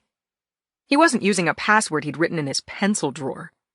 He wasn't going to use password 1234 either. He wouldn't use his daughter's name to guard his secrets. Right? Just for laughs, I typed in Julianne, and bam, I was in. Imagine that. Folders populated the little desktop. It was immediately clear to me that this storage account was for Joe's personal stuff. The Brooks Finley file wasn't there, for instance, nor any of Joe's freelance clients. I found a file for football scores and clips from blogs he followed. I found nothing marked top secret. And his contact list didn't include Allison Muller's info. Before giving up, I clicked on the calendar icon, and when it opened, I flashed over the entries for the many empty days and months when Joe had worked from home. The notes were brief and straightforward, but there were a couple of cryptic entries at the end of March.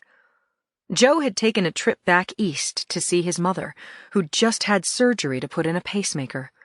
He'd made notes of his flight reservations on this, his personal calendar. But what I was reading showed me that Joe hadn't made a round trip from SFO to New York's JFK. He had booked connecting flights from SFO through JFK to Brandenburg, an airport in Berlin. And he'd noted the confirmation numbers for 2 seat assignments. One for J.A. Molinari, and the second for a fellow traveler, Sonia Dietrich. Joe had gone to Berlin with Allison Muller. Who was he? I didn't know my husband at all. Chapter 62. Joan Ronan McLean was an attractive 25-year-old bartender from Palo Alto who'd come to San Francisco on her own dime to see Conklin and me. She made herself comfortable in the visitor's chair next to our desks, flipped her sandy-colored hair out of her eyes, and said Michael Chan frequented the Howling Wolf and had been at the bar a couple of nights before he was killed. According to McLean, Chan was drinking alone, and he had more than his usual 2 beers. How did he seem to you? Conklin asked. Pensive. The bar was kinda empty, and he wanted to talk. I speak a little Chinese because I had a Chinese nanny, so we're kind of friends. But I was completely unprepared for this. Please go on, Conklin said. Yeah, he told me he was in love with a woman, not his wife, and that they were going to run away to Canada together. Did he mention the woman's name? He called her Renata one time, and the other times he called her my love. I asked him if he was serious about running away because he has a wife and kids, you know? And he said she was married too. And he said this lady carried a gun. So I said, she's a cop? And he said, all dreamy like, I don't really know. I asked McLean, as you see it, does this affair have anything to do with Chan getting killed? Well, it made me wonder if his wife killed him. Or if his girlfriend did. More questions in a case that was nothing but questions. I thanked McLean for the tip and walked her out to the gate. When I got back to my desk, Conklin was hanging up the phone. He said, Chi has a lead on the Chinese guys who've been dogging you. Chi was Sergeant Paul Chi of our homicide squad. He was born here but speaks some Chinese and has cultivated a stable of CIs in and around Chinatown. I said to Conklin, what's he got? Conklin tapped on his keyboard and said, Here you go. I was looking at a low-res photo of a broad-shouldered Chinese man, maybe in his 20s, wearing a black t-shirt, sports jacket, and jeans. He'd been snapped getting out of a partially obstructed vehicle that might be a BMW SUV. When was that taken? I asked. Yesterday, noon, near a noodle shop in Chinatown. What noodle shop? Where exactly? Conklin turned his head and looked up at me. What do I look like? Google Maps? I laughed, went around to my desk, and threw myself down into the chair. I pawed my mouse and opened my browser. Name of noodle shop? Or is that too much to ask? Mei Ling Happy Noodles. I put the name in, clicked a few times, and got a picture of a noodle shop on Stockton, a major artery through Chinatown. I swiveled my monitor so my partner could see the shop and then the wide view of the street. At midday, the stores and markets on Stockton and the neighboring intersecting streets of Washington and Jackson were fairly seething with traffic and pedestrians. So this was taken noonish, Conklin said. Maybe this guy was stopping for lunch. Uh-huh. Noodles to go. I could go for some yak chow mein, Richie said. I was ready to punch out and go home to my child before nightfall for once. You mean now? I said. How about tomorrow, first thing? That works for me, he said. I thought, little Julie, here I come. Chapter 63.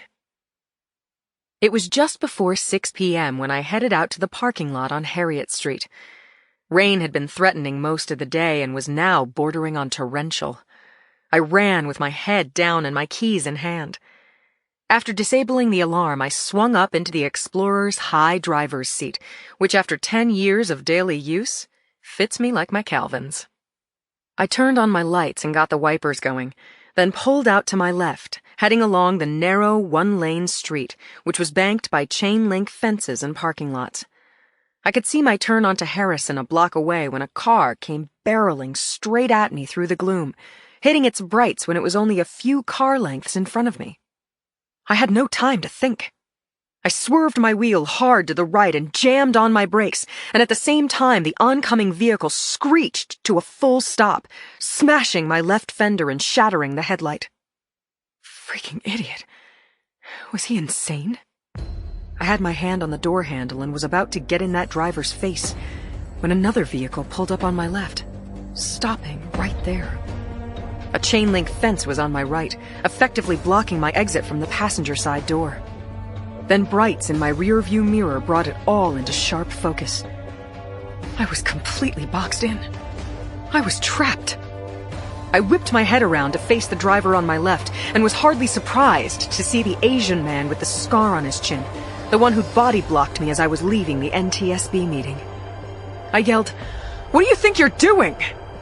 He grinned, lifted a handgun, and took aim at my face. I ducked, a fraction of a second before a succession of bullets shattered my window. I kept my head down at the level of the dashboard, pulled my gun from my shoulder holster, and fired back. I got off a couple of shots, but the man with the scar ducked, and I didn't wait to see if I'd hit him. I jerked the gear shift into reverse and stepped on the gas. I backed up hard and fast into the car behind me. Metal shrieked as the rear of my vehicle and the front of his crumpled from the impact. At the same time, bullets from the car to my left and the one in front of me came through my windshield, spiderwebbing the glass which fell onto my dash. I hunched down and shifted into drive, and the Explorer lunged forward.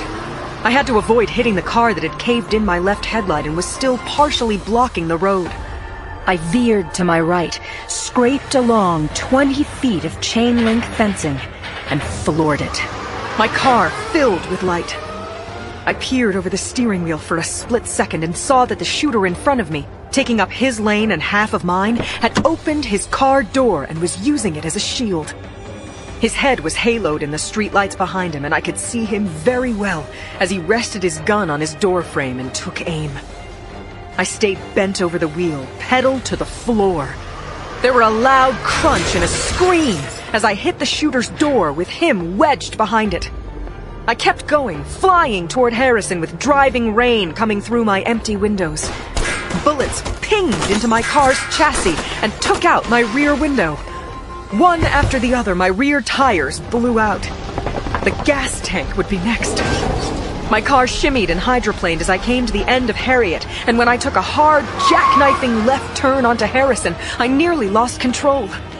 Horns blared from all sides, and panicky drivers jumped lanes to get out of my way.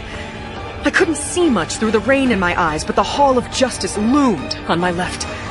I sped to 8th, taking turns onto one-way streets until I cruised to a creaking stop, halting my battered ride beside 2 cruisers that were parallel parked in front of the hall.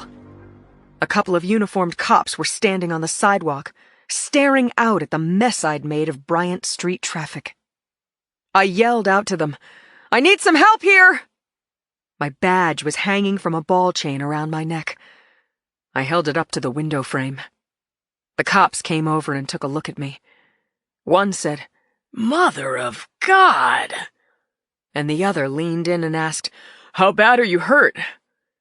My face prickled like I'd been stung by 100 bees, and I could feel blood trickling down my collar. I was soaked and freezing, but I hadn't been shot. "I'm okay," I said. "There's been a shooting around the corner on Harriet, couple blocks down. There are multiple heavily armed suspects still on the scene. Call all cars and be very careful. And get an ambulance. Someone got hurt." Chapter 64. I phoned Conklin from the street, and what I said scared him enough that he and Brady met me before I could reach the front steps of the hall. Conklin said, "I'll take you to the hospital." "Thanks, but no way. I wasn't hit." He insisted, and I shut him down. "I'm cold and wet and yeah, shaken up, but not shot." We repaired to Brady's office forthwith. I gave him my gun, and he got on the phone and ordered the armorer to get me a new one. Then he called Jacoby. Conklin found a blanket in the break room and draped it around my shoulders, and was pulling splinters of glass out of my cheeks and hair when Claire knocked on the glass. Who called her? Brady?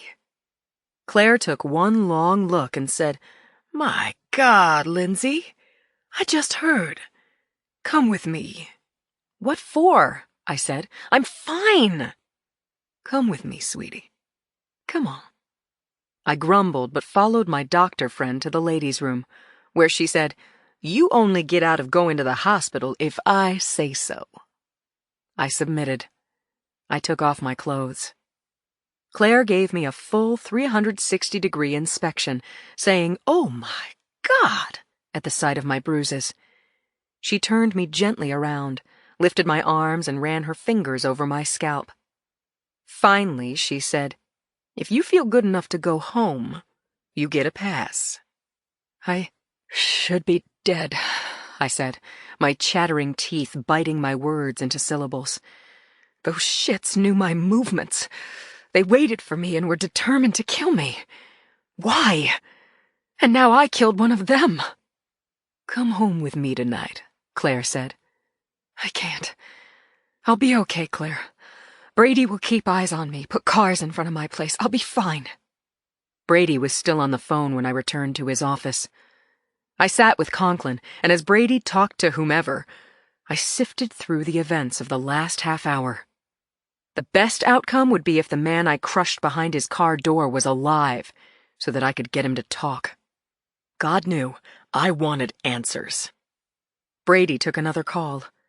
He listened, said, "Thanks," then hung up. He said, "The guy you hit with your car, Boxer." "Yes?" "He walked away. Or his friends scraped him up and threw him into the trunk. There was no corpse on Harriet." I had a moment of relief, and then the next thought rolled over me like a tidal wave. We had no suspects or witnesses, no IDs, no plate numbers.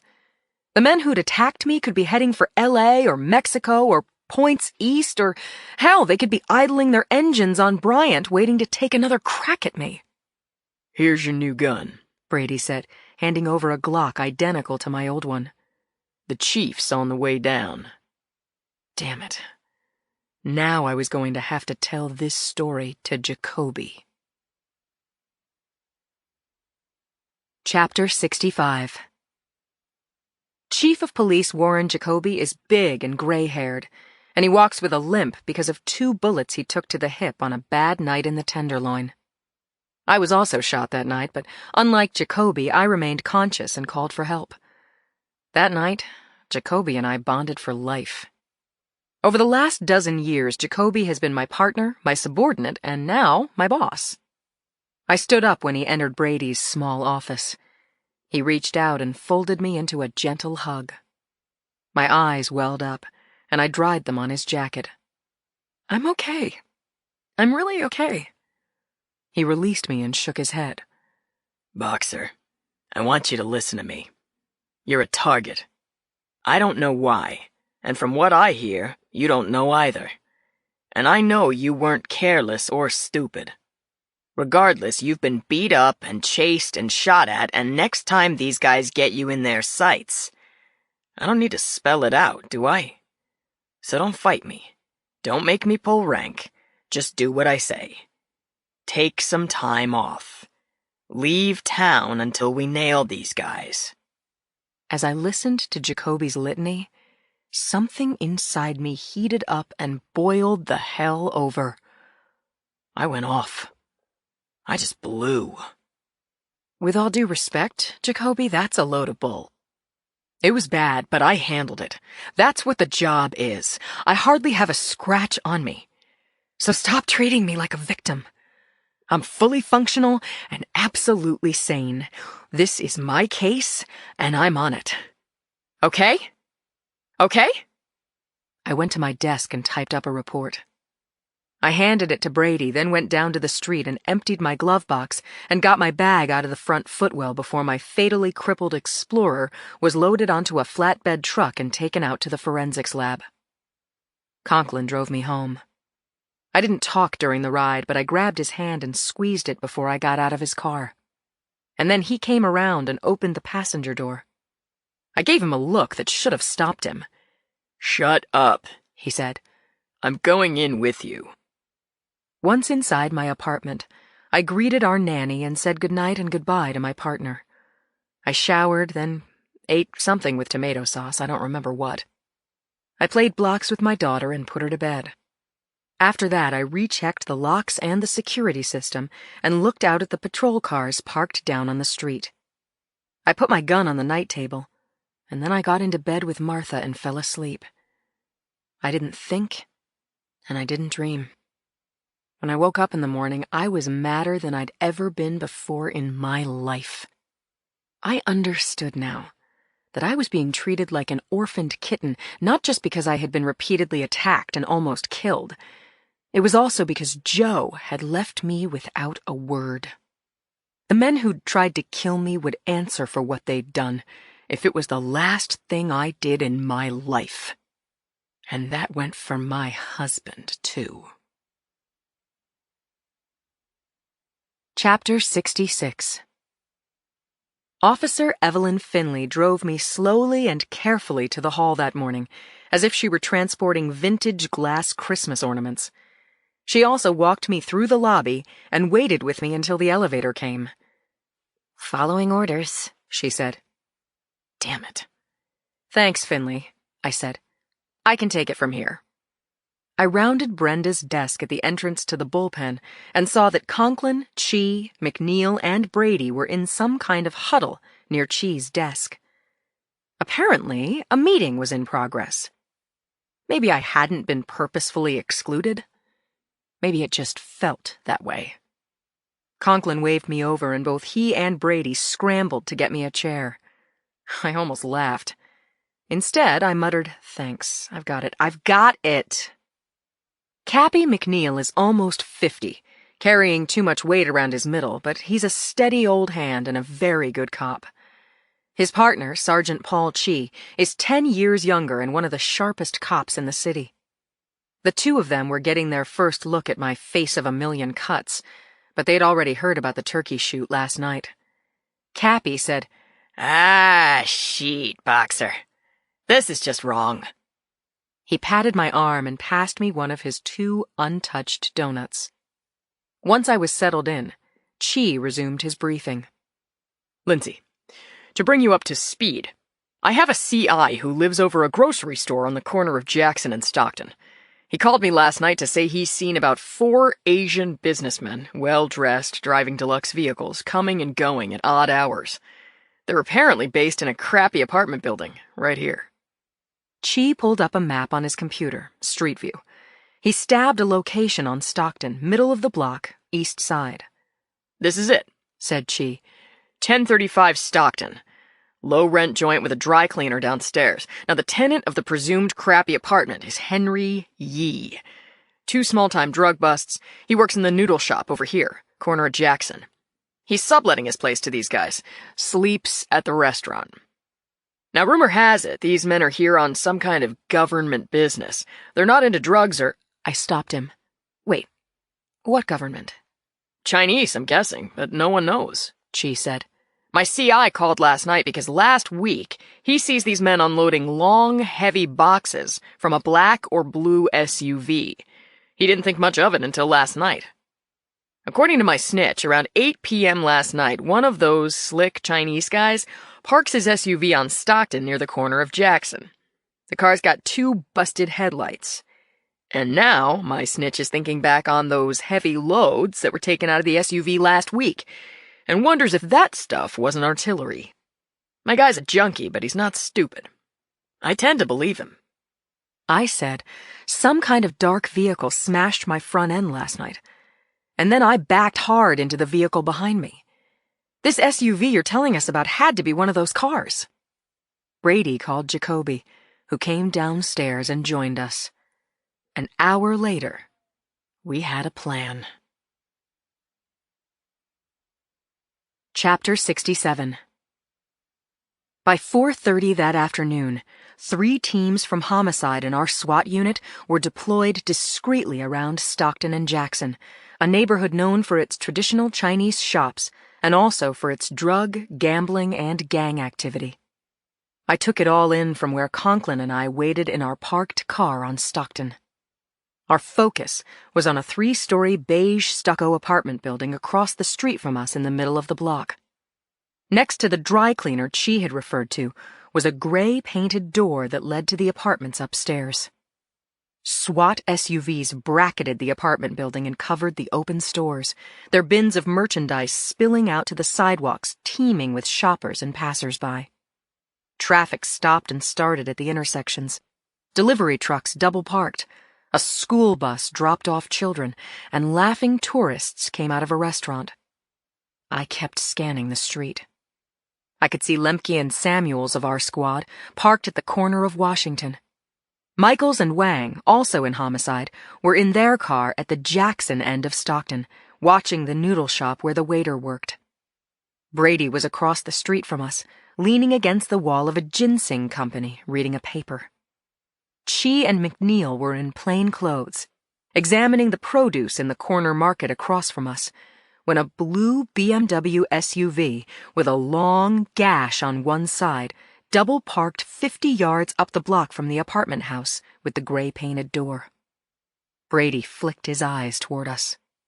Conklin and I got out of our car and crossed the street through traffic as Chi and McNeil walked up behind the 2 Asian men who were heading toward the apartment building.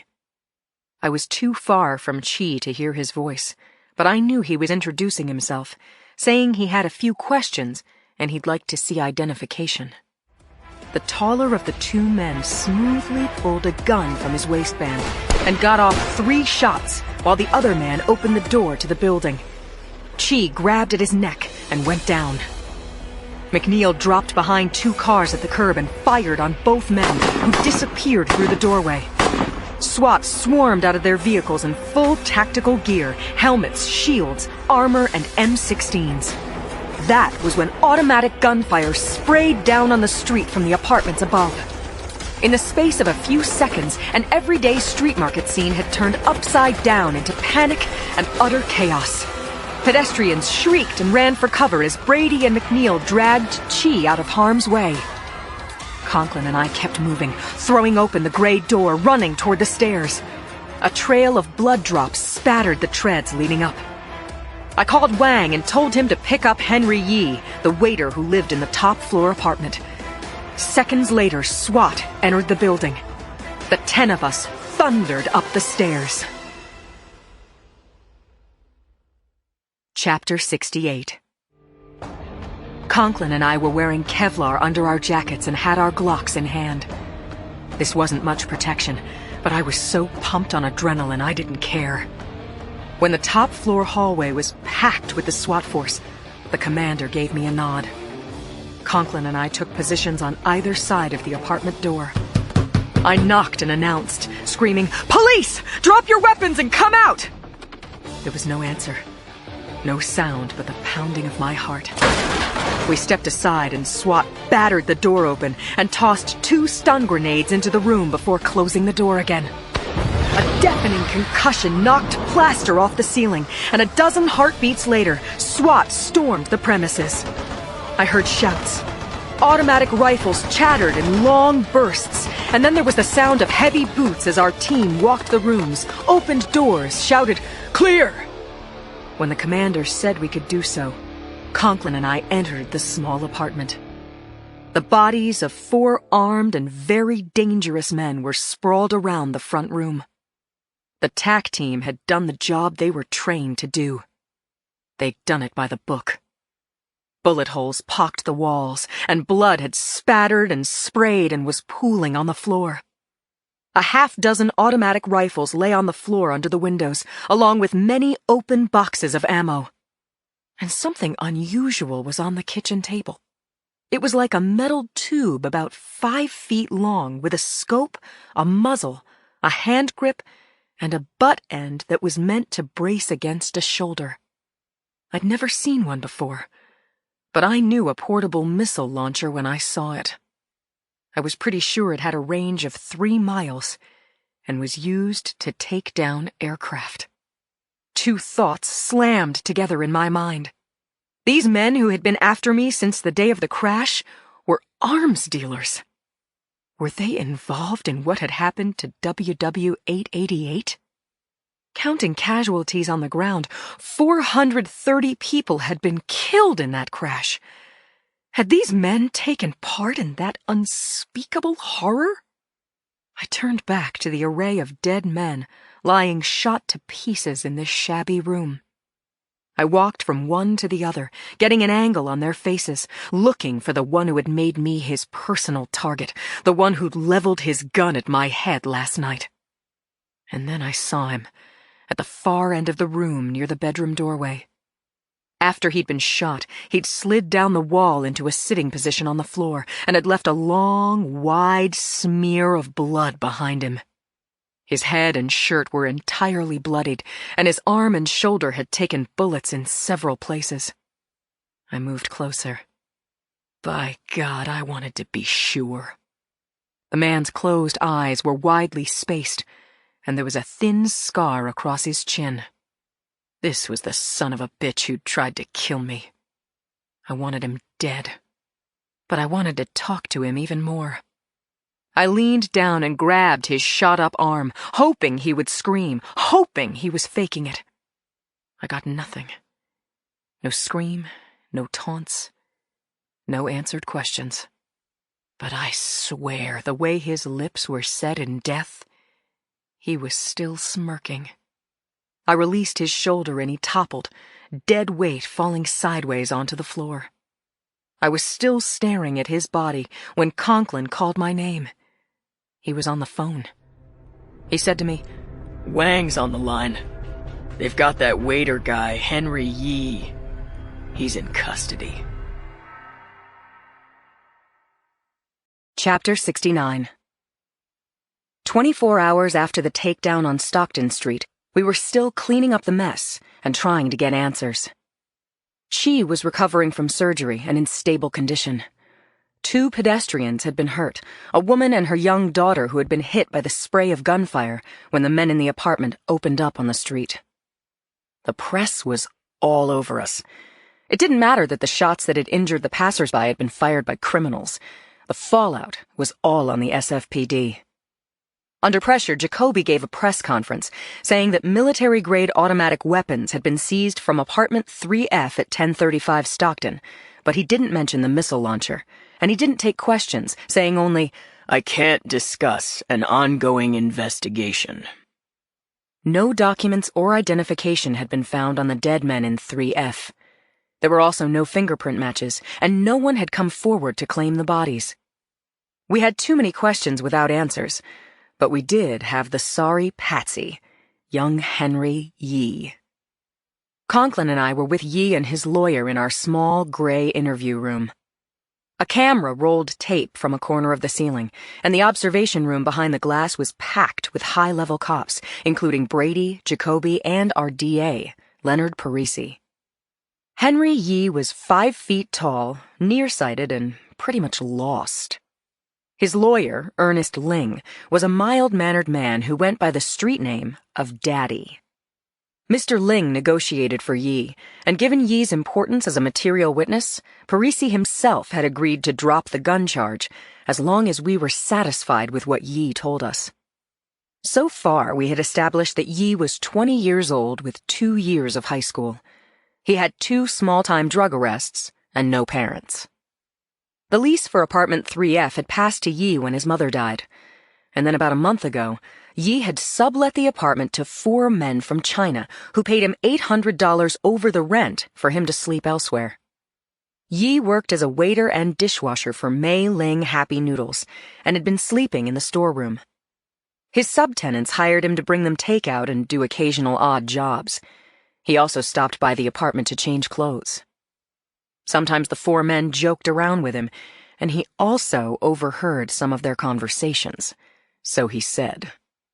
Yee had been carrying a gun under his apron when Wang and Michaels snatched him up.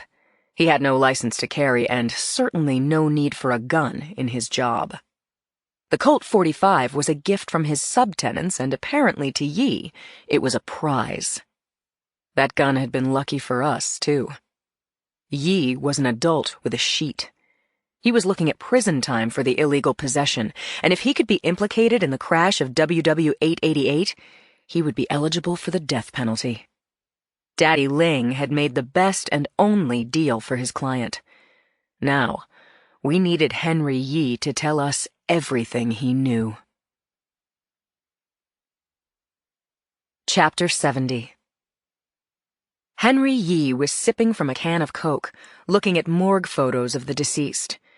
Said Yee, "This one.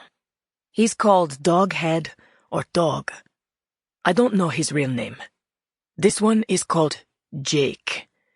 This one speaks no English. He's called Waisei. But this one," he said, pointing to the picture of the man with the scar, "he goes by Mr. Su. He is not a gangster. He says he works for the government." Conklin asked, "What were the weapons for, Henry?" "I don't know," said Yee. "Mr. Jake told me it was private business." I said, "Did these men ever discuss the airplane that went down at SFO?" "That airplane from Beijing? No, I didn't hear that." I said, "We think they did have something to do with that airplane, Henry. Think hard. Did you hear anything at all?" Ling said to his client, "Henry, you don't have to worry. None of those men can hurt you."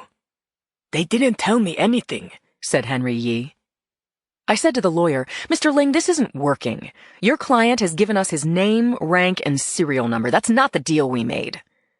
Daddy Ling said, "He's afraid it's going to come back on him. That's not crazy, Sergeant." Ling had a whispered talk with his client, who looked up at me through the thick lenses of his glasses. He nodded and heaved a long sigh. Then he said, "This is the only thing I know about the airplane. I don't think it means anything, and please don't get mad at me." I felt a chill, as if we were on the edge of a breakthrough, but I was afraid to trust the feeling. This mutt had been a total disappointment. "Night before last," said Yee, "me and Mr. Su both got home at the same time, and I noticed that Mr. Su's car is all banged up. I say, 'What happened, Mr. Su? You all right?' He's very mad. He got into a car fight with a police lady he calls Dirty Mary." Did he mean me? "Why Dirty Mary? Like Clint Eastwood?" The kid nodded and went on. Anyway, Mr. Sue had already told me after the crash that he needed proof for his boss that some man was on that plane. He said Dirty Mary stopped him from doing his job. That made him look bad. But I think he did find the body, said Yi. What makes you think that? I asked. Like a week and a half ago, I helped him unload his car, and I saw a body in the back wrapped in a sheet. I just saw a foot that was all burned. Mr. Sue shut the trunk before I could see more. Pictures were coming up in my mind and tumbling end over end. The first time I saw Mr. Sue outside the ME's office, he'd said he wanted to see his son. I'd turned him away, and a bunch of cops had backed me up. Was he looking for his son? I asked Henry Yi. No, it wasn't his son, said Yi. It was someone else. I thought of the missing victim of WW-888. The body had gotten mysteriously lost at Metropolitan Hospital. I remembered the chaos that night, the exhausted, traumatized people, more corpses than any one morgue could handle. I could imagine someone disguised in hospital scrubs looking at rows of bodies on gurneys reading toe tags. I could imagine someone wheeling a corpse out of the hospital emergency room. No one would have stopped a person in scrubs. Not that night. I was breathless, almost faint. I stood up and, placing the flats of my hands on the table, I leaned toward our only material witness. Think, Henry. Did Mr. Sue mention the name Michael Chan? Was he looking for the body of Michael Chan? He never said the name, Yi said. The kid looked terrified. Of me? Or of retaliation? Ling said his client had cooperated fully. The interview was over. Yi was released. I still had questions. Plenty of them. Part 4. Chapter 71. Cindy called to say, Lindsay, I've got breaking news big time. Can you meet me downstairs in 5 minutes? I'll drive you home after. Give me a hint, I said, shutting down my computer and locking my desk drawer. She was speed-talking. Warp speed. A tip came in 20 minutes ago from a guy who saw the photos I'm running of the Four Seasons Jane and John Doe, and he says he's got video of them in the hotel on a hidden camera. He's going to show me the video. Is that enough hint for you? It certainly was. I'm on my way. Conklin had already left for the day. I asked Brenda to call off my ride while I phoned Mrs. Rose to say I'd be late. Then I zipped up my jacket and ran down the stairs. Cindy had my attention for sure. Was the tipster solid? Would there really be a video of the kids in that room? And if so, would the video reveal their killer? Had Cindy cracked the case on 4 homicides? I was hoping. I guess I'm still an optimist after all these years. Cindy was waiting for me in front of the hall as traffic rushed and dusk fell. I got into her '09 Honda Civic, just 2 steps ahead of traffic control, who was about to shoo her away. Start talking, I said as I buckled up. Where are we going? You've got my undivided attention. The car lurched as Cindy put it in gear. His code name is Jad, she said. We were heading northeast on Bryant, Cindy turning her head every few words to pin me with her big blue eyes. Jad was doing surveillance for somebody. I took it to be a government agency, but he wouldn't say who. He was, however, emphatic that what he caught on tape could get him killed. I could feel him sweating over the phone. And so why did he contact you? Because in my copy, I begged anyone with information as to the identities of John and Jane to get in touch with me, confidentially. He also said that what he knew was eating him up inside. His voice was cracking up, Linz. He was freaked out. Did you tell him you were bringing me? Well, what I said was that I wasn't going to meet a stranger alone, that I was bringing my associate. Like Woodward and Bernstein, you know? Oh, man. I was shaking my head. This wouldn't be the first or even the 5th time Cindy had waded into a highly flammable situation because she was onto a big story. Linz, he said it was okay to bring you. And there's more, said my crime reporter friend. Along with the video of those two kids, Jad also has footage of what could be Chan and Muller. Yeah, Lindsay, really. Asian guy, blonde woman. I'm thinking, oh my God, it's now or never. Jad could take off. This time tomorrow he could be on another continent. We should be going in with a TAC team, Cindy. I agreed to keep this confidential, and I believe him. He's going to show us the video. He wants to. He called me. Look, we're meeting him in the parking lot at Washington and the Embarcadero. It's wide open. We'll be perfectly safe. I told her, we'll be sitting ducks. Wait a minute. Didn't you just outwit 3 armed desperados with nothing more than a quick draw on your stick shift? I laughed. You have a way with words.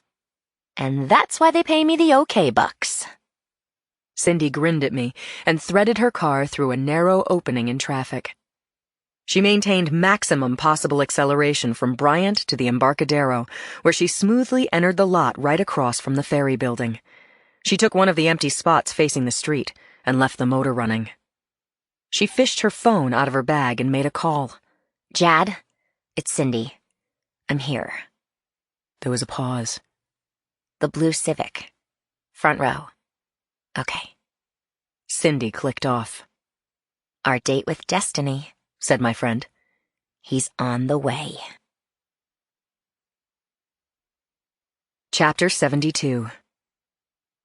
An old black Lincoln with a noisy muffler took the looping turn off the Embarcadero, crossed the wide roadway, and nosed into the parking lot where Cindy and I sat waiting. The Lincoln's driver braked at the back of the asphalt, plates up against the chain-link fencing and partially hidden from our view by a staggered row of parked vehicles. I watched over my shoulder as he got out of his town car and headed toward us. The tipster was overweight. He wore a thin, gray, knee-length coat and carried a nylon computer bag in his right hand. He came up behind us and knocked on Cindy's window, which she buzzed down. Cindy said hello and introduced me as Lindsay, my partner on the crime desk. Jad took off his gloves, put them in his pocket, and said to me, Pleased to meet you. Let's sit in the back. Cindy and I disembarked from the front seat and arranged ourselves in back so that the big man was sitting between us.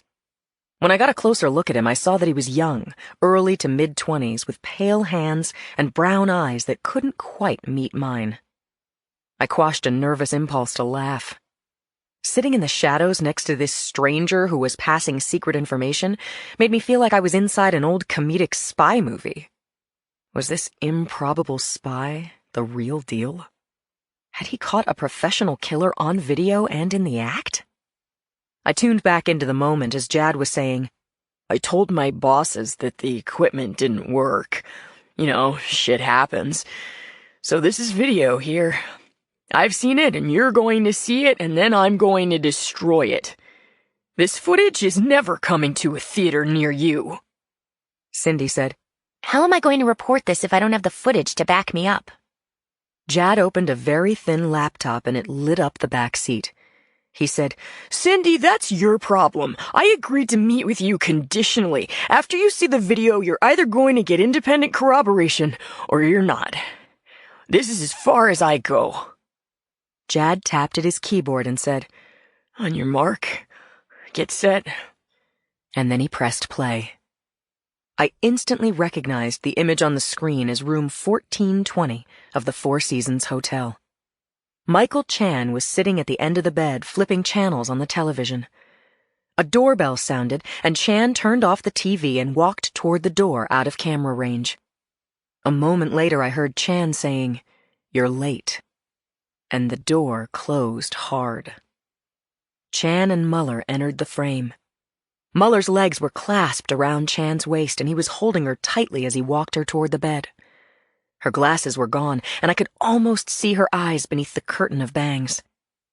They laughed and kissed deeply, and then Chan laid Muller down on the bed facing him. He removed her boots and tossed them aside, all of his movements confident, as though he'd been through this ritual before. I caught bits of their gameplay. Chan said that he was the Prince of Gorgonzola.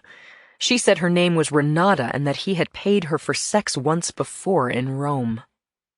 The teasing continued as Chan unbuttoned and peeled off Muller's clothes, then stripped off his own. She moved under his hands, and if she didn't just love the hell out of how he was turning and touching her, she could have won the Golden Statue for Best Actress. The two were nearly naked on the bed, their heavy breathing sucking in all the air in the room, when the computer screen went black. Dead black. Cindy said, Hey, what happened? Jad said, Yeah, that's a bitch, right? I thought it was my equipment that lost the connection. Well, that wasn't it. The Wi-Fi in and around the hotel was blocked. Stay tuned, said Jad. There's more. Chapter 73. Jad was queuing up another video. He clicked the arrow and the video rolled. I recognized 1418, the room next to Chan's.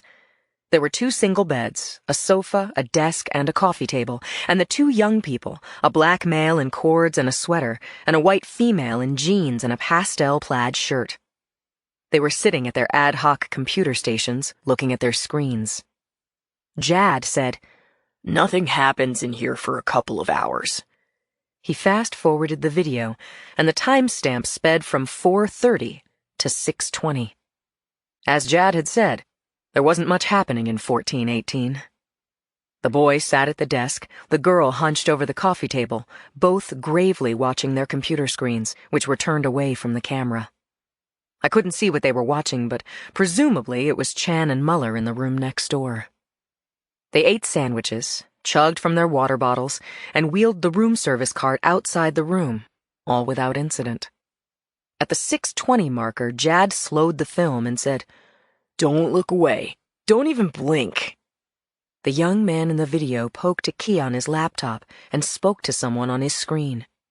Hey, Joe, you on the way up? A voice came over the computer's speakers. Bud, where's Chrissy? I felt a shocking chill and a sensation of falling.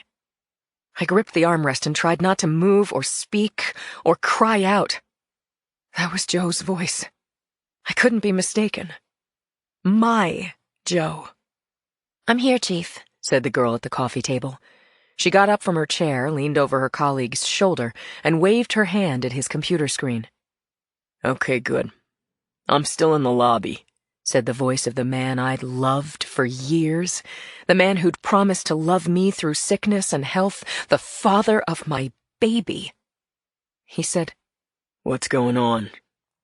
They're both in there. We've got action, said Bud. Any talk about that plane from Beijing? Joe asked. The girl said, Nothing yet. They're all about each other, Chief. Okay. I'm coming up. Copy, said Bud. And then at 6:23 on the nose, Jad's picture dissolved into static. I was falling again, but my mind stayed in gear. Sometime between the time the internet feed went down and when Liam Dugan, the head of hotel security, showed us the dead housekeeper in the closet, a total of 4 people had been murdered. Jad was saying to Cindy, The 2 dead kids? Bud and Chrissy could be their real names. If you run their pictures again with those names, maybe someone will come forward. You heard Joe ask about an airplane from Beijing? 3 days later, an airplane from China was blown to hell over Route 101. Maybe Bud and Chrissy were killed because they knew about the plane. I wish I didn't, but I know it too. And now so do you, Jad said. He said to Cindy, Someone should put it out there that there was foreknowledge of that plane crash, don't you think? But it can't be me. And now say goodbye to the video. Wait, Cindy said. Play the last minute again. Jad sighed, then reversed the footage and ran it forward. I heard Joe ask about an airplane from Beijing. Joe knew about that plane. Joe knew. Jad closed down the video and dragged the file to an icon labeled Destroy. Software flames consumed the files. The videos might be permanently destroyed, but they were part of me now. I couldn't forget them if I tried. Chapter 74. The wind had picked up during our 15-minute meeting in the parking lot, whipping the young trees standing in their concrete planters on the sidewalk as traffic illuminated the 6-lane Embarcadero. It looked like any normal summer evening in San Francisco, but nothing would ever be normal for me again.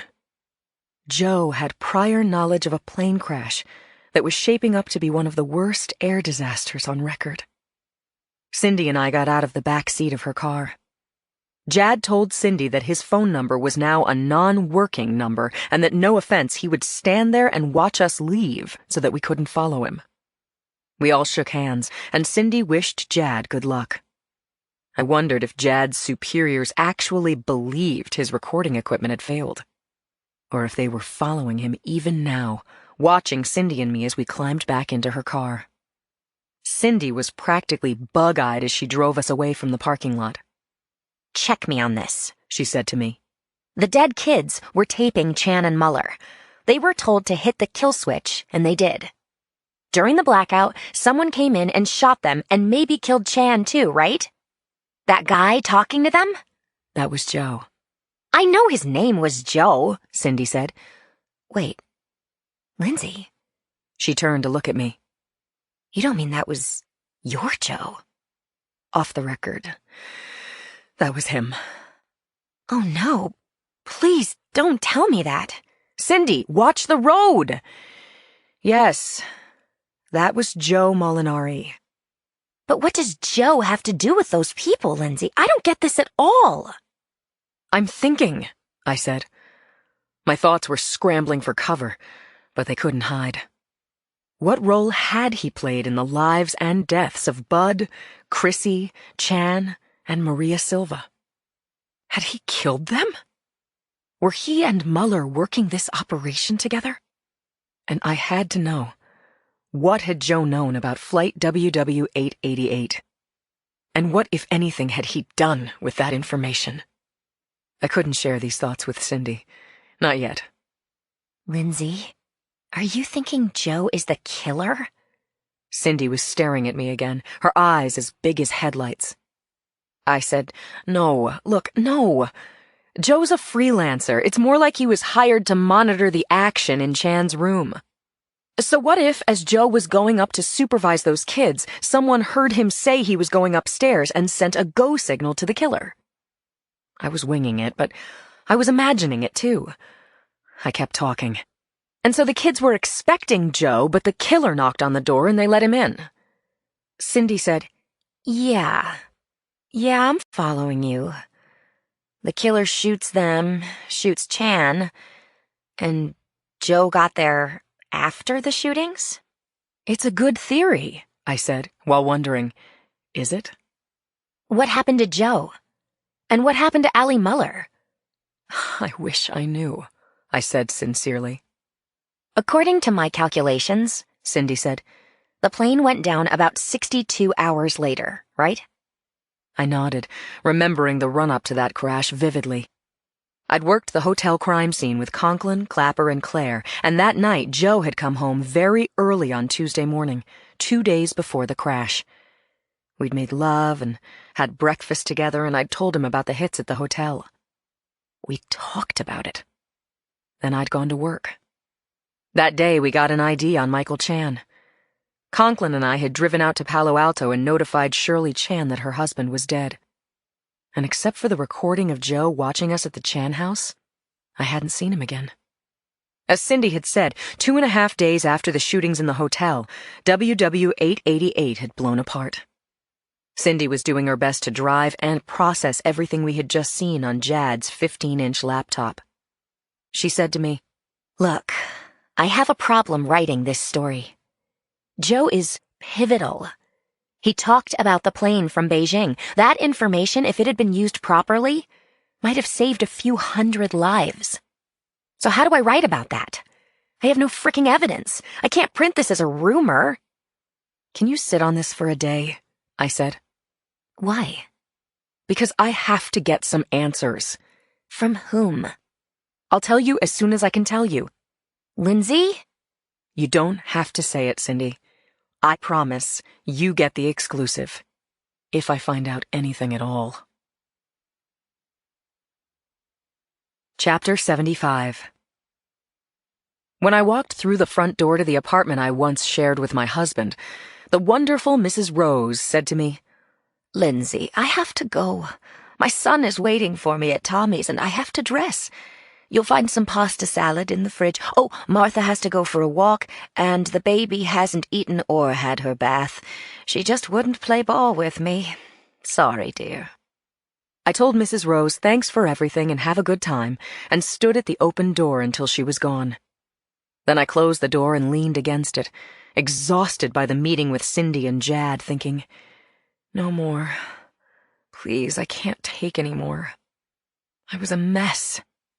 I was the primary investigator on a quadruple homicide without witnesses or forensic evidence, and it was further compounded by a tangle of international players, a terrorist attack, and intelligence agencies working on the sly.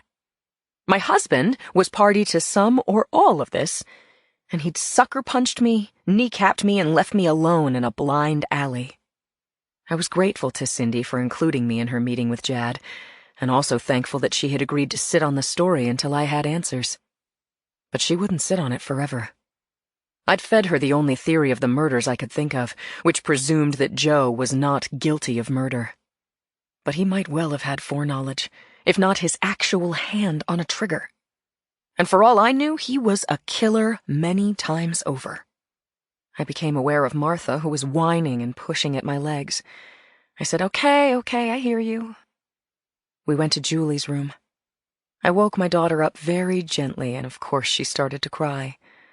I talked nonsense while dressing her in fleece and a hat. Then I awkwardly opened her stroller and strapped her in. Martha was ebullient, and I hated to disappoint, but this was going to be a short walk. I wheeled Julie into the elevator, keeping Martha on a tight leash, and somehow Martha's business was quickly done.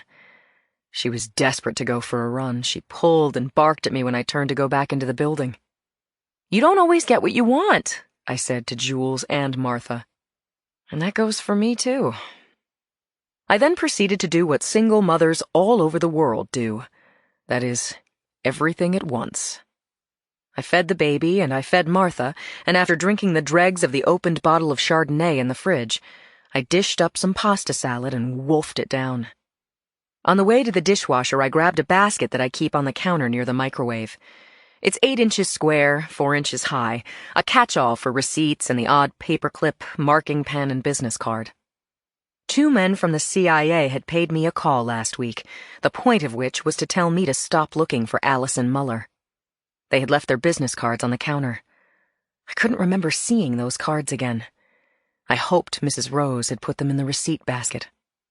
I upended the basket and pawed through the contents, and yes, I found the cards. Michael J. Dixon, Christopher Knightley, case officers, Central Intelligence Agency. Phone numbers were in the lower left corner. I remembered that Dixon, the dark-haired one, had seemed to be the one in charge. It was nearly 8 p.m. Would he answer his phone? I had to try. I dialed the number, and he answered on the 3rd ring. "Agent Dixon, this is Lindsay Boxer. You visited me a couple of days ago to talk about Allison Muller." I remember, Mrs. Molinari. How can I help you? "I need to see you. I have information that concerns national security. It also concerns my husband, and I think you'll want to hear all about it." Dixon gave me an address and told me to come in the next morning at 9. I didn't know what I was going to say when I met with him, but I had all night to figure it out. The whole minute-by-minute, sleepless night. Chapter 76. I got out of bed before my baby girl woke up.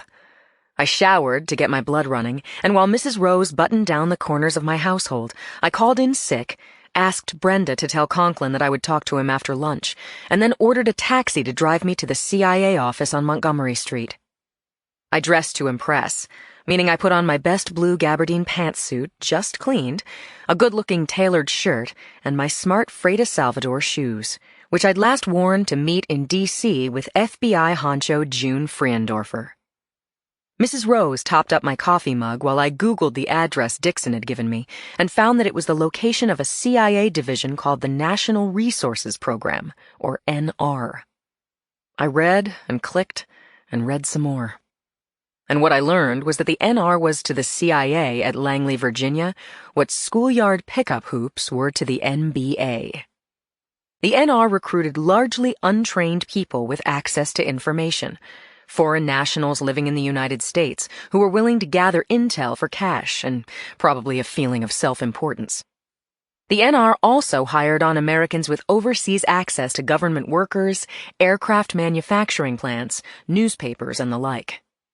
These part-time operatives came with a variety of backgrounds. Some were college students, some were corporate executives, entertainers, and young techies, like Jad. And like Bud and Chrissy, who had been secretly filming Michael Chan and Allison Muller.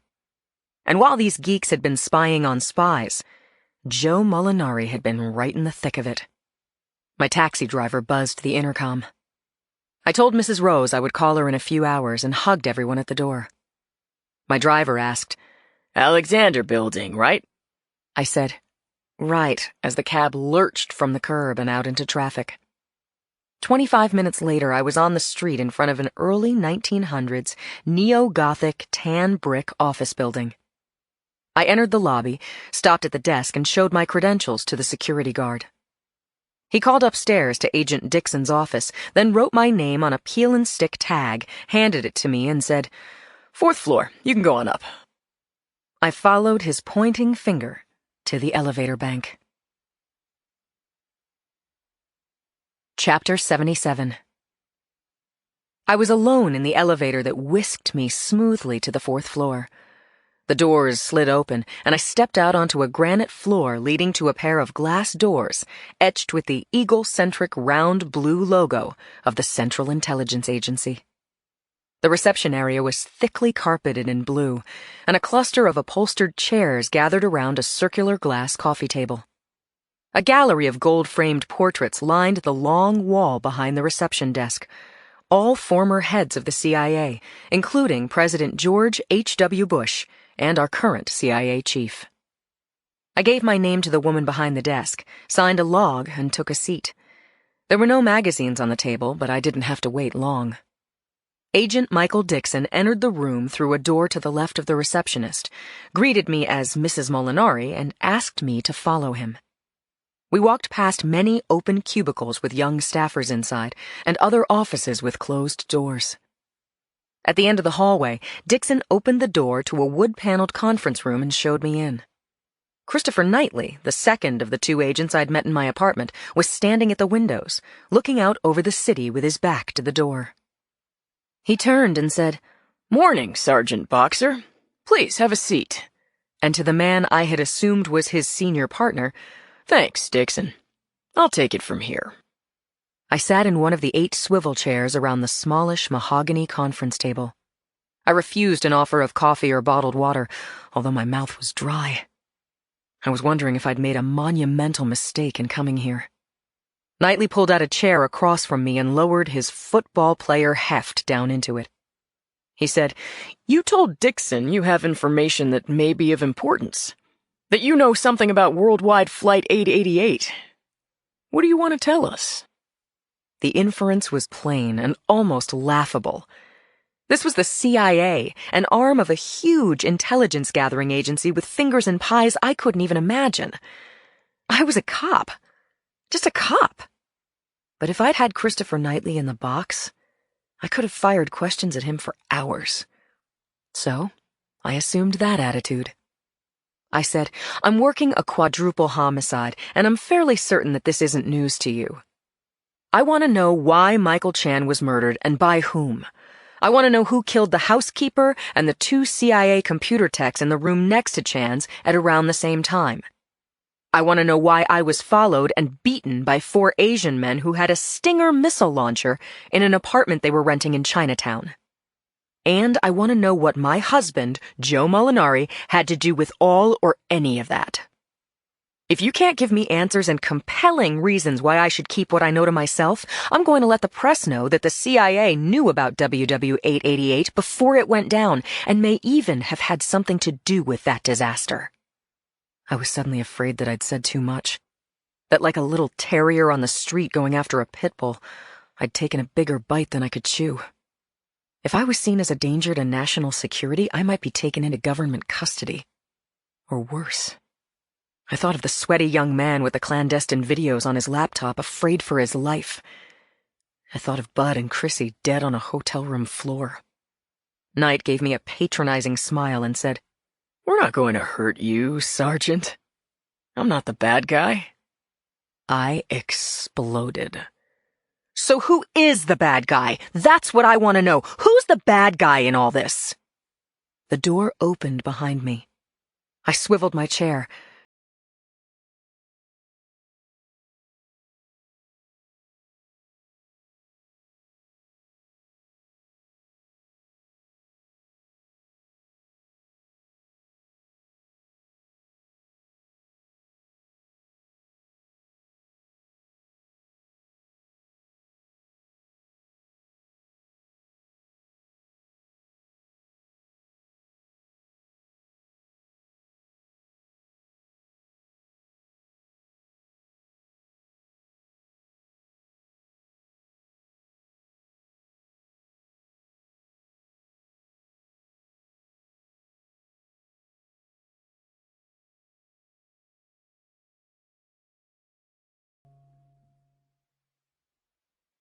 Chapter 78.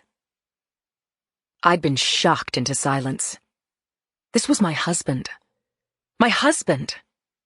I looked across the table at Knightley and back at Joe. Joe said, "Chris, give us a moment and kill the cameras." "Got it," Knightley said. When he'd left and the door was closed, Joe moved over to the chair next to mine and reached for my hands.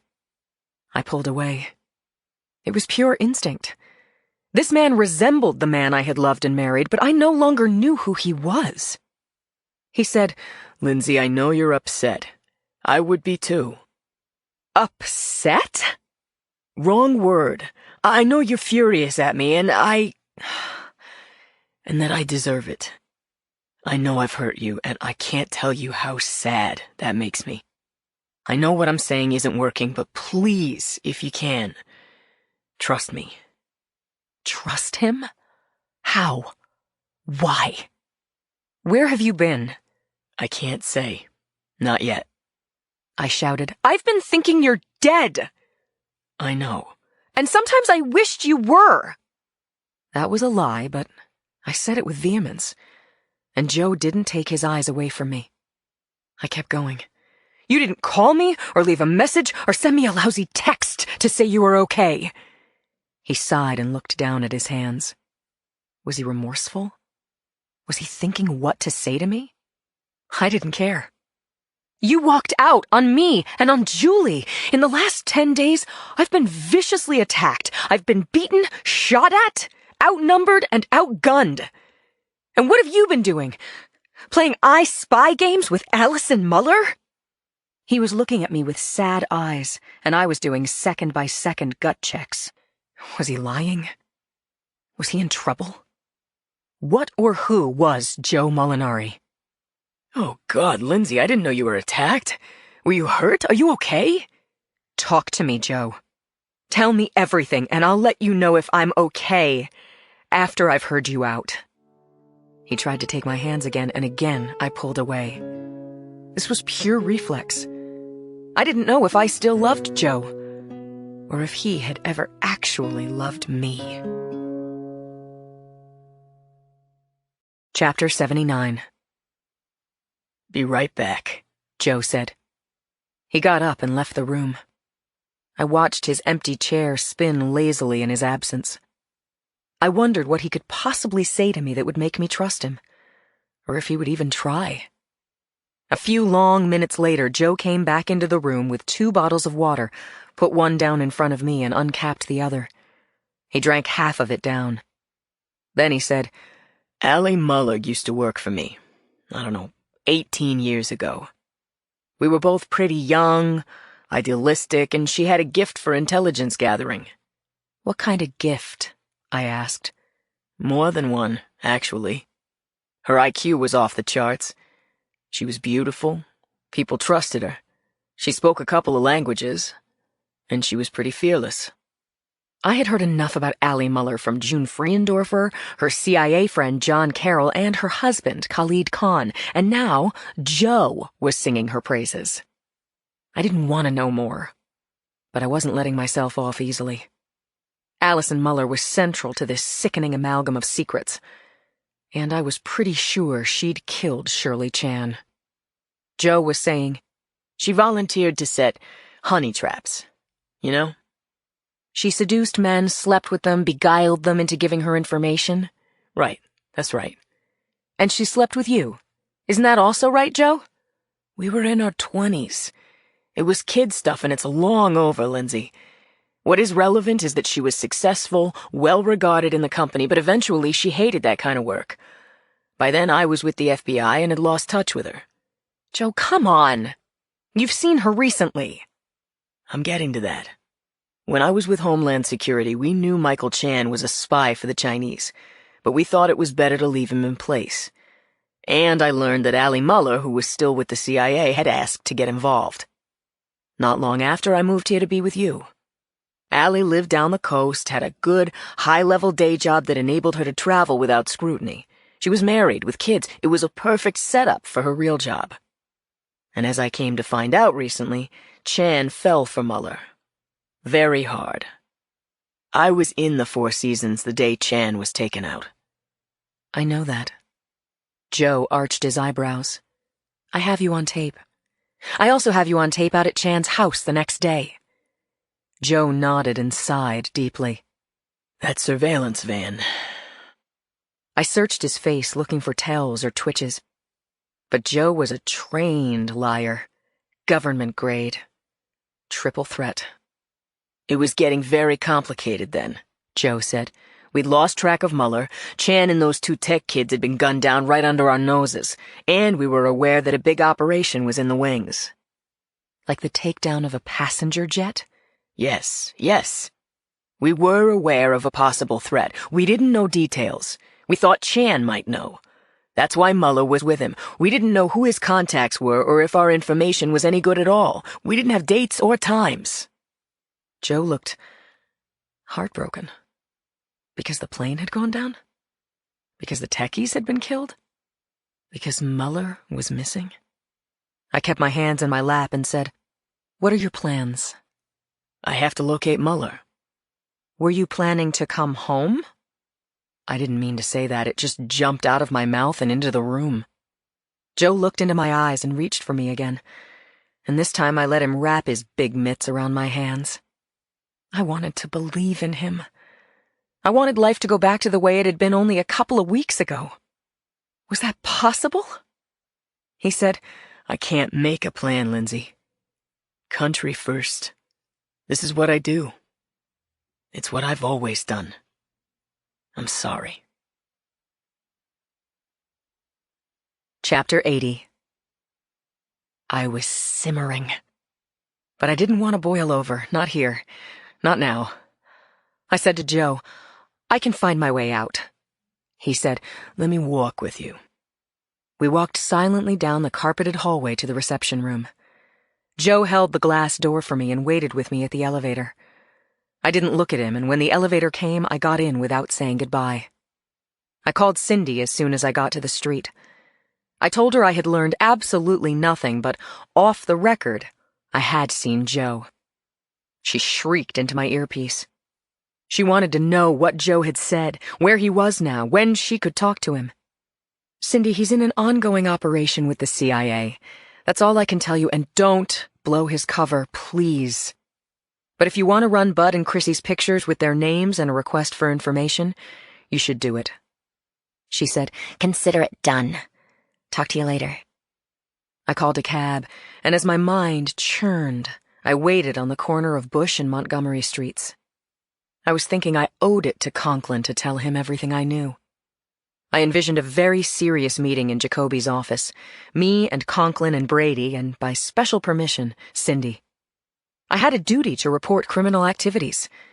I had professional ethics that required me to get clean with my partners. I also wanted their advice, and with it, relief from the pressure that was like none I'd ever experienced. But as soon as I imagined that collegial scene, new thoughts powered through. Where did my true loyalties lie? With my husband, who until 10 days ago I had loved entirely? Or with my coworkers and friends, who had trusted me with their lives as I had trusted them? The taxi arrived. I had to give the driver a destination, and I heard myself say, "Take me to Lake and 12th." The driver got on the phone with his girlfriend, and I put my head back and closed my eyes. I woke up when the driver said, "Lady, here you are." 10 minutes later, I was in my jeans and a t-shirt in Joe's office, going through his things again. I talked to Julie as she bounced in her jumper seat. "I don't know what I'm looking for, Jules," I cooed. "I don't know what I could possibly find that would trump what Daddy told me an hour ago. He's a spy on active duty. Yes, active duty." Julie let loose with a peal of laughter. I got up from Joe's desk and went over and kissed her. I said, "I want to make sure I haven't missed something, little girl. I just want to know what he was doing all those months when he was here with you playing Mr. Mom." There was a box of Joe's stationery in the top drawer, right-hand side. I'd opened it before, frisked it with my fingertips, but this time I took out the note cards and envelopes and found a stubby little key scotch-taped to the bottom. The key had a number. It could be to a safe deposit box. For all I knew, it could be to a safe deposit box belonging to us, a fireproof lockbox with life insurance policies and the deed to our condo. Or it could be a secret trove of love letters and boarding passes and locks of Muller's hair. I put the key in my pocket and lifted Julie out of her chair. I took her into the bedroom, pulled the curtains closed, and got into bed with my baby. Martha curled up on the rug beside us. It was completely still. We were alone. Maybe we'd always been alone. I had had to accept the depth of Joe's deceit. That I'd been betrayed by my husband, my best friend. "Country first," he'd told me. "This is what I do." That son of a bitch. Chapter 81. I set up a conference call with Rich and Cindy, and after some back and forth, we reached agreement on my plan. I called Brady, saying, "I need to see you out of the office. It's important." He said, "You sound terrible." Brady had called me out. It was as if barbed wire were coiled around my chest and forehead. My breathing was shallow, and pressure was building behind my eyes. He said, "Are you home? I can stop by after work." "Great. Buzz me and I'll come down." Maybe I'm paranoid, but last week, 2 spooks had dropped by my apartment to warn me off my search for Allison Muller. It was possible, even probable, that a mic or 2 had been planted in my apartment. At 7:20, Brady texted me to say he was on the way, and 20 minutes later he buzzed up from the intercom. I grabbed the baby and ran down the stairs. I found Brady leaning against his Buick with his arms crossed over his chest and his hair blowing across his face. He opened the car door and I got in with Julie in my arms. "How sick are you?" he asked. "Or was this a mental health day? You should take a couple days." "Thanks, Brady, but I'm not sick and I'm not falling apart. I have news on the hotel murders and my place could be bugged." I held Julie against my shoulder as I caught Brady up on Cindy's tipster, who'd gone by the name of Jad. I told him what Jad's video had revealed, that our murdered Jane and John Doe had been working for the CIA, and that now, thanks to Cindy, we had their nicknames, Chrissy and Bud.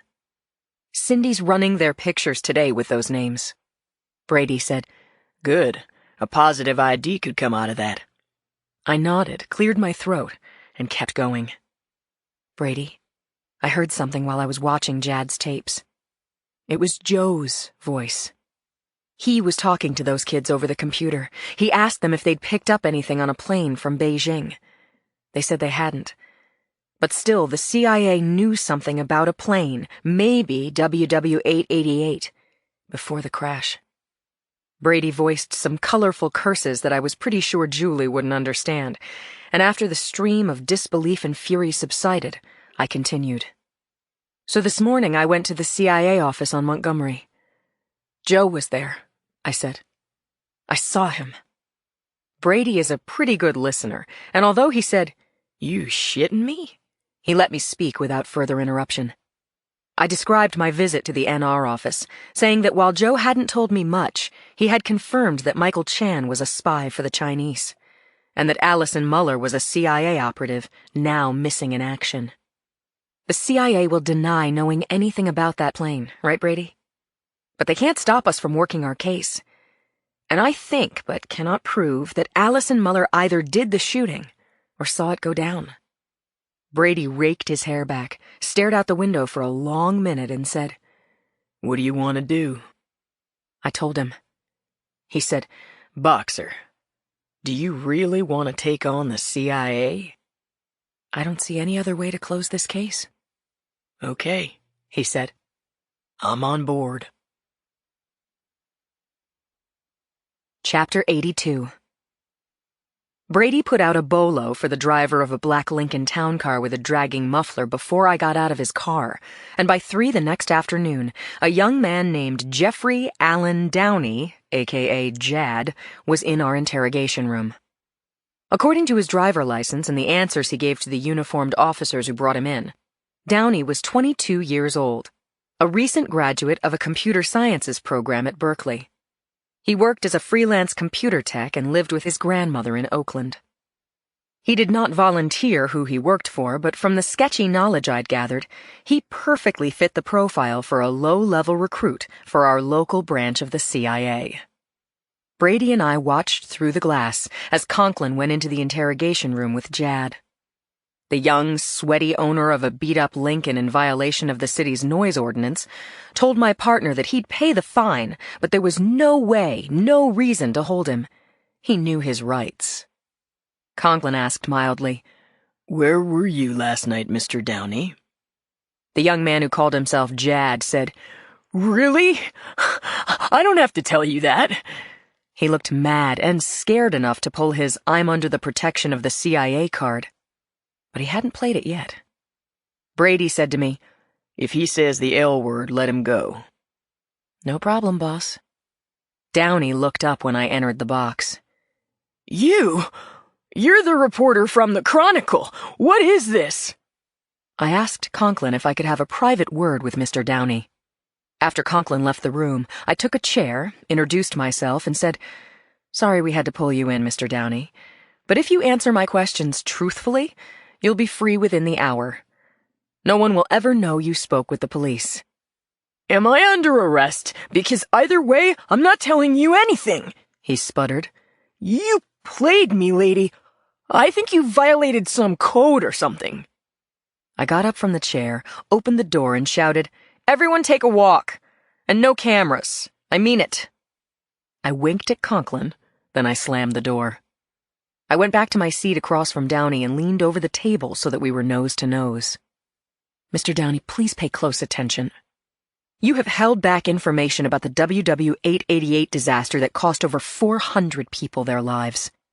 You will either tell me what you know and when you knew it, or I will turn you over to Homeland Security. I don't care who you think has your back. You are a co-conspirator in a hellacious act of terrorism. Do you want to spend the rest of your life in a federal prison?" Downey's face turned red and tears flew out of his eyes. He said, Wait a minute. You think I know something about that airplane? I don't. I called Cindy Thomas because I was sick about those dead people in the hotel room, but I had nothing to do with them or that airplane, which hadn't gone down when I made those surveillance videos. You don't know if that guy Joe was talking about that particular plane. How could I know? I'm a geek.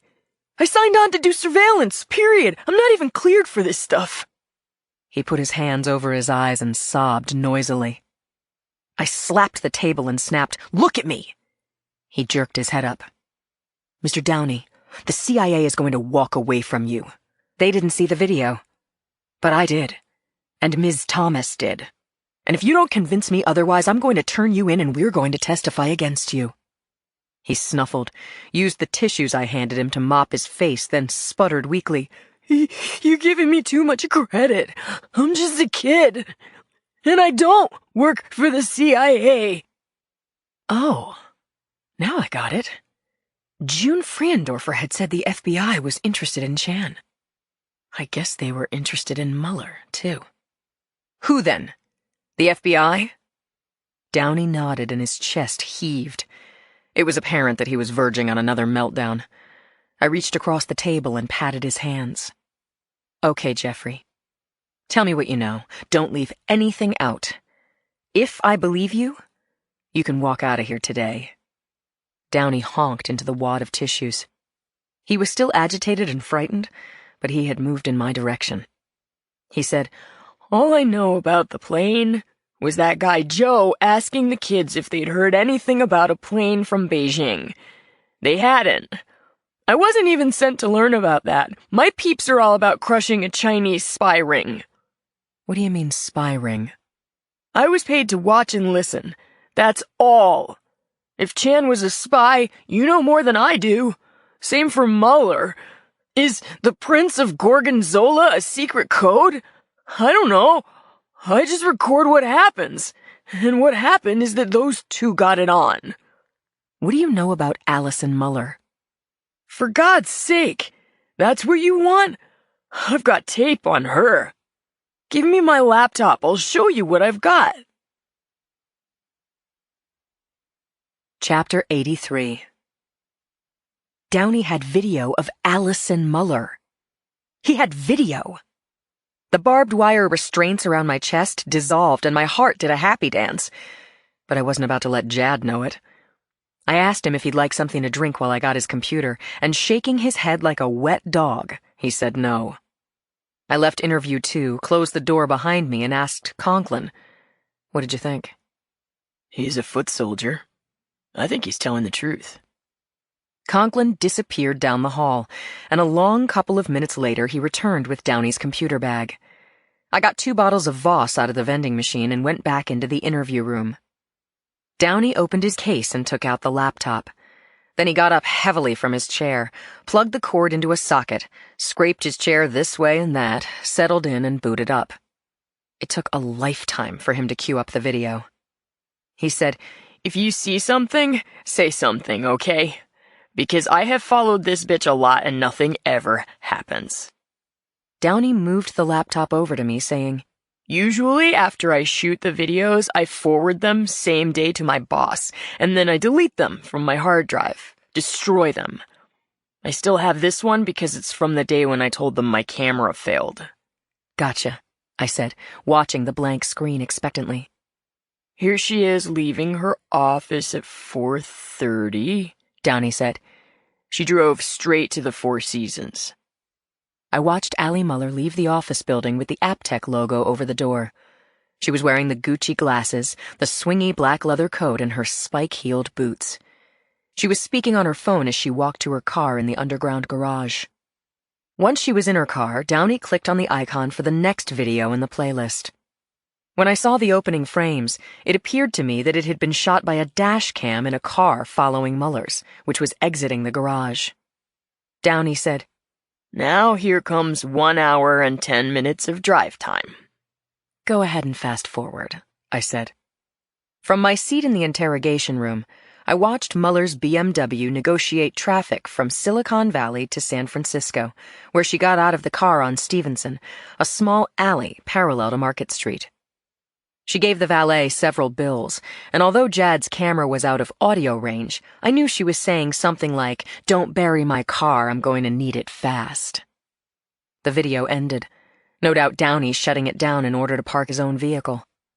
As we already knew, bugs had been planted in Chan's room prior to his planned assignation with Mueller.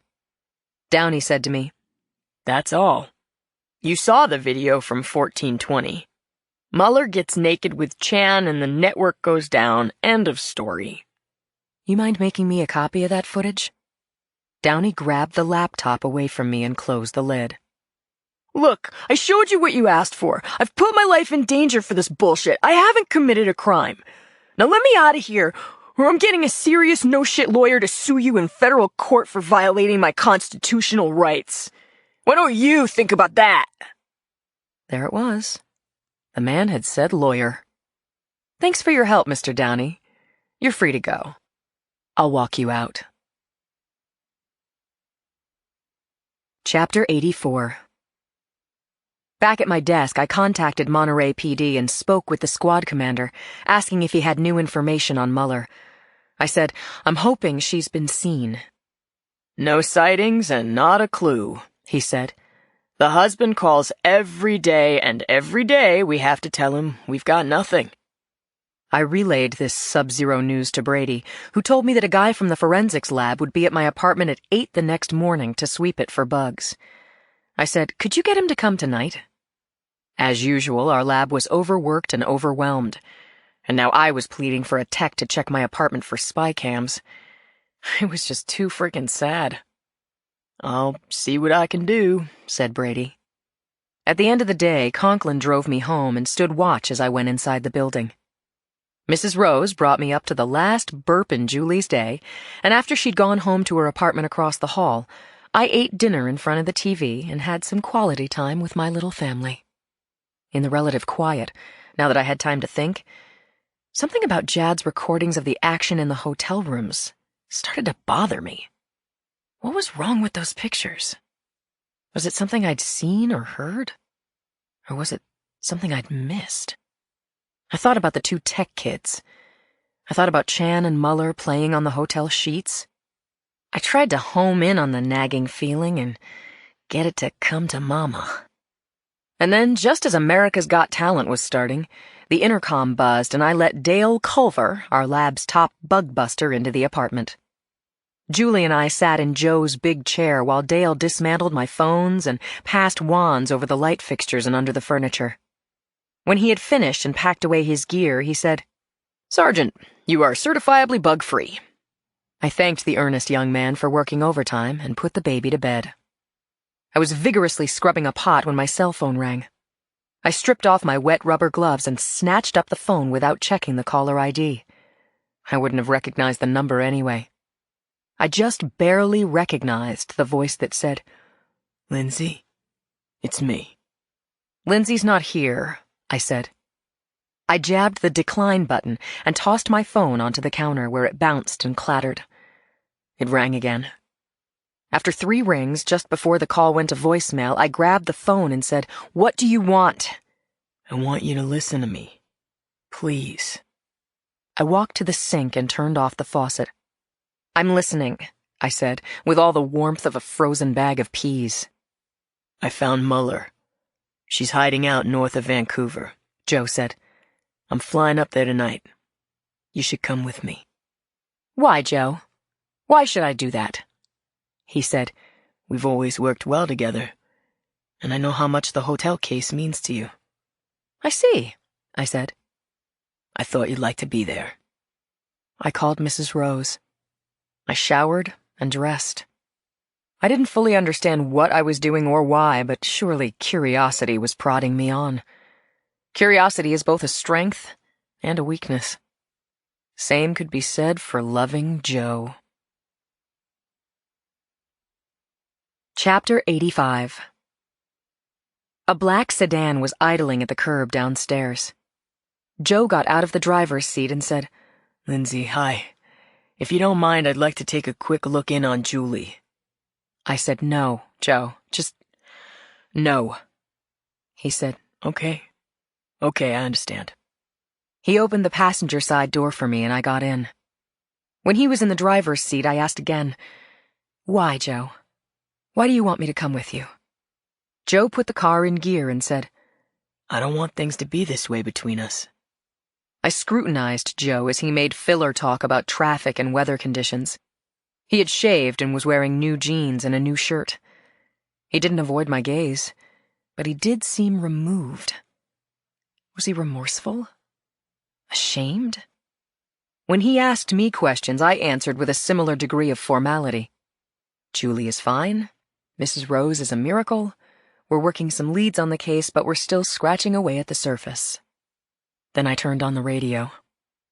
We arrived at San Rafael Airport in Marin County, where a Gulfstream jet was warmed up and ready to go. We boarded the plane at just about 11. Our seats were separated by an aisle, which seemed appropriate. Joe and I were like strangers. How had such a wide chasm opened between us in only 2 weeks? I saw him in my mind having breakfast with Julie. Now I wondered if that sweet domestic scene might have been a little show he'd put on just for me. I slammed the door on the memory. The pilot made an announcement. An attendant checked our seatbelts and overhead compartments. Jets roared, and we were thrown back in our seats as the plane lifted off. Once we leveled out, I sipped Perrier and watched beads of moisture sliding off the edge of my window. Then I put on a headset, dialed up some jazz, and reclined my seat. Questions flew up behind my closed eyelids like shorebirds on the beach. I thought about Joe sitting across the aisle from me, a virtual stranger who had, by the way, shared a significant part of my life. I wondered if a few months from now we'd be divorced and I'd be living in a new place, or if it would be me and Julie in Joe's apartment, surrounded by the memories of happier times. I thought about Allie Muller, her marriage, her children, her still undefined role in the hotel murders, and I revisited the images of her with Michael Chan. And that was when those pictures in my mind collided with my experience at the actual crime scene. Something didn't jibe. And then I grabbed that nagging notion by the toe and didn't let go until it took form. Michael Chan was shot in the face and chest, and he dropped with his feet facing the door. How could Allie Muller have shot him from the doorway when she was behind him in the room? Had she been working with an accomplice? Had someone else shot the housekeeper, knocked on the door, and shot Chan? Had this unknown killer then shot the 2 techs in the room next door? I knew for sure that Joe had told Bud he was coming upstairs. The murders had gone down after that. Had Joe shot 2 kids who'd been expecting him to knock on the door? Was he Allison Muller's partner in these gruesome crimes? After the killings, had it been Joe who had gotten her out of the hotel unseen? But why? If Joe was partnered with Muller, why would he ask me to come with him to bring her in? Was I walking into a trap? My eyelids flew open as my mind violently rejected this idea. No, Joe couldn't set me up in order to kill me. Could he? I turned to look at my husband, who was 5 feet away, sleeping like a lamb. Who was the real Joe? It was a short flight. I didn't eat. I didn't sleep. When the fasten seatbelt light flickered on, I gripped the armrests and braced myself for violence. The landing was smooth. I walked shakily down a flight of metal steps, and Joe took my arm as, with our heads lowered, we crossed the chilly, breeze-whipped tarmac at Vancouver International. I liked the feel of his hand enclosing my upper arm. Tears slipped out of the corners of my eyes. They were from the wind, and so slight that I didn't even have to wipe them away. We waited inside Avis for the paperwork to chug out of the printer. I tapped my fingers on the counter. Joe said, Lindsay, I can't prove it, but I believe that Allie Muller killed those 4 people in the hotel. And if she did, I have to take her down. If you aren't up for this, tell me now and I'll leave you at a hotel. I don't want you to get hurt again. I want to catch her as much as you do, I said, keeping my expression and my tone neutral. Actually, I was telling the truth. Don't worry, I said. I can take care of myself. I'm a cop. Job first. Chapter 86. Joe told me that our route from the airport would take us up the sea-to-sky highway to Brackendale, about an hour and 20-minute drive.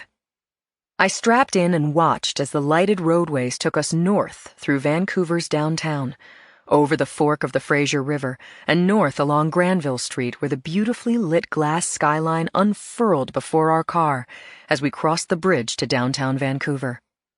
We turned left onto Georgia Street and into the tree-lined Stanley Park, and about then, my eyes closed. When I woke up, the dazzling nighttime cityscape was gone, and we were driving through the darkest night. Joe said, "Everything's okay." He used to say that when I bolted awake, startled by a terrible dream. "How much longer?" I asked him. "A while yet," Joe said, and then, as if he'd been bracing himself for whatever would happen next, he inhaled and exhaled loudly. Then he said, "Lindsay, I couldn't tell you where I was or what I was doing. I shouldn't tell you now." It was a heavy preamble, and although I wanted to know everything, I was afraid of what he was going to say. That he was in love with Allison Muller, that he had never loved me, that his move to San Francisco was an assignment, that our marriage was a cover story and a sham.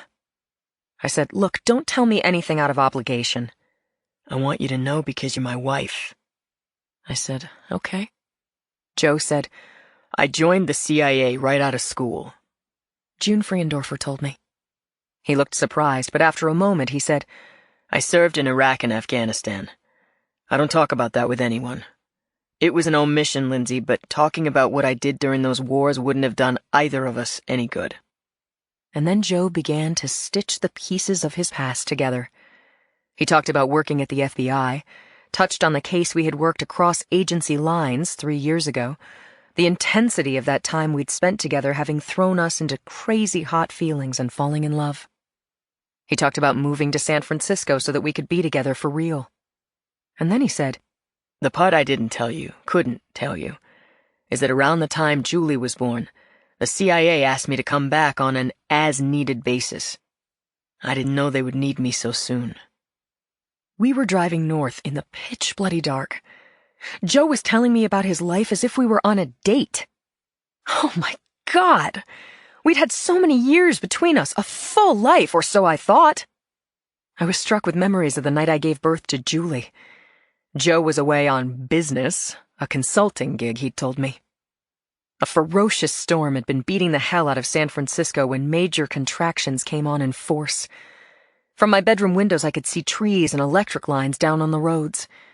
Cars had been wrecked and abandoned. 911 operators told me emergency responders were working without pause, and at last, the fire department answered my call for help. A gang of firefighters in full turnout gear had stood in a semicircle around my bed, telling me to breathe and push. That was the setting for Julie's entrance into the world. Where had Joe really been that night? "Lindsay?" "I'm listening. And I want to say that hearing about your secret life makes me feel like a complete idiot." "I know, I'm sorry. And I still haven't told you everything." The tension in the car sparked like a downed electric line in the rain. I wanted to grab him and shake him and say, "Come on, Joe! Cut the crap! It's me! This is us!" If only he hadn't kept so much from me. I looked at him really hard. I wanted to see through the deep lies and casual disinformation. How could I know who he was? The man was a spy. Triple threat. Hardcore.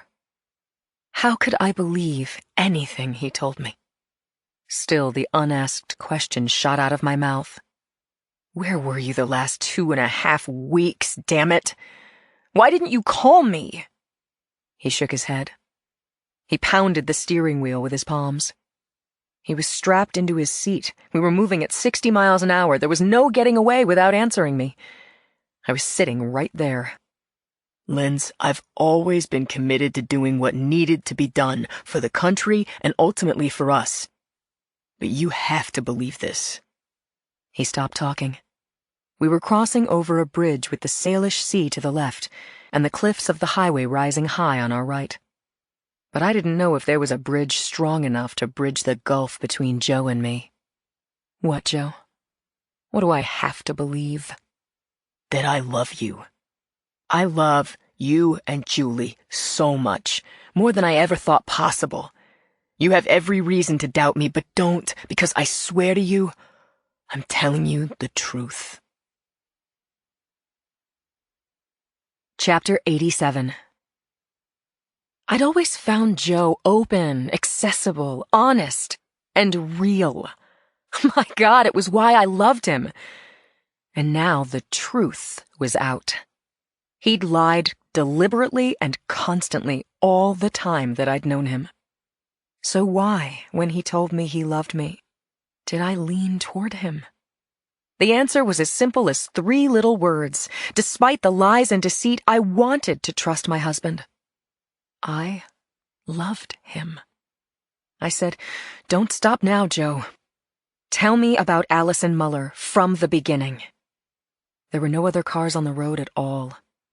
It was as if we were in a tunnel chasing 2 cones of light at high speed toward the edge of the world. Joe was talking, telling me again that he'd lost touch with Allison until he'd come back to the CIA 9 months before. He said it was around that time that the CIA became aware of Michael Chan, a naturalized American citizen who was spying for the Chinese. They'd learned about Chan, that he'd been born in China, had come to the USA as a student, had lived and worked in Palo Alto for the last 8 years, and was now teaching history at Stanford. Joe told me that just a few months ago, Muller volunteered to work a honey trap on Chan to learn what he was passing on to Chinese intelligence, and to flip him to our side if she could. And according to Joe, because of his work history with Muller, he was asked to run the operation. Joe said now, "I told you I thought Chan had fallen hard for Allison.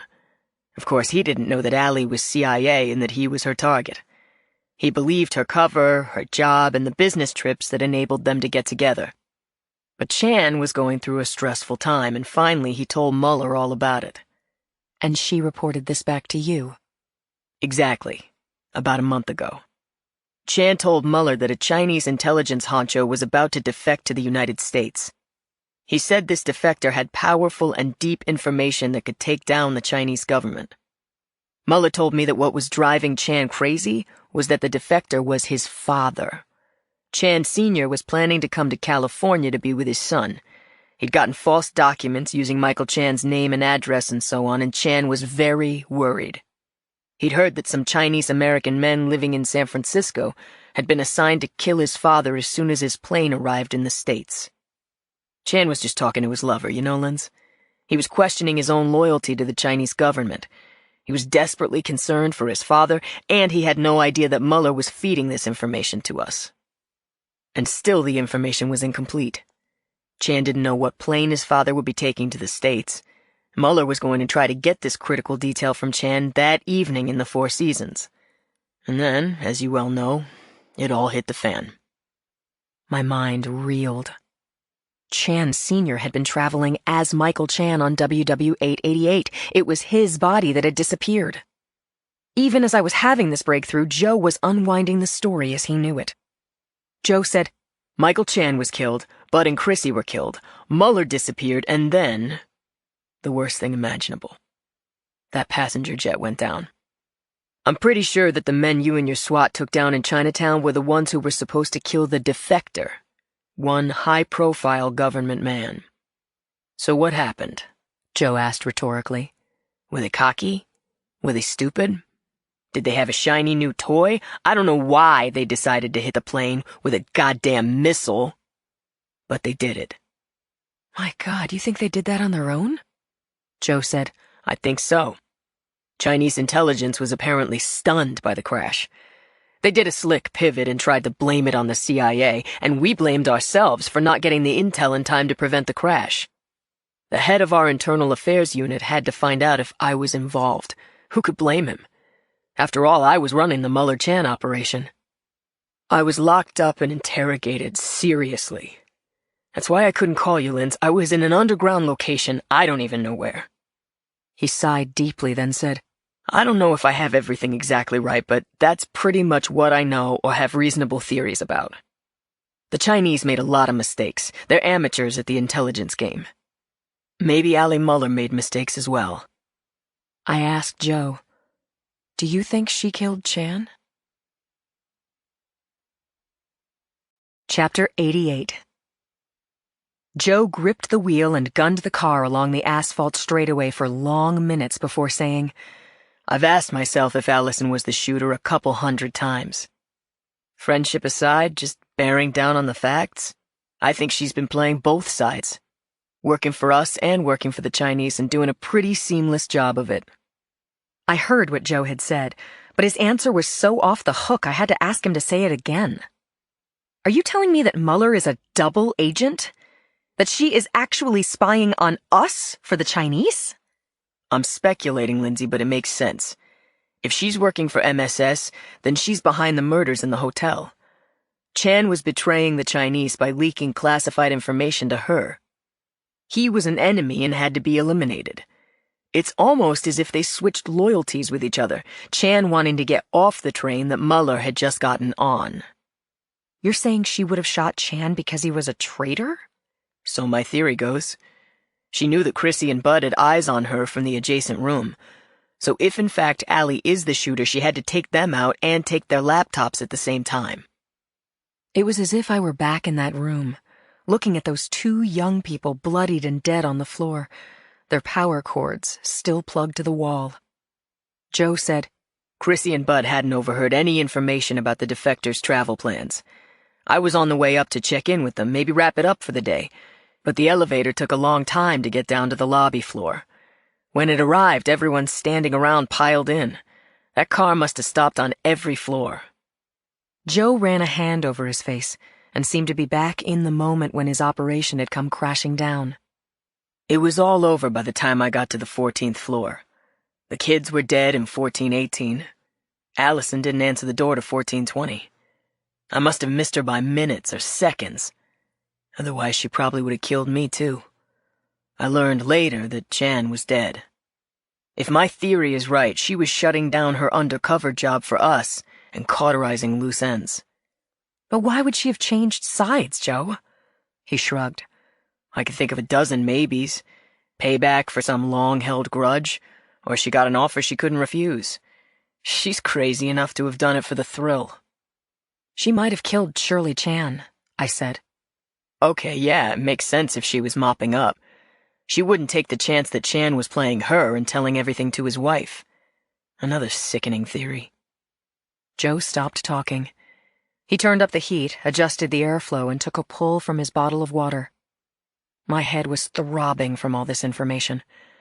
I was trying to process it all, thinking that if Mueller was a double agent, if it was true, then Joe felt responsible for everything Mueller had done. Or maybe Joe, too, was readying himself to cauterize loose ends of his own. Christ! No one knew where I was. Was I putting my trust in a man I didn't really know? I shook my head, trying to dislodge that terrifying thought. Joe said, I know, it's unbelievable, and I haven't confronted her. Maybe I've got her all wrong. I said, so why did she come all the way out here? If she's gone over to the Chinese, BC is not a bad jumping-off point to China. And that's all I've got. Joe's theory had the ring of truth. But was it true? I asked him. Actually, I blurted it out. Joe, are you trying to catch Mueller or save her? What do you think? He said. Chapter 89. The sign at the side of the road read, Squamish. What little I knew about this town came from an article I'd read in the Kron's travel section a few years ago about the annual Bald Eagle Festival. I remembered that the area was spread out over a grid of mini-malls and woodsy homes with gorgeous scenery tucked between mountains. Heavily wooded roads connected neighborhoods, and tumbling rivers bisected them, but right now the scenery was beside the point. It was lights out in Squamish, and there was near zero visibility at dark 100. As we sped through the town, I glanced at Joe's face, lit by the dashboard lights. I wished I could read his mind, but going by what he'd said, at the center of the crisscrossing facts, suppositions, and violent deaths was Allison Mueller. She was clever, manipulative, and, in my opinion, psychopathic. Was I finally going to see her for myself? What would happen? Who would still be standing when the sun came up in 3 hours? Would I see my daughter again? I had to. I had to stay alive for Julie. Joe drove the Audi along a 2-lane road flanked by forests of black evergreens. There was a bit of a clearing up ahead on our right, and as we approached, he dropped his high beams down to parking lights. I saw a wood-shingled house with a sagging roof and the flash of our lights reflecting off taillights at the end of the driveway. Joe said, "She's staying there." He continued past the house, and 50 yards down the road I glimpsed 2 vehicles parked on either side in deep shadow, a metallic Japanese 2-door and a rusty Ford pickup. "Those are ours," he said. Joe tapped the GPS and a new address popped up on the screen. He took a right turn down a dirt road and another right onto a highway through Brackendale. A half-mile later, a lighted vacancy sign flashed outside a Best Western to our right. Joe turned into the motor court, pulled the car around to the back, and parked between 2 cars in front of the rooms. He switched the engine off and used his phone. "Slade, it's Molinari. I'm outside." The suite was on the ground floor and looked modern and fairly new. 3 men were sitting around a TV watching CBC News without sound.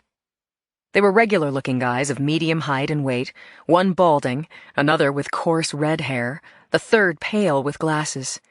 He looked like a guy with a desk job. Christopher Knightley, the big straw-haired man I'd met for the first time in my apartment, was in the kitchenette, popping the tab on a beer can. He was surprised to see me, and not in a good way. Joe said, "Knightley, you've met Lindsay. Everyone else, this is my wife, Sergeant Lindsay Boxer, SFPD Homicide Squad. I asked her to come because she's intimately involved in the Four Seasons murders. She was at the crime scene. She's also the lead investigator in that takedown op on Stockton, so this is her case, too." Knightley put the can down hard on the counter and said, "Christ, Joe, talk about breaking protocol.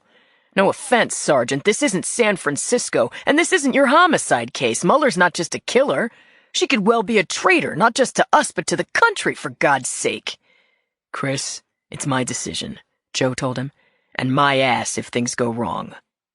The man wearing the glasses got up to shake my hand, introduced himself as Agent Fred Munder, while the redhead got into Joe's face, saying, "Are you serious?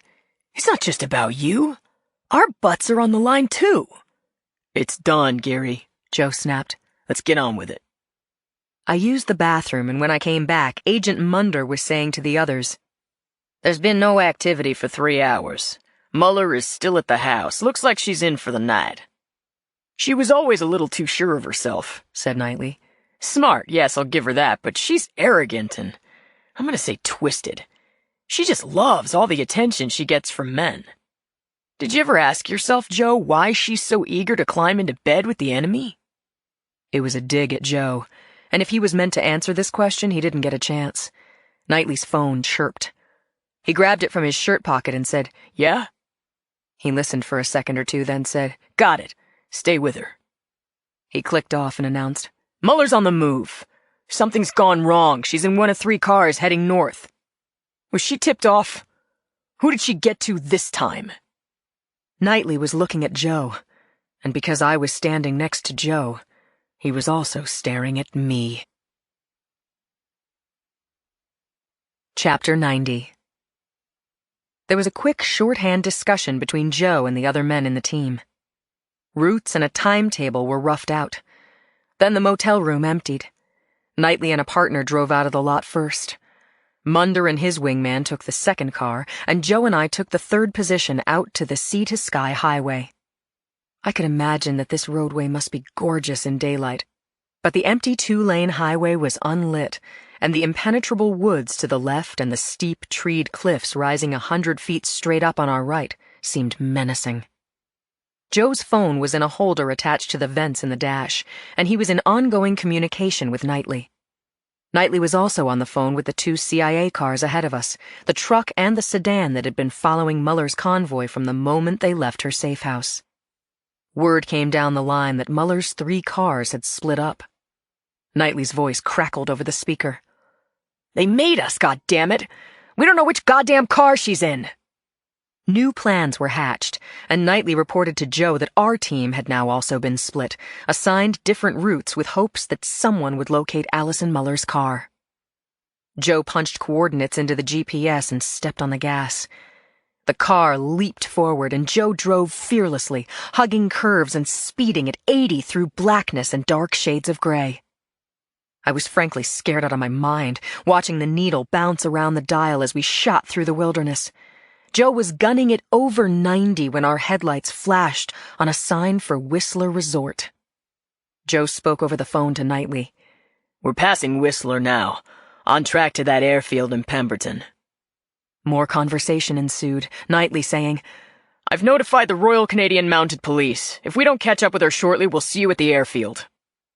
Joe slowed to a steady 70 miles per hour, and when an intersection came up on our right, he whipped around to make the turn too fast.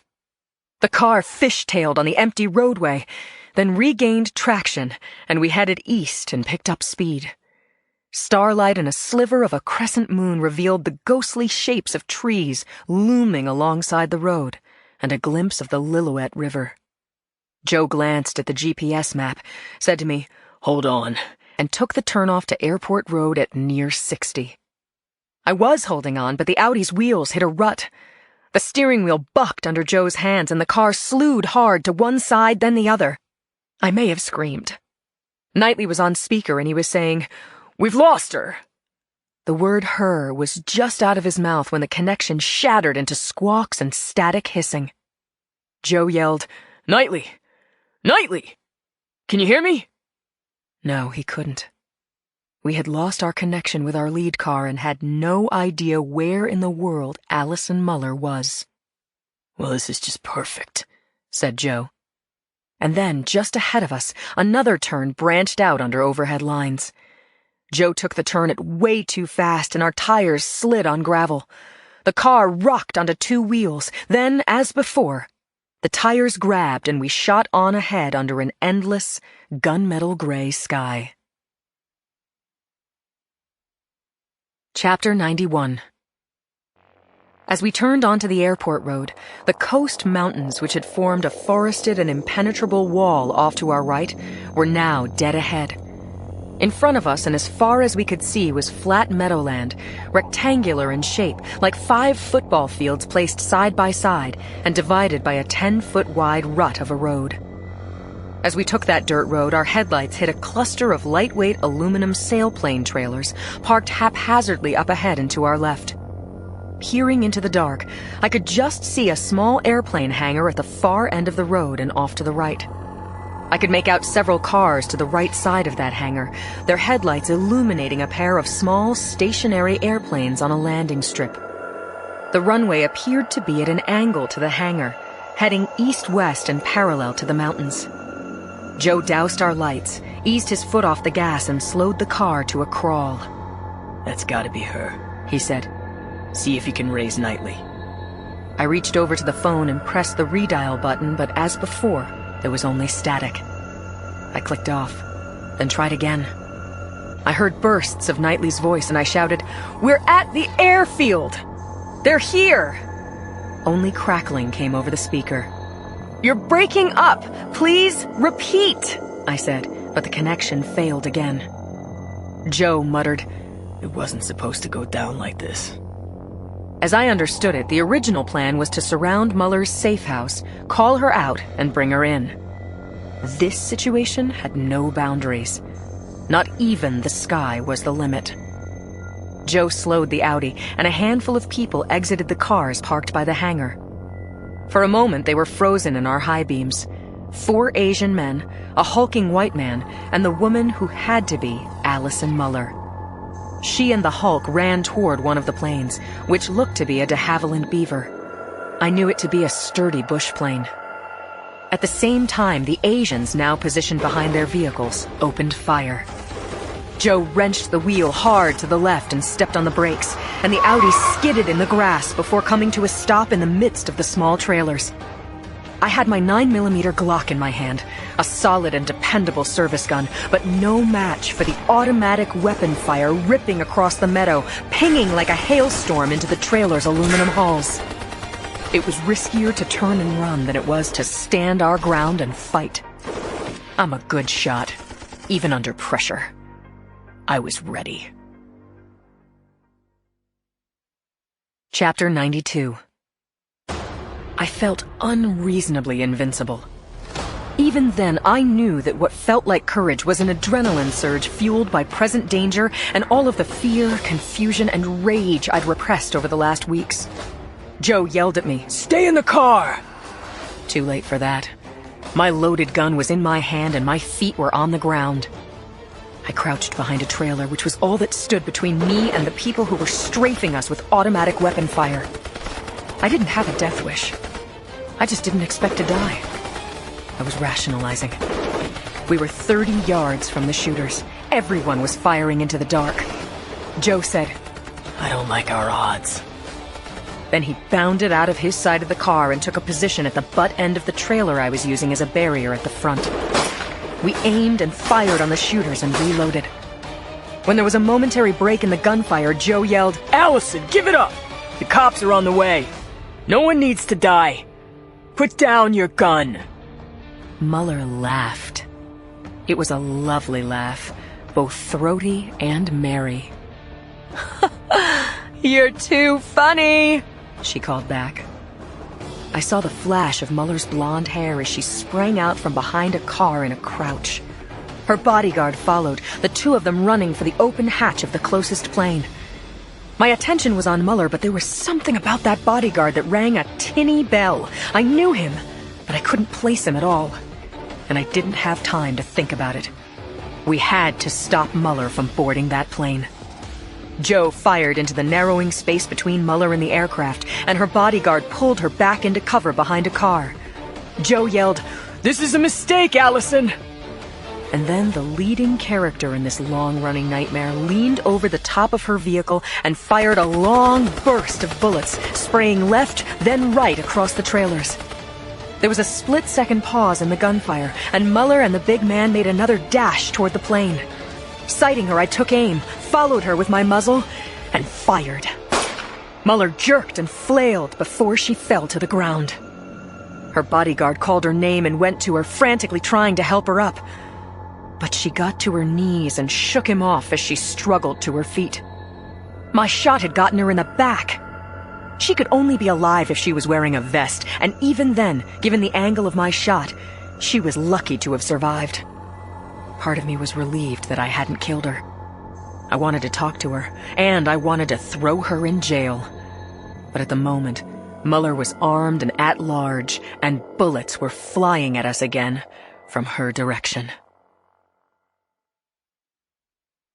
Chapter 93. Joe was reloading his gun when I saw 4 sets of headlights bumping over the rutted road toward the hangar. The cars drove past us and formed into a rough semicircle 25 yards away from the building and Muller's crew. I heard Knightley shouting, ordering people to drop their weapons, and he had plenty of gunpowder to back him up. And then Allison Muller stepped out from between 2 cars with her hands in the air. "Hold your fire! I'm unarmed!" she shouted. She was walking toward the headlights in surrender pose, her bodyguard beside her, when one of the Asian men in Muller's crew aimed his gun at her. Her bodyguard yelled, shoved, and threw himself between Muller and the shooter in one movement. They both dropped to the ground. In that moment, I recognized the bodyguard. But I didn't have even a second to process the thought because the man who had fired on Muller and missed aimed at her again. Before he could get off his second shot, Knightley fired and dropped him, and in the same moment, Muller got up off the ground. Seeing Joe, she called, "Joe! Joe, don't shoot!" She ran toward him, and he lowered his gun. Just then I became aware of the waffling sound of helicopters coming in from under the lee of the mountain range, flying across the meadow toward the hangar, 2 choppers beaming light down on the airfield. The Royal Canadian Mounted Police had arrived. The odds had decidedly shifted in our favor. My heart lifted as one of the choppers hovered near the de Havilland and landed in front of it, blocking the runway. There was more engine racket as the second helicopter cut off the Cessna's escape path as well. The din was deafening, and the rotor wash swept the field, blowing up dust. I turned away from the choppers, and when I opened my eyes, I saw Joe and Allison in a stunning tableau. I hadn't heard what Joe had said to her, but clearly Muller had gotten the message. His gun was aimed at her head, and Allison, her blonde hair whipping across her face, stood absolutely still, with her hands in the air. Chapter 94. Dawn was casting a cinematic glow over the remains of the firefight. Airplane and chopper pilots were getting out of their aircraft. Munder and Knightley took the 3 men left standing into custody and stepped around the dead bodyguard. But all of that was in the background. I was watching Joe, listening as he said to Muller, "It's over, Allison. Turn around, put your hands behind your back." She looked at Joe and asked, "How could you do this to me? How in God's name can you humiliate me like this?" I was standing only 10 feet from Allie Muller, and even though she'd been caught moments away from her great escape and had been shot at by her own people, she looked composed. If there was the slightest trace of vulnerability in her face, it was that of hurt feelings. And the way she looked at Joe made me think she was taking her arrest personally. She said, "Are you kidding me, Joseph? Do you think I don't know what you're doing and why?" Joseph? His smile was a grimace. He used flex cuffs to pin her wrists together behind her back, after which he encircled her biceps with his hand. She twisted away, but it was half-hearted. She kept looking up into his face, I have to say, adoringly. I followed them across the grass between the trailers and toward the shot-up Audi. I listened as Muller tried to make her point. "Joseph, have you lost sight of the truth? I'm still working for you. Don't you get that? This was part of our plan." "What plan? You left the country. You were on the run. You're a traitor, Allie. We'll have plenty of time to talk about this, but not now." "I'm a traitor? You knew I was going to work for us once I got to China. I told you. Didn't you understand that? Weren't you paying attention?" Joe scoffed, but what I could see of his face was clouded. Allison kept selling, working hard. Was she working Joe into giving her an alibi? Or was she telling the truth? How could I possibly know? "You've told me you loved me," she said.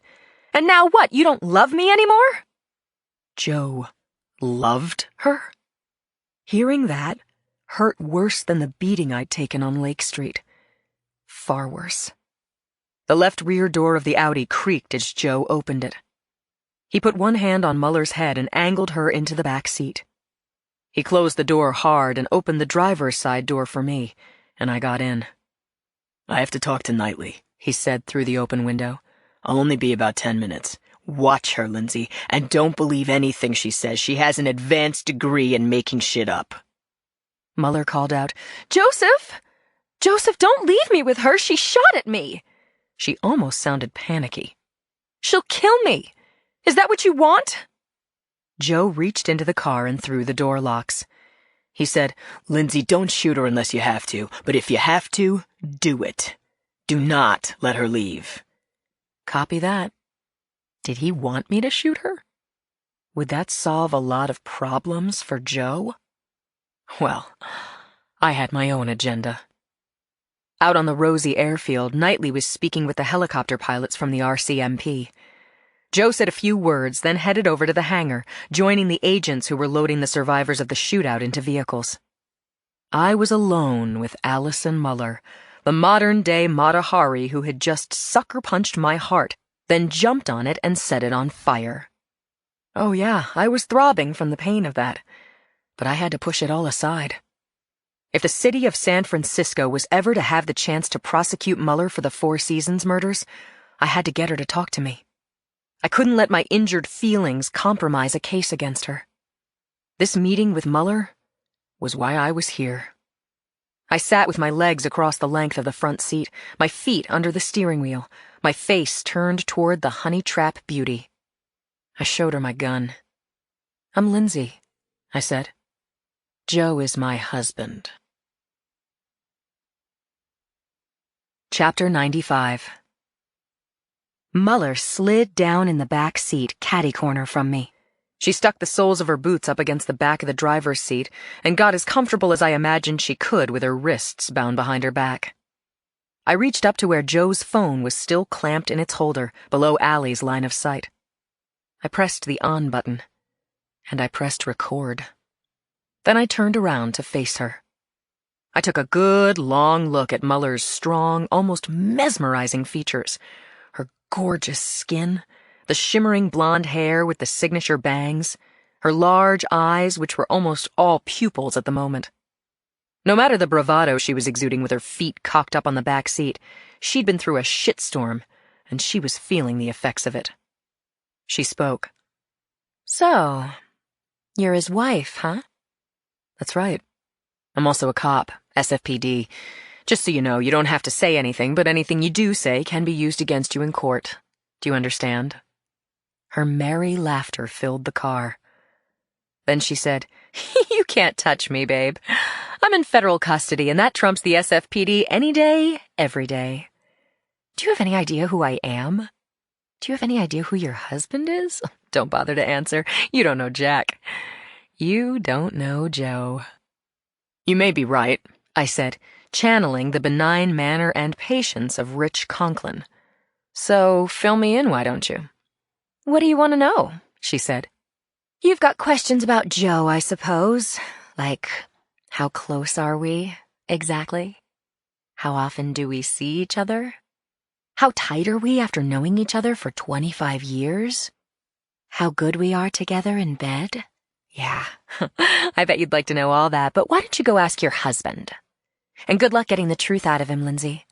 Lying is one of the top 2 traits required of a CIA operative. Number 2 is not giving a shit. I, too, was still pumping adrenaline. My fight-or-flight instinct had powered my blood into overdrive, and my left hand had balled up into a fist. I wanted to lean over the seat back and punch Allison Muller in the mouth. I also wanted to get out of the car and run screaming into the foothills. I kept it all down. It was the performance of my life. Actually, I want to know how you pulled off the killings at the hotel. It seems almost impossible that you got away. I had nothing to do with that. Well, humor me. Let's just play hypotheticals, okay? Sure, Lindsay. Hypothetically and actually, I had nothing to do with whatever you're referring to. I was getting laid. Next thing I know, a masked man shot up the room and killed my boyfriend. I locked myself in the bathroom, and when the shooting stopped, I put on my clothes and got out. Once I was outside, I decided to leave the country and carry on my work for the agency by pretending to flip to the Chinese side. That way I could continue to serve my country from China. At great personal sacrifice, I might add. I was going to leave my family and, oh yeah, stop seeing your husband, my lover, who is also the greatest guy in the world. Is that what you wanted to know? Geez, you're good. Thanks. I'd like a cigarette. I'll see what I can do for you. But first... Oh, Christ. The one thing I really admire is how while you were getting, laid, all the Wi-Fi went down. Your room, the room next door, the common spaces, but not down on Market Street, where a kid who was working for the FBI was remotely taping you and Chan and Bud and Chrissy and everything that went down. I was watching her closely. Her face stayed composed, but I could see the flash of alarm in her eyes. She said, What? Try to keep up, Allison. An FBI surveillance tech had been following you for weeks, and he taped your highly enjoyable tryst in room 1420 at the Four Seasons from his car. He taped all of the passion and the tragedy of Renata and the Prince of Cheese. Every minute. I'll run your whole afternoon for you. Just speak up if I get something wrong, okay? I'd rocked her, caught her off guard, and planted more than a little doubt in her shady mind. She didn't know the truth, that the FBI kid had also lost his video hookup, and that after their tryst, all we had of Chan and Muller was static and snow. I might not be as good a liar as she was, but I was dancing on the balls of my feet, jabbing, and sticking to my story. We were still in the early rounds, and I had to punch above my weight, but I was determined to win the bout. Chapter 96. I was hoping that Joe's phone was charged and recording, but I didn't dare look at it. I didn't blink. Either way, I had Allison's attention. I wanted all of that and more. I said, See, here's where it really got interesting for me, Allison. You know what I'm talking about? Not really. You're not going to get me a cigarette, are you? Not yet, I said. So as I was saying, this part fascinates me. Michael Chan didn't know when his father was coming over from China. Her eyebrows shot up. I kept going. But your partner in this operation was listening to you and Chan on the comms he'd set up in 1420. And he was also listening in on Bud and Chrissy in the next room. Maybe in your overheated imagination. He heard Joe tell Bud that he was coming up to the room, and that's when your partner pulled the plug on the entire wireless system, as only the hotel's head of security could do. Allison's face had stiffened. Nice story for total bullshit. I met him, Allison. I spent almost a day and a half with Liam Dugan, watching video of the lobby, the hallway, the elevators. He told me it was a mystery why and how the internet had gone down, but that's life, right? My gun hand was sweating. I switched hands, dried my right hand on my jeans, and switched back again. Muller was watching me like a cat at the window that spotted a bird. I kept going. Honestly, Allison, and this is no bull, I didn't put it together until a half hour ago when I saw Dugan get shot to death. Right out there. He caught a bullet meant for you. Lindsay, you're delusional. Am I? I said I'd run the story for you, and look, I'm not done. So, back to the hotel. Liam Dugan was watching the feeds. He hears Joe say he's coming up to 1418, so Dugan shuts down the Wi-Fi, maybe knocks out a guest elevator at the same time so he can slow Joe down. He takes the service elevator to 14, where he kills the housekeeper, a potential witness, and stuffs her body into the supply closet. Then he takes the cart and knocks on the door to 1420. Maybe he yells, "Maintenance," something like that, and uses the pass key. Chan gets up to go to the door, and Dugan shoots him twice in the face. Gives him another shot in the chest for good measure, and he says to you, "Get dressed, Allison, hurry up." Entertaining, yes, but pure make-believe. And you do get dressed. You step over Michael Chan's dead body, and you tell Dugan to let you into the room next door. Again, he uses the key card he took from the dead housekeeper, which is registered with the security system. That was smart. Even brilliant. I agree, I said. So now you're in 1418 and the two kids are looking up at you like, what just happened? 1 minute they're watching you party with Michael Chan on their laptops waiting for Joe to arrive. Then the Wi-Fi goes down and now you're inside their room with a gun in your hand. Allison, you killed those two unarmed kids, and then, I'm thinking, Dugan got you out of the hotel by way of the fire stairs. And then he calls the police, says shots have been heard on the 14th floor. The net is back up, and hell, I'll bet he wasn't even winded when he showed us cops the crime scene.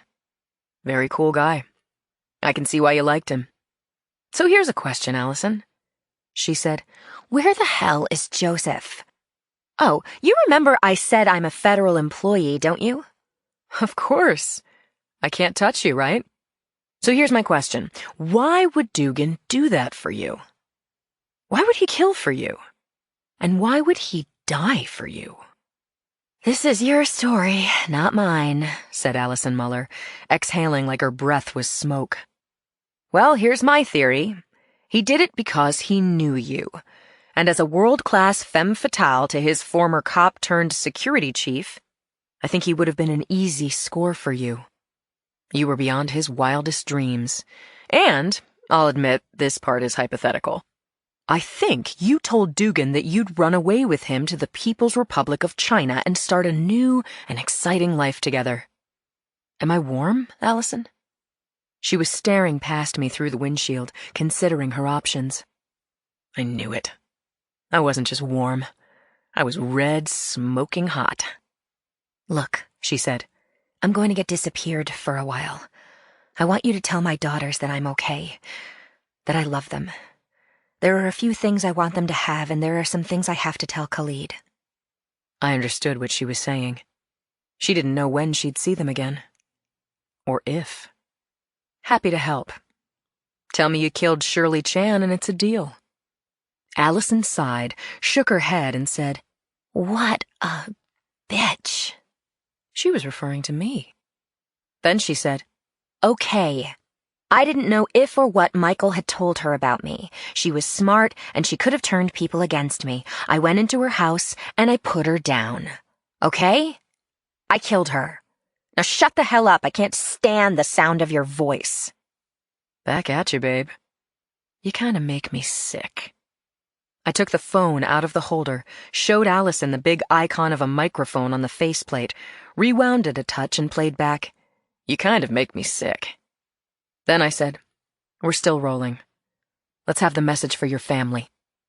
While she talked to her kids, I was thinking, Gotcha. Shirley Chan's death wasn't a government-ordered hit.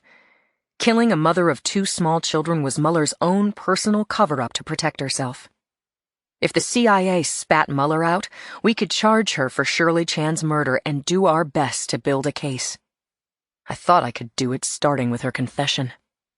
When Mueller finished talking into the recorder, I pressed stop and said, That's a wrap.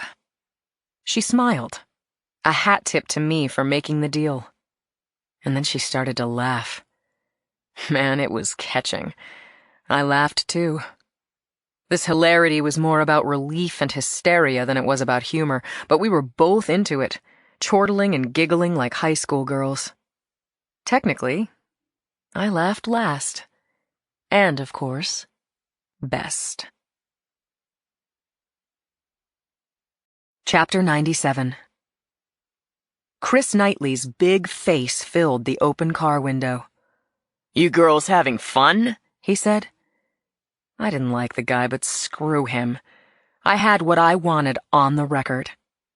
Knightley unlocked and opened the creaking back door and said, Let me help you out, Allie. What's your head? Joe opened the front door, and as Knightley and Mueller walked toward a chopper, he got in behind the wheel, reached over, pushed my gun muzzle toward the floor, and peeled my fingers off the butt one by one. It's okay, Linz. It's all okay. He opened his arms, and I went into them. He held me and kissed the top of my head, and I just gave myself over to the pleasure of that hug. But not for long. I disengaged, sat back in the passenger seat, and said, What happens now? Joe said, I'm going with Knightley, taking Mueller in for interrogation. Munder is a good guy. He and a few others are taking a chopper to the Vancouver airport. You'll go with them. I'll call you when I can. I nodded. There was no point in asking him, Where are you taking her? How long will you be gone? I took back my gun and holstered it. I let Joe open the door for me, and I got out, looking around at this little airfield that had been a shooting gallery a short while ago. Agent Munder came over and told me there was a bathroom in the hangar if I needed it, and that a coffee urn and some rolls had been set out earlier for the crew. Help yourself. A little while later, he gave me a hand up into the helicopter, which was too loud for conversation. I was glad. The flight to the airport was short. I waited in the lounge with Agent Munder for the flight to San Francisco, which was also short. Conklin and Cindy met me at SFO, and they both hugged me to pieces.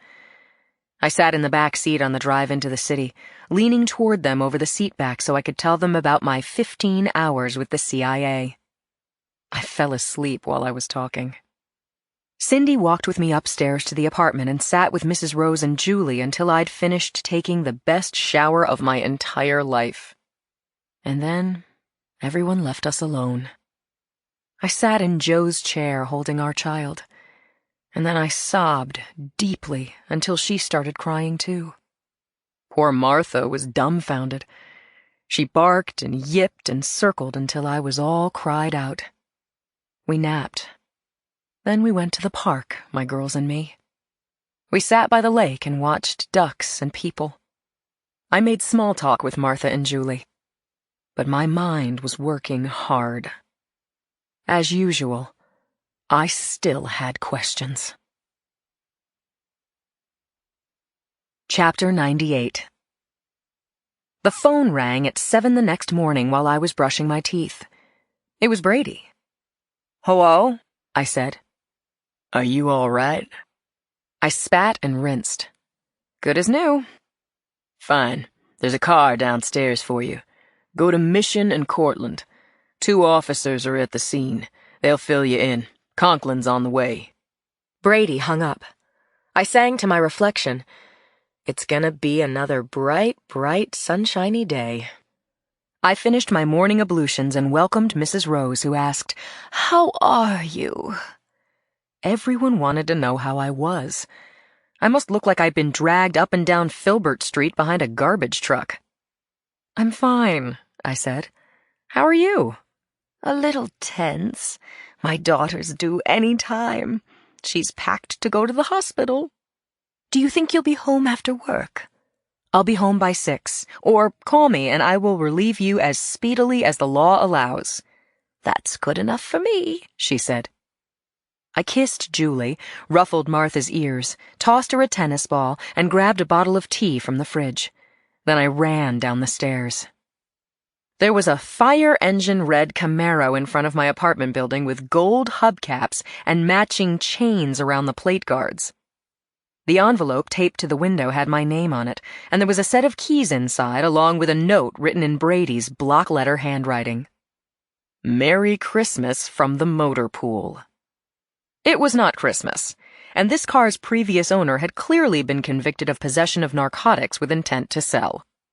I hated the car on sight, but until Nationwide paid out for my deceased Explorer, it would have to do. My drive to the Mission would have been a laugh riot if I'd been in a laughing mood. I got suggestive gestures and horn toots, and more than one offered a race. But on the positive side, the car went from 0 to 60 in a heartbeat, handled beautifully around curves, and braked on a bottle cap. The motor pool had tooled this crass beast into a first-class cop car. When I got to the intersection of Mission and Cortlandt, Conklin was waiting outside a cheap variety store near the corner. He was not alone. 3 squad cars were at the curb, and a load of interested citizens stood behind the yellow tape.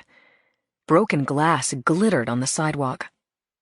Conklin met me at the car and took me over to talk to the first officer, saying, "Officer Dow spoke with the lady a few minutes ago. Dow, tell the sergeant what you told me." The uniformed cop was young and keyed up and clearly wanted to make his report. He said, "Girl in there says she's had enough of her old man. She shot him and yelled out to me that she doesn't trust men at all and won't be taken alive." "Father or husband?" I asked. "Husband." "SWAT is on the way?" Dow said, "She says if she sees men in black, she's just going to blow her brains out. But she'll talk to you, Sergeant. She saw your picture on the news after the Chinatown bust." I was back on the job, working a case that didn't involve spies or orphaned children or multiple homicides. It wasn't exactly blue skies with a side of roses, but it wasn't bad. There was even a chance that I could do some good. My vest was in the back of my Explorer, which was still undergoing a forensic post-mortem at the crime lab, but I was wearing my lucky socks. I asked Officer Dow, "What's her name?" Chapter 99. By 2 p.m., I was home again with my shoes and cell phone off. Mrs. Rose was at her daughter's bedside. The victim of the variety store shooting was in stable condition, and the young female shooter had a lawyer and was under suicide watch. Joe was with Allison Muller at some black site in D.C. or on foreign soil, and I didn't know when he was coming back or if I would let him into my life again. I could make a good case for moving on. I thought of Allison Muller's taunts about the closeness of her relationship with Joe, and although she was a 5-star liar, he had an equal number of stars on his chest, maybe more, and they made a pretty good pair. Mrs. Rose liked to say, "When feeling pathetic, make tea." I boiled water and took a look at the big pile of mail that had been accumulating for weeks on the kitchen counter. Joe had been paying the bills for a while, but I still knew how to balance a checkbook. I blew on my tea, switched the radio to Radio Alice 97.3 for their adult contemporary sound, and put the mail and my computer on the coffee table. I tossed the flyers and catalogs to the floor, separating out the utilities and condo maintenance and the bank statement. I was going through the statement when I saw a charge for a safe deposit box that I didn't know we had. I'm not saying it was a secret, only that I hadn't noticed it before. The time was now 2:35. Our bank was at 9th Avenue and Clement, 5 blocks away. If the baby would cooperate, I could get there before closing time. I went to the drawer in Joe's office and removed the key I'd found days ago at the bottom of a stationery box. I put on my shoes, strapped Julie into the baby sling, and arrived at the bank 5 minutes before closing. I told the woman in charge of the vault that I wouldn't take long. I just had to get into the box before the weekend. It was urgent. Was it urgent? I asked myself, even as she opened the doors. Was I setting myself up for one more hideous disappointment? Please, Mrs. Molinari, said the vault keeper. I have an appointment with the coach at my son's school, I promised. Joe's key had the number 26 engraved on the shaft. The vault lady put her key into one of the locks, and I put my key into the corresponding lock. After the tumblers clicked into place, I slid the long metal box out of the cabinet and took it into the tiny viewing room next to the vault. I fumbled with the hasp and finally got the box open. I stared in at the contents. There were several unsealed envelopes inside. One of them held our condo lease. I found our marriage license, Julie's birth certificate, and Joe's father's death certificate. Under those envelopes was a long, flat candy box with gold edging and a stylized drawing of a bow on top. As I bridged the lid of the candy box with my fingers preparing to open it, I reflected on the fact that I was snooping. Again, but screw it. I was entitled to whatever truth I could find in this haystack of lies, aka my marriage to Joe. If there were mementos of Joe's secret life with Allison Muller, I absolutely needed to know. I removed the lid. Up came the smell of chocolate and cherries.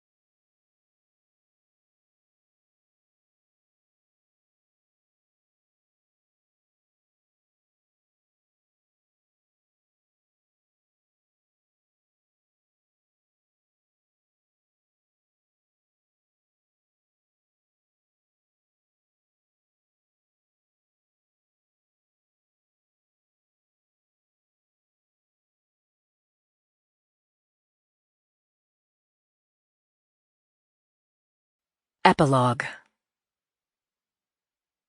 Chapter 100. Allison Muller knew every inch of the cell where she'd been held for a month or more. She wasn't sure how long. It was impossible to grasp even the difference between day and night in the artificial gray light of this underground box, which had been designed by a crazy person. The walls leaned in, and the ceiling sloped, and even the stones in the wall were different shapes, laid without pattern or sense. She was grateful for the crazy stones because each had a personality, like the one shaped like a kidney next to her bed, and the one next to it shaped like Ohio. Looking at the stones gave her a place to put her mind. There were no fellow prisoners, no exercise yard. She had a narrow bunk, a flush toilet, and a recessed shower head over the toilet that dispensed only cold water. Her one meal and a change of paper clothes were delivered by her interrogator. He came to the chair outside her cell at regular intervals to question her. He was very formal. His clothes were neutral and boring, but pressed, and he always wore a tie. Allison didn't know him, and he wouldn't tell her his name. What do people call you? She would ask. Just say any name. My name is unimportant, She had called him unimportant for a while, but it was clumsy. So she tried other names: Bert, Voldemort, Condor. But the name that stuck was Secret Agent Man, or Sam. Sam was middle-aged, paunchy, and humorless, but a fine interrogator. He never hurt her physically, but he knew how to get to her, how to worry her and make her desperate for news of her kids. He also brought incentives with him: a box of food and a clean, blue, one-piece, flushable garment. These items remained under his chair while he tried to break her. Most of the time when he was ready to leave, he slid the parcels under the lowest bar of her cell. Sometimes he took the food and clothes away with him. Today, as usual, he'd said, "Hello, Ms. Muller. Are you comfortable?" Fabulous accommodations, darling, she'd said. If you could have fresh flowers delivered and a change of linens. The interrogator smiled, if you could call the thin stretch of his thin lips a smile. He asked the same questions every day. Who gave the order to blow up the plane? And every time she said the same thing. Like I told you, Secret Agent Man. What I heard is that they were rogue Chinese operatives. I didn't know them. I don't know who they were working for. I heard they're all dead. Now, if you don't mind telling me, who do I have to blow to get out of this joint? What information have you passed to the Chinese? None. None at all. One time, after the questions were done, Secret Agent Man said, "I've seen Caroline." He pulled his phone out of his shirt pocket and showed her a photo of her daughter coming out of her middle school building. He said, "She has a bruise on her left arm. See there? I think she may be getting into fights. Or maybe Khalid did this to her." Then he'd asked her another of the everyday questions. Who is your contact in China? Who were you going to meet when you got there? I didn't have a contact. I was going to be met at the airport. That's the truth. That's the truth. It all happened very fast. Remember, please, I am still CIA. I was only going to work over there for us. Molinari knows this, please. I've told you everything. What do I have to do to get out of here? Today, after the usual bull, Secret Agent Man had said, Your meal is a cheese and mushroom frittata. I had one. It's very good. Bon appetit. I'll see you soon, Ms. Muller. And then he'd left. Allison had thought of killing herself. She had run head first at the wall, but she really couldn't get any momentum going and had only given herself a headache. A hidden camera watched her. The one time she'd tried to hang herself on the bars, Sam had appeared and said, No, Ms. Muller, don't do that unless you'd like us to take away your clothes. Keep you here in the nude. She wasn't yet desperate enough to drown herself in the toilet. But she was close. She was going to be here for life. She was going to die in this underground stone box. The sooner the better. There was no way out, and nothing left to live for. She couldn't even fantasize anymore. She just couldn't fool herself into believing in happiness. She went to the cot which was chained to the wall and lay down. She pulled out strands of hair, one at a time, and she started the countdown to the one thing she had to look forward to. The next meeting with Sam. He was all she had. Chapter 101. Allison thought she'd finally gone insane. She heard men's voices out of sight in the corridor beyond her cell. She knew both voices. One was Sam, her tormentor. She knew for sure she was crazy because the other man was Joe. First the muffled voices, then the shadows falling across the stone floor. And then they were both at the bars. Secret Agent Man said, You have a visitor, Ms. Muller. He put the box with her dinner and her one-piece outfit under the chair and then said to Joe, Take your time. When you're ready, you know where to find me. Allison rushed to the bars and grabbed them. Joseph, have you come to get me out? I could only arrange a visit, he said. He brushed her hand with his, then sat in the chair outside the cell. She sat on the floor right against the bars so that she could be close to him. "Why are you here, then?" I wanted to see if you had charmed management into giving you silk sheets and an ocean view. "Oh, yes, it's just like the Ritz. And no one even asked me to put out." She grinned, but couldn't hold the pose. Her smile crumpled. She put her hands into her ragged hair and pulled it away from her eyes. She looked up at Joe. His expression was cool, but still she could read that he felt sorry for her, that he still cared. "I look terrible, I know. I never wanted you to see me like this. How are you, Joseph? What's it like for you now?" I'd like to say it's like nothing ever happened, but there's been fallout, of course. Professional and personal. "You want to talk about it?" she asked. He shook his head. "I understand. But to the point of all this, Joseph," she said, making a gesture with her hand that took in all 20 square feet of her cell. "I have to get out of here." I know. "I've answered all their questions.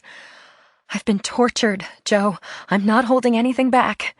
They're not giving me anything off for my time and service in the agency. They just keep hammering me with the same questions, and I've told them I don't know anything more." Okay. Well, they're not convinced, I guess. "But you can help me. You can speak for me. You know what I've done and what I've sacrificed." I'm not considered a clean source on you, Allie. "Joe, please. Please, I've got kids. I have more to give to the agency. I'm a valuable person. You can save me, Joe. I know you can save me." Is there anything you can tell me that I can pass on? "I've given up everything." I was told we only had 5 minutes, he said. "Will you be back?" I don't know. He patted her hands and left her. Chapter 102. Secret Agent Man was at the bars of her stone cage at what seemed to be his usual time. Allison noticed that he was dressed as was his style in a khaki-colored jacket with a white shirt, a blue striped tie, and a pair of dun-colored pants. His hair was neatly combed and he was clean-shaven. But he hadn't brought her fresh paper jumpsuit and the boxed meal, her only food for the day. He said, Ms. Muller, my name is Anderson. First or last? Just Anderson, he said. We have to clean your cell, and I thought maybe you'd like a hot shower before we bring you back. "Are you kidding?" The idea of standing under hot water was just tremendous. Not at all. I have a taser, he said. Need I say any more? "No, I'll behave. Where would I go anyway?" Exactly, said Anderson. Allison thought Joe had arranged this. At least he had done this much. Maybe this shower was incentive for her to be more cooperative. Maybe that would work. Anderson opened the cell door and stepped away, out of Allison's reach. He patted the waistband of his pants under his jacket so that she could see the bulge of the taser gun. Straight ahead, Miss Muller. You'll see an opening on your left at the end of the corridor. There's a short flight of stairs and the staff bathroom is up there. There's soap and shampoo and a clean towel on a hook. Your dinner is being prepared now. Pork loin and boiled new potatoes. Chocolate brownies. "Wow," Allison said, giving him a big grin. "Must be my birthday." She had walked about 10 paces down the hallway when Anderson fired a .44 caliber bullet into the back of her skull. He fired again into her back as she fell. He stooped next to her, flipped his tie over his shoulder, and felt for a pulse. There was none. He sighed. Then he walked around her body on his way to the office to make his report. Chapter 103. I was having a dinner party. This was the first time in maybe a year since I'd had people over, and I was up for it. Julie was in a sparkly party dress, and she had a new word. Mommy. It was the best word in every language all over the world. Mrs. Rose had spent the day helping me cook, and my buds were all in my house. Claire and her adorable husband Edmund, Yuki and my boss and idol, Jackson Brady, Richie and Cindy, of course, and Jacoby had come with a date. Her name was Miranda, and she played Dora on a daytime TV show I had never seen, but Mrs. Rose had almost fainted when Miranda walked in the door. We were all having cocktails. Mrs. Rose had refused the invitation to be my date. She had a new grandchild and was glad to get out of my house. I gave her a hug and a check, and she patted my arm and said, "Have fun. I'll be here in the morning."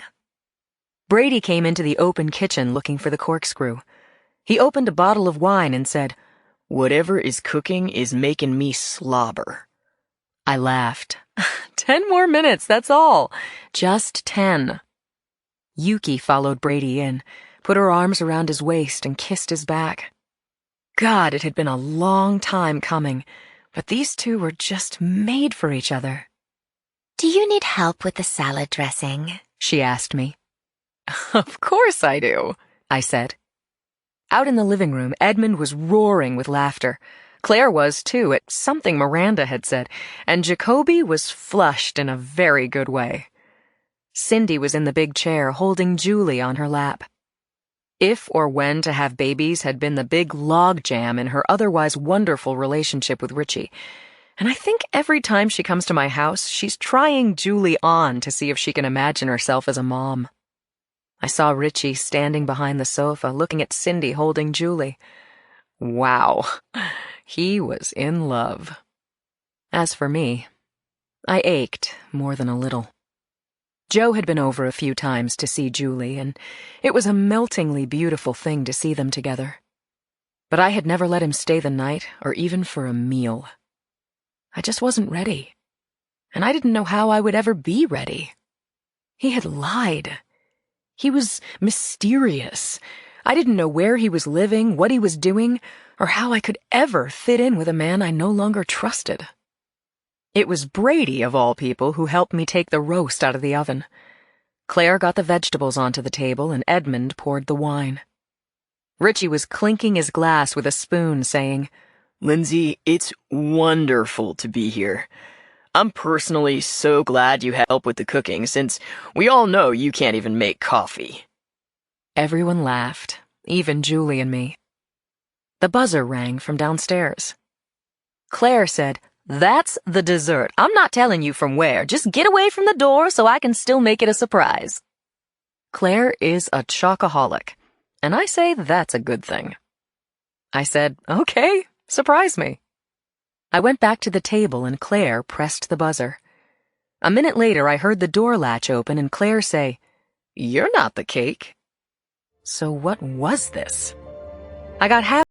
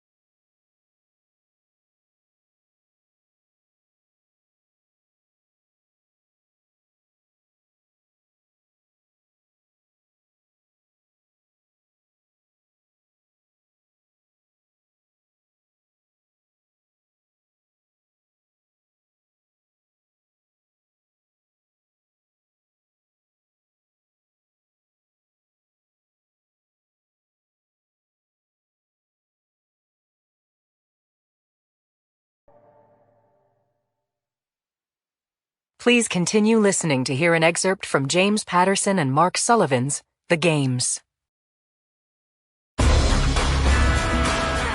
Rio de Janeiro, Saturday, July 12, 2014, 2 p.m. Christ the Redeemer appeared and vanished in the last clouds, clinging to jungle mountains that rose right up out of the city and the sea. Then the sun broke through for good, and shone down on the giant white statue of Jesus that looked over virtually all of Rio. Excerpt from the Private summit Rio, of copyright Corcovado Mountain. 2016 by James Patterson. In the prior 2 months, I'd seen the statue from dozens of vantage points, but never like this. From a police helicopter hovering at the figure's eye level, 250 feet away, close enough for me to understand the immensity of the statue and its simple, graceful lines. I am a lapsed Catholic, but I tell you, I got chills up and down my spine. "That's incredible," I said, as the helicopter arced away, flying over the steep, jungle-choked mountainside. "One of the 7 wonders of the world, Jack," Tavia said. "You know the other 6 offhand, Tavia?" I asked her. Tavia smiled, shook her head, said, "You? "Not a clue." You without a clue? I don't believe it." "That's because I'm unparalleled in the art of faking it." My name is Jack Morgan. I own Private, an international security and consulting firm with bureaus in major cities all over the world. Tavia Ronaldo, a tall, sturdy woman with jet black hair, a lovely face, and beguiling eyes, ran Private Rio. And we'd always had this teasing chemistry between us. The 2 of us stood in the open side door of the helicopter, harnessed and tethered to the ceiling of the hold. I hung on tight to a steel handle anyway. The pilot struck me as more than competent, but I couldn't help feeling a little anxious as we picked up speed and headed southeast. I used to be a helicopter pilot in the U.S. Marine Corps, got shot down in Afghanistan, and barely survived. A lot of good men died in that crash, and because of their deaths, I'm not a fan of helicopters, despite the fact that they can do all sorts of things that a plane, a car, or a man on foot can't. Let's just say I tolerate them when the need arises, which it had that day. Tavia and I were aboard the helicopter courtesy of Mateus da Silva, the only other person in the hold. A colonel with the Brazilian military police, da Silva was also head of all security for the FIFA World Cup, and the man responsible for bringing Private in as a consultant. The final game of the tournament, Germany versus Argentina for the soccer championship of the world, was less than a day away. So far, there'd been little or no trouble at the World Cup, and we wanted to keep it that way, which was why Da Silva had asked for an aerial tour of the magnificent city. After 2 months in Rio, I agreed with the nickname. I've been lucky enough to travel all over the world, but there's no place like Rio de Janeiro, and certainly no more dramatic an urban setting anywhere. The ocean, the beaches, the jungle, and the peaks appear new at every turn. That day, 1 million hard-partying Argentine fans were said to be pouring over Brazil's southern border, heading north to Rio. "This will give us a sense of what Rio might look like during the Olympic Games," Da Silva said as we peered down at dozens of favelas, shantytown slums that spilled down the steep sides of almost every mountain in sight. Below the favelas, on the flats, the buildings changed. Here, on the city's south side, where the wealthy and super-rich of Rio lived, modern high-rise apartment complexes lined the sprawling lagoon, and the miles and miles of gorgeous white sand beaches along the coast. We flew over the tenuous seam where slums met some of the world's most expensive real estate, toward 2 arch-shaped mountains side by side. The Dois Irmãos, the 2 brothers, are flanked by the Atlantic Ocean to the east, the ultra-chic district of Leblon to the north, and a sprawling favela known as Rocinha to the west. Once one of the most violent places in any city on Earth, Rocinha was among the slums Brazilian military police tried to pacify in the years leading up to the World Cup. The government trained a hardcore group of elite fighters known as BOPE, from the Portuguese for Special Police Operations Battalion, and declared war on the drug lords who had de facto control over the favelas. Da Silva was a commander in BOPE. The special unit killed or drove out the narco-traffickers in dozens of slums across the city, but they'd succeeded only partially in Rocinha. The favela's location, spilling down both flanks of a mountain saddle, made access difficult, and the police had never gained full control. Da Silva remained nervous enough about that particular slum to demand a flyover. We went right over David Beckham's new place in a canyon above Leblon. The British soccer star had caused a stir when he'd bought land in a favela. Some of Rio's wealthy were indignant that he would stoop to living in a slum, and advocates for the poor worried it would start a trend and displace people who desperately needed shelter. The helicopter climbed the north flank of the mountain, allowing us to peer into the warren of pastel shacks built right on top of each other, like some bizarre Lego structure.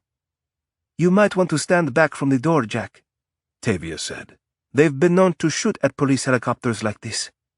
Tavia was very smart, a former Rio homicide detective, and she was usually right about things that happened in her city. But De Silva didn't move from the open doorway, so I stayed right where I was, too, as we flew over the top of the slum, dropped off the other side, and curved around the south end of the Two Brothers. We stayed low to avoid the 10 or 15 hang gliders soaring on updrafts near the two mountains. To the east, the coastal highway was clogged with traffic as far as we could see. The Argentines had come in cars and buses. They hung out the windows, waving blue and white flags and bottles of liquor. Bikini-clad girls danced on the hoods and roofs of the vehicles and crowded the beach on the other side of the highway. They'll be coming all night, Colonel De Silva said. Can the city handle it? Rio gets 2 million visitors on New Year's Eve, Tavia said. And 5 million during Carnival. It might not be managed flawlessly, but Rio can handle any crowd. De Silva allowed himself a moment of uncertainty, then said, I suppose, besides traffic jams, as long as the final goes off tomorrow without incident, we're good to— Colonel, the pilot called back. We've got an emergency on Pau de Azucar. We've been ordered to get a visual and report. What kind of emergency? The colonel demanded. As we picked up speed, the pilot told us, and we cringed. I hung out the door, looking north toward Pau de Azucar, Sugarloaf Mountain, a 1,300-foot monolithic spire of dark granite that erupts out of the ocean beyond the north end of Copacabana Beach. Can people survive something like that? Tavia shouted at me. Even from 8 miles away, I could clearly make out the sheer, unforgiving cliffs, where they fell away from the peak. I thought about what we'd been told, and how bad the injuries might be. Miracles happen every day, I said. In a lab at the Oswaldo Cruz Institute in Rio's Centro district, Dr. Lucas Castro tried to steady his trembling hands as he waited impatiently for a machine to finish preparing a tissue sample for examination. Please let me be wrong, Dr. Castro thought. Please. There were 2 others in the lab, young technicians who were paying more attention to the television screen on the wall than to their work. Soccer analysts were discussing the next day's game and still shaking their heads over the thrashing Brazil had taken in the semi-final against Germany. 7-1, Castro thought. After everything done to bring the World Cup to Brazil, after everything done to me, we go down by 6 goals? The doctor forgot about the tissue sample for a moment, felt himself seized by growing anger yet again. It's a national embarrassment, he thought. The World Cup never should have happened. But no, FIFA, those corrupt sons of— The timer beeped. Castro pulled himself out of the thoughts that had circled his brain ever since the crushing loss 4 days before. The doctor opened the machine. He scratched his beard, a habit when he was anxious. He retrieved and cooled a small block of sterile medium that now encased a sample of liver tissue he'd helped extract from a very sick 8-year-old girl named Maria. She and her 6-year-old brother had been brought to the Institute's clinic violently ill, in a way Castro had rarely seen before, sweating, shaking, with decreased function in almost every major organ. The doctor took the block to another machine that shaved razor-thin slices off it. He stained these, mounted them on slides, and took them to a microscope. Castro was a virologist as well as an MD. In any other situation, he would have run a time-consuming test to determine whether a virus was involved. But if his suspicions were right, looking at the cells themselves would be a much quicker indicator. He put the first slide under the lens. Please let me be wrong about this. Castro peered into the microscope, adjusted it, and saw his fears confirmed in several devastating seconds. Many of the cells had been attacked, invaded, and hideously transformed. They looked like bizarre alien reptiles with translucent coiled snake bodies and multiple heads. Seeing them, Dr. Castro flashed on a primitive jungle village exploding in flames, and felt rattled to his core. How many heads? He thought in a panic. How many? Castro zoomed in on one of the infected cells and counted 5. Then he looked at another and found 6. 6? Not 5? Not 4? He looked and quickly found another 6-headed cell and another. Oh, dear God, this can't be. A nurse burst into the lab, cried, "The girl's crashing, doctor." Castro spun away from the microscope and bolted after her. "Who's with her?" he demanded, as they raced down a hallway and through a door that led them outside onto a medical campus. "Dr. De Sales," she said, gasping. Castro blew by her and sprinted down the street to the Institute's hospital. He reached the door of the ICU 2 minutes later. A man and a woman in their 30s stopped him before he could go in. "No one will tell us anything, doctor," the woman sobbed. "We're doing our best," Castro told the girl's parents, and he dodged into the ICU, where he yelled at the nurses. "Get us hazmat suits, quarantine the room, then quarantine the entire unit." Castro grabbed a surgical mask, went to the doorway, saw Dr. De Sales working furiously on a comatose 8-year-old girl. "John, get out of there!" "If I do, she dies," Dr. De Sales said. "You don't. You could die." Various alarms started sounding from the monitors and machines attached to a 6-year-old boy in the bed next to the girl. Dr. Castro scanned the numbers, saw the boy was crashing too. Throwing aside all caution, Castro yanked on sterile gloves and went to work, frantically adding a series of medicines to the IV. "What the hell is it?" De Sales demanded. "A virus I've seen only once before," Castro said. "We called it Hydra. Goes after the major organs." "Transmission?" "Not certain, but we think body fluids." "Mortality rate?" "Roughly 16% the last time it appeared," Castro said. "But I think there have been mutations that made it deadlier. Come on, Jorge, fight." But the boy continued to fail. The doctors tried everything that had helped in these cases before, but no matter what they did, Jorge and his sister kept slipping further from their control. Their kidneys shut down, then their livers. 11 minutes after Castro entered the ICU, blood began to seep from the little girl's eyes. Then Maria was racked by a series of violent convulsions that culminated in a massive heart attack. She died. 14 minutes later, in the same terrible way, little Jorge did too. 400 yards off the shore of Copacabana, Colonel De Silva and I, harnessed and tethered, hung out the side of the helicopter and peered through binoculars. Tens of thousands of crazed Argentine fans were partying on the famous beach, but my attention was totally focused on Sugarloaf. "Do you see them, Jack?" Tavia shouted. Through the shaky binoculars, I kept getting various glimpses of 1,000 feet of black rock, but nothing. "There," I said, spotting something bright yellow against the cliff, several hundred feet below the summit, and something red and white below that. "Jesus," I said, "that's bad." The pilot flew us beneath the cables of the aerial tram that took tourists to the summit of Sugarloaf and hovered 100 yards from the climbers, a man and a woman dangling by harness, rope, and piton. The man was lower than the woman by 20 or 30 feet. Neither of them moved their arms or legs, but through the binoculars I could see that the woman's eyes were open. She was crying for help. The man appeared comatose. His rib cage rose and fell erratically. "I think we're looking at possible spinal damage," I said.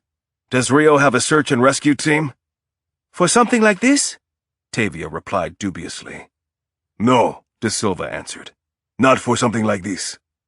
"Then we need to land on top," I said. "And do what?" the colonel demanded. "Mount a rescue," I said. "You can do something like that, Jack?" Tavia asked. "I had a lot of rope training in my early Marine years. I said. If the right gear's up there, yeah, I think I can. De Silva gave me a look of reappraisal and then shouted at the pilot to find a place to land on the mountain's top. We spiraled up, away from the climbers. The pilot coordinated with security officers at the summit to clear the terrace, and we put down. An off-duty Rio police sergeant who'd been on the summit when the accident occurred led us around to the tram station, where one of the big gondolas was docked and empty. Next to the tram, a sandy-haired woman in her 20s sat with her back to the rail, sobbing. A wiry, olive-skinned man crouched next to her, staring off into space. Beside them, turned away from us, stood a taller, darker man who was looking over the railing. All three wore climbing gear. Ignoring the other people on the dock, we went straight to them and quickly learned what had happened. Alexandra Patrick was an American from Boulder, Colorado. Her older sister Tamara was the woman on the rope. The young man beside Alexandra was Tamara's boyfriend, René Leroux, a French expatriate living in Denver. The three of them had been traveling around Brazil seeing various games in the World Cup tournament. All were experienced climbers. So was the tall Brazilian, Flavio Gomez, who worked for Victor Barros, the comatose man on the rope. Barros's company had been guiding advanced climbers up the face of Sugarloaf the past 8 years. Nothing even close to this had ever happened. "We set every anchor," Gomez said. "We checked them every time. It all looked solid. And then it wasn't." Gomez, Leroux, and Alexandra had been on a different, easier route than Tamara and Barros. Tamara was a better climber by far than her sister or boyfriend, and had asked to go up a more difficult way. Gomez's group had gone first and was 150 vertical feet above the other two when, apparently, an anchor bolt gave way, and then another. Only Alexandra saw the entire event. "They fell at least 50 feet, she whimpered, "and then they just kind of smashed into each other, whipsawed, and crashed into the wall. I could hear Tamara screaming for help, saying that she couldn't feel her legs. There was nothing we could do from our position." Gomez nodded, chagrined. "I'm a solid climber, but I only just started guiding, and I've never been on a rescue like this. It's out of my league." Leroux hung his head, said, "She's going to be paralyzed." I ignored him, went to the rail, and saw an anchored nylon rope that went over a pad on the belly of the cliff and disappeared into the void. "Were they on this line?" I asked. "No, that line runs parallel to their rope, offset about 8 inches, Gomez said. "Another one of our normal safety measures." Thinking about the position of the injured climbers, thinking about what I was going to have to do to get them off the cliff, I decided against going down the secondary rope. I looked at De Silva and said, "I need you to make a few things happen very fast, Colonel. 2 lives depend on it."